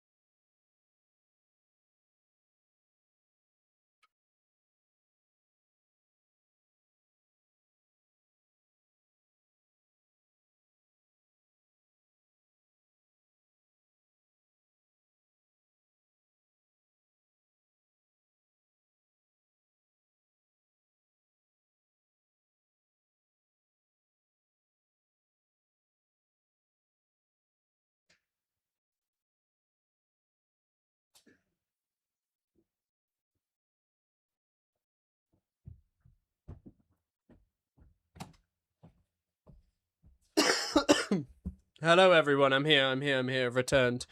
God, a lot of spammed emotes up in there. Isaac just sent me one of the craziest videos from a friend of the show, Lonerbox. Have a listen to this. Additionally, so many people have died from wounds, from general poor health, from starvation, from freezing to death because they sleep through the winter in paper-thin tents, from disease because there's near zero health. I've literally never even heard the health ministry claim that there's been any number of people freezing to death. What? Infrastructure. I love burgers! Hey, Radical Caffeine, thank you. Insider info time. These cyber attacks on civvy and industrial companies are done by Iran and the US plus its allies all the time. This attack is likely tit for tat. Crazy. Thank you. Thank you so much. And thanks for the insider info, my man. All of these are victims of... So this person pointed out, there were videos of this, by the way. I don't know why you'd say that.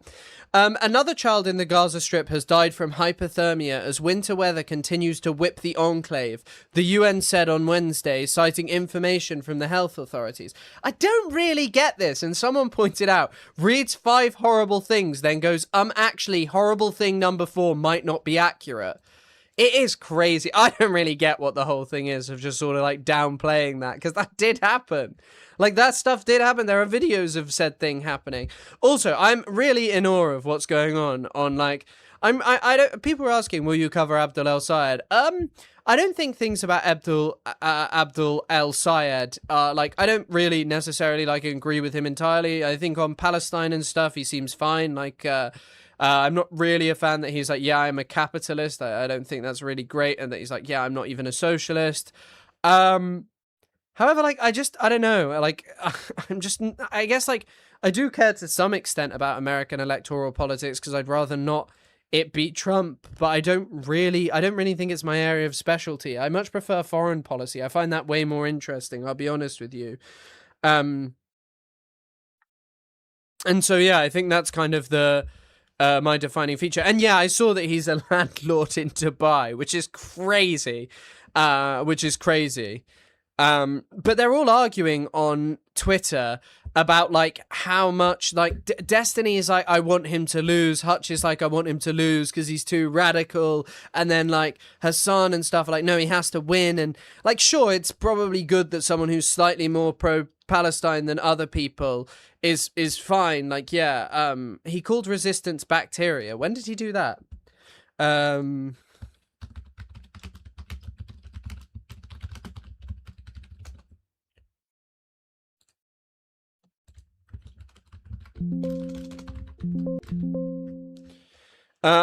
looking at my number one source, Ynet News. Bacteria. He beat 70 million APAC lady. Yeah, I get it. I get that. I get, like, appreciating APAC losing. Fine.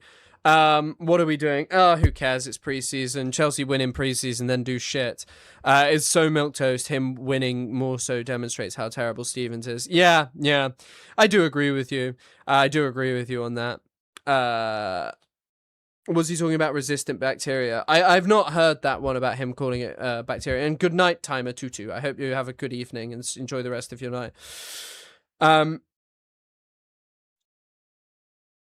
Electoral politics in the US is so depressing. Yeah, 100%. Is Chelsea Gooners or Arsenal? Arsenal are the Gooners. Yeah.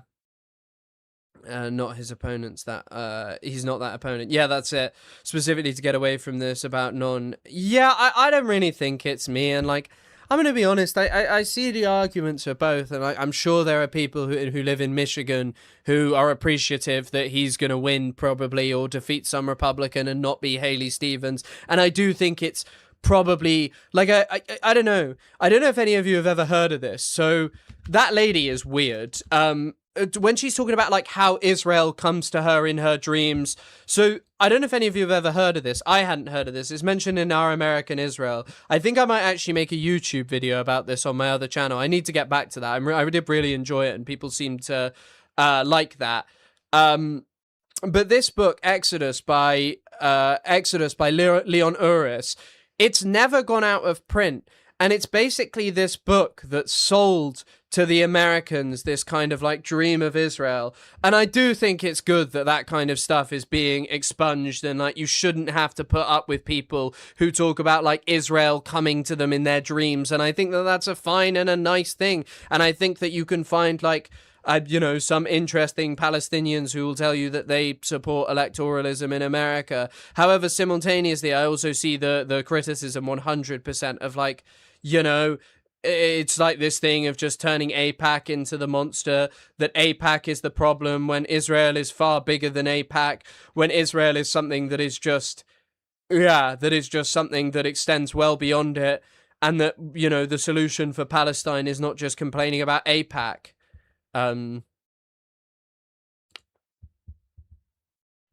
AIPAC trackers exist to manufacture consent for liberal Zionists. I mean, has he been that? I haven't seen this calling, like, saying that, like, resisting Israel is bacteria. I have seen the one where he's like, I'm not a socialist, and he's also a landlord in Dubai, which is crazy, you know. I don't know why he's a landlord in Dubai.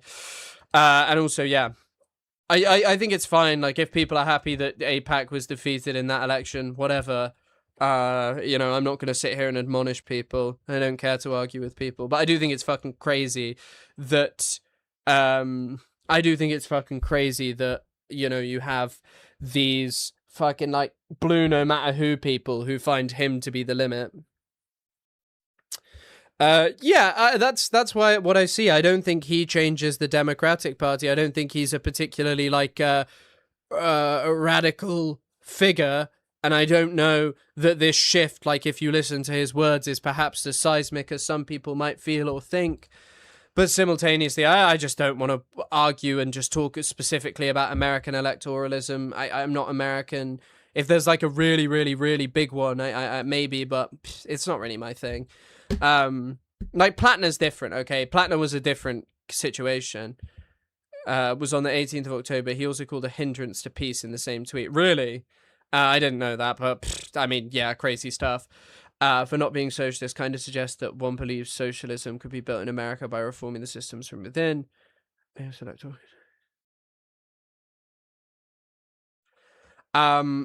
Dem Party is shifting candidates right. They are not moving the party. Probably true. Hands over property after they nationalize you. I don't know. I think he does have some kind of property. Yeah. It matters more to Democrats than it does to elections. Well, what does? Maybe I've missed the other concept. In the description, nor in your About page on YouTube, FYI. I will do that, don't worry. I will do that. Also, by the way, I think from today, I'm going to take a couple of days off the debate stuff, because I know not everyone likes that, and I know that's not for everyone, so I'll stick to some other stuff. It's just the news has been a little bit slow. The other thing I wanted to talk about is people have been going crazy over Baby No Money's statement about Palestine. Fuck's sake, someone just deleted their tweet, which I was wanting to talk about. Baby No Money. Baby No Money released some statement. So Baby No Money is a rapper whose only song is that I know is the one that goes, when I popped off, baby go gave me just a little bit of lockjaw. I remember that song, but I don't really care that much about him.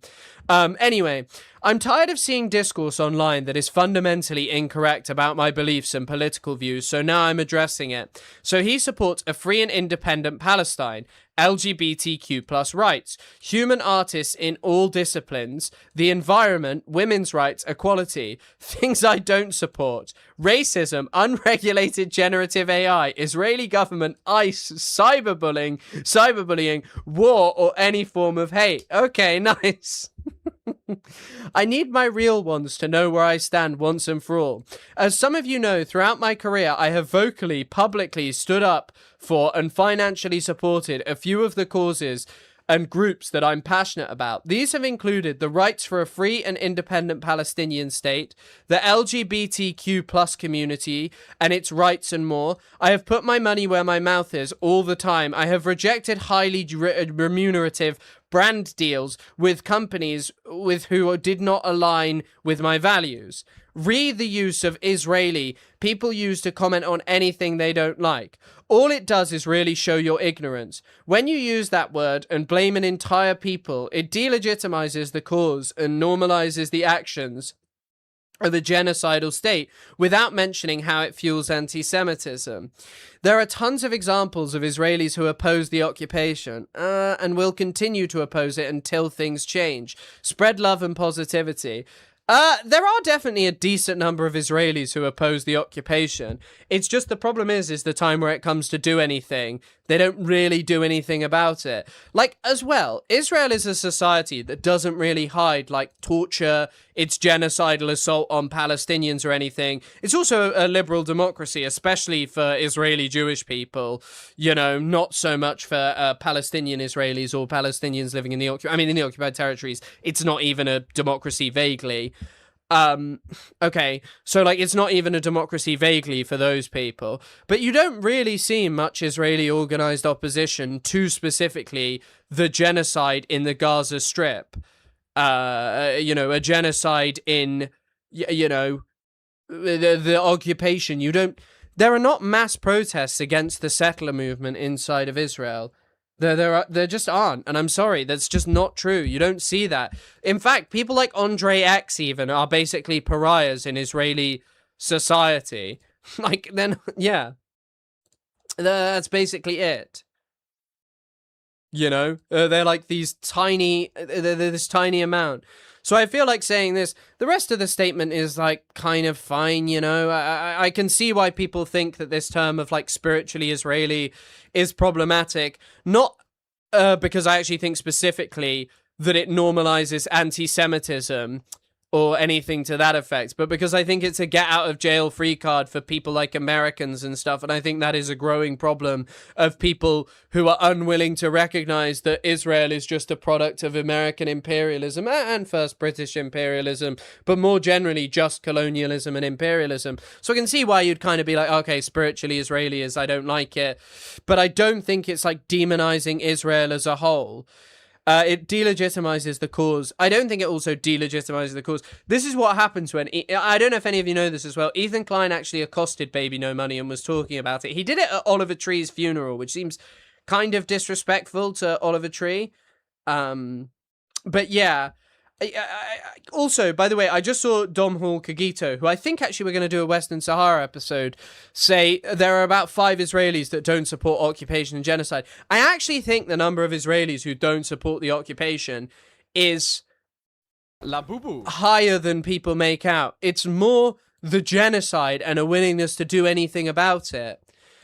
This is the Baby No Money tweet. Yeah. Hello, Lemon Mint Cat. Thank you so much for the incredibly kind donation of $10. Incredibly kind. Thank you for supporting the channel as always, and great to have you. He isn't left, but better than what we have as Arab Americans. No one listens to us. Senator Slotkin says we must destroy Iran. When I call or email her, they don't care about the slaughter of my homeland. I mean, that is, that's what I'm saying. Like, I see the argument of like people who are like, you know, I want something better. I think this whole thing of just like lauding them and holding them up as like these special candidates or something when they're kind of run-of-the-mill, just not AIPAC and, you know, slightly better on Palestine. I don't think that's all we can hope for, you know. But I do understand and appreciate that, like, I'm not an Arab American. I'm not someone who lives in any of these states, you know. And obviously this guy's not like fucking Platner or anything. You know, it's nothing like what happened with the Platner incident. Yeah. To be fair, I do think he might be better than someone who says that they dream of Israel. I'll be honest. I will be honest. I think he's better than the lady who says she dreams of Israel.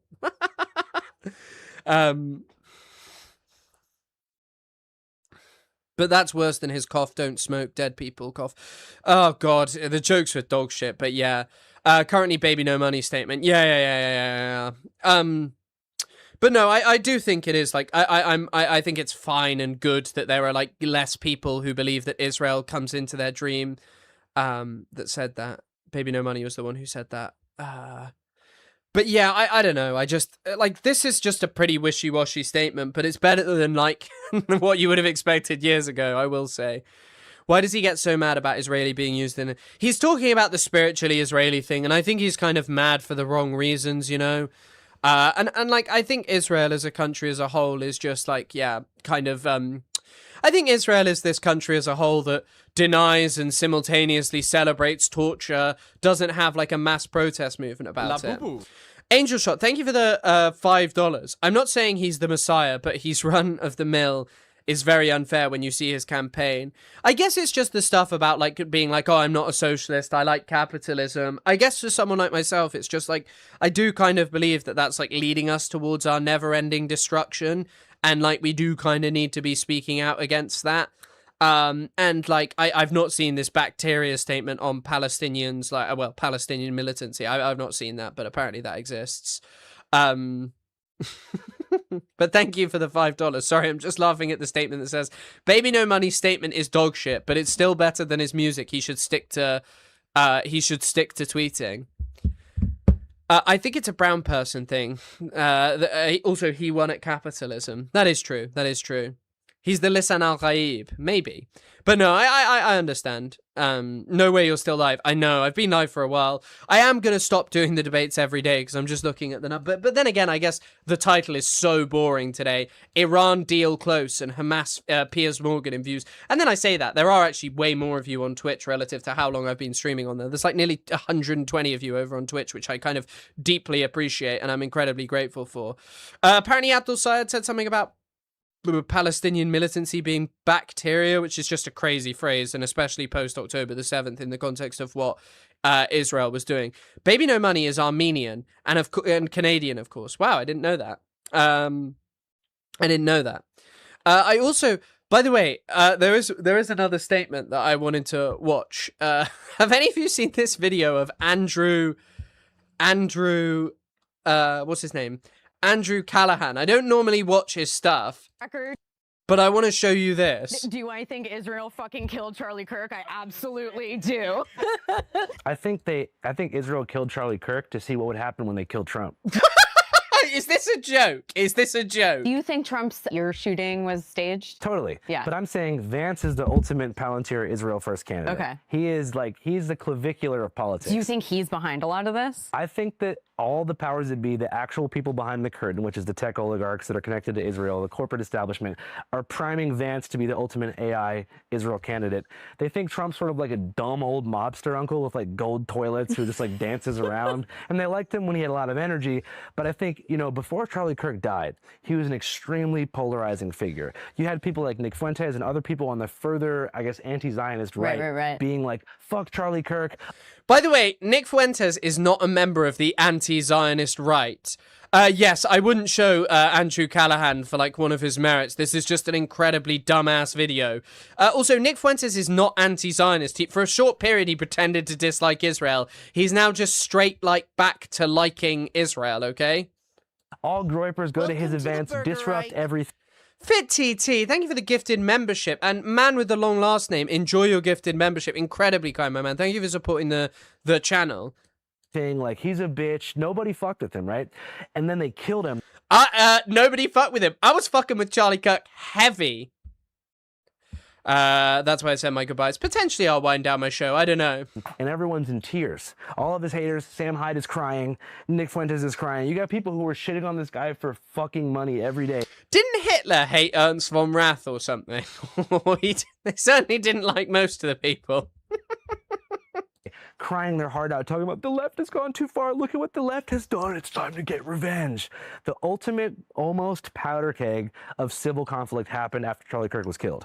And beforehand, he was polarizing. So what they're doing now, I really believe this, is they're getting people polarized on Trump. They're getting everyone, like Tucker Carlson, following in lockstep to be like, Trump sucks now. Nothing that he promised came true. He was supposed to have no wars. And they're going to kill Trump when they know he's going to die within about a year.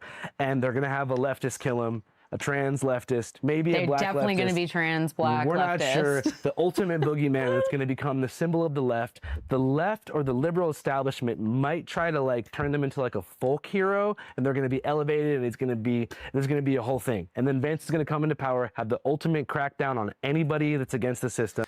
Also, the thing is all these people would have to institute totalitarian power, which Trump has not really been able to do. It's pretty evident that there is just this fucking blockade right now going on of also it is 800. It's actually more than 890. I need to add on some of the memberships because Elephant Fish sent a goated 20 the other day and a couple of people sent 10 the other day, so I need to stick that back on. Trying to predict the future is so stupid, lol. Yeah, 100%. I think it is. I think you can make educated guesses, when it comes to, a country, about what would happen. As I say, I predicted the future technically on what was going to happen with the Strait of Hormuz, ages ago, but yeah, I know. AI data centers are going to be deployed in their full capacity for surveillance and martial law. Is Erica Kirk joining him at the helm? Erica Kirk might be the first lady. Okay, this has to be a bit. This has to be a bit. Andrew from Channel 5 is a moron's idea of a smart person. Yeah, I mean, I don't think you're wrong about that. I don't think you're wrong about that.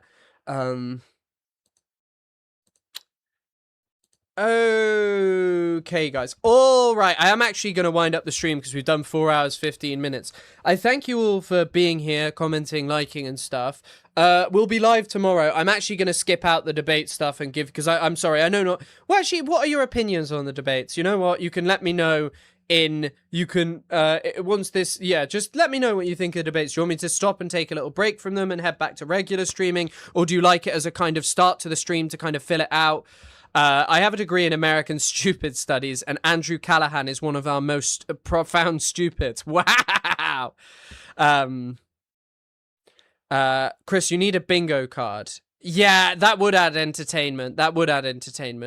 You do you. Maybe less. I'm working on it. Okay, Scythe, I will enjoy it. I just joined it. Oh, sorry. Just let me know what you think about, just let me know what you think about it. It's a cool concept, but you keep rolling the exact same type of guy. That is 100% true. Do you think we should do a, just like a, I think the debates kind of tire you out before the main segment sometimes. Yeah, maybe we should mix it up. I think maybe we should mix it up, and I think we should, like, do that a bit less. And maybe do that, like, every other day, like, or something like that. Maybe just for the moment. Especially because there's only, like, 200 over on YouTube. But then again, this is boring news day, nothing major. I guess I'll mix it up when I catch it, as long as you're having fun. Yeah, I like the debates for their pushing your news coverage a little later into the day. That's true. I'm playing Project Zomboid and just got killed by Mormons. Mate, get off Project Zomboid. Project Zomboid is crap.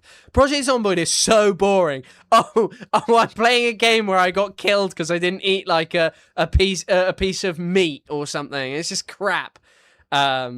Condition that is called bingo. And no, I am not doing that. I'm going to prison in Keir Starmer's thing. Why did you even start doing debates? I remember you saying you don't debate. Suddenly some Israeli guy. So why am I doing debates? Because first of all, like, on YouTube, I've kind of stagnated around, like, good day, I'd say between 300 and 400 viewers. Bad day between 200 and 300 viewers. Like, today's a slow day, okay? 200 to 300 videos. But when it comes out, when it comes to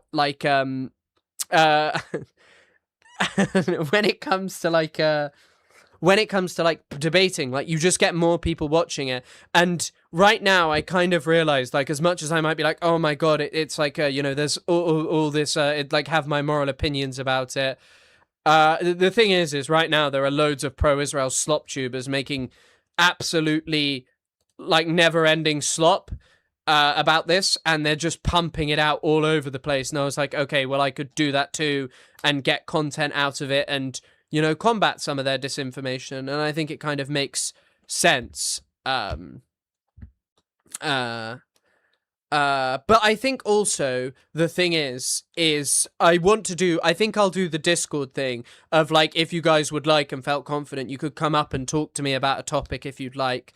And I think people just like it, but I have to skip them because the dudes you roll are dumb and sometimes torturous to listen to. I appreciate that.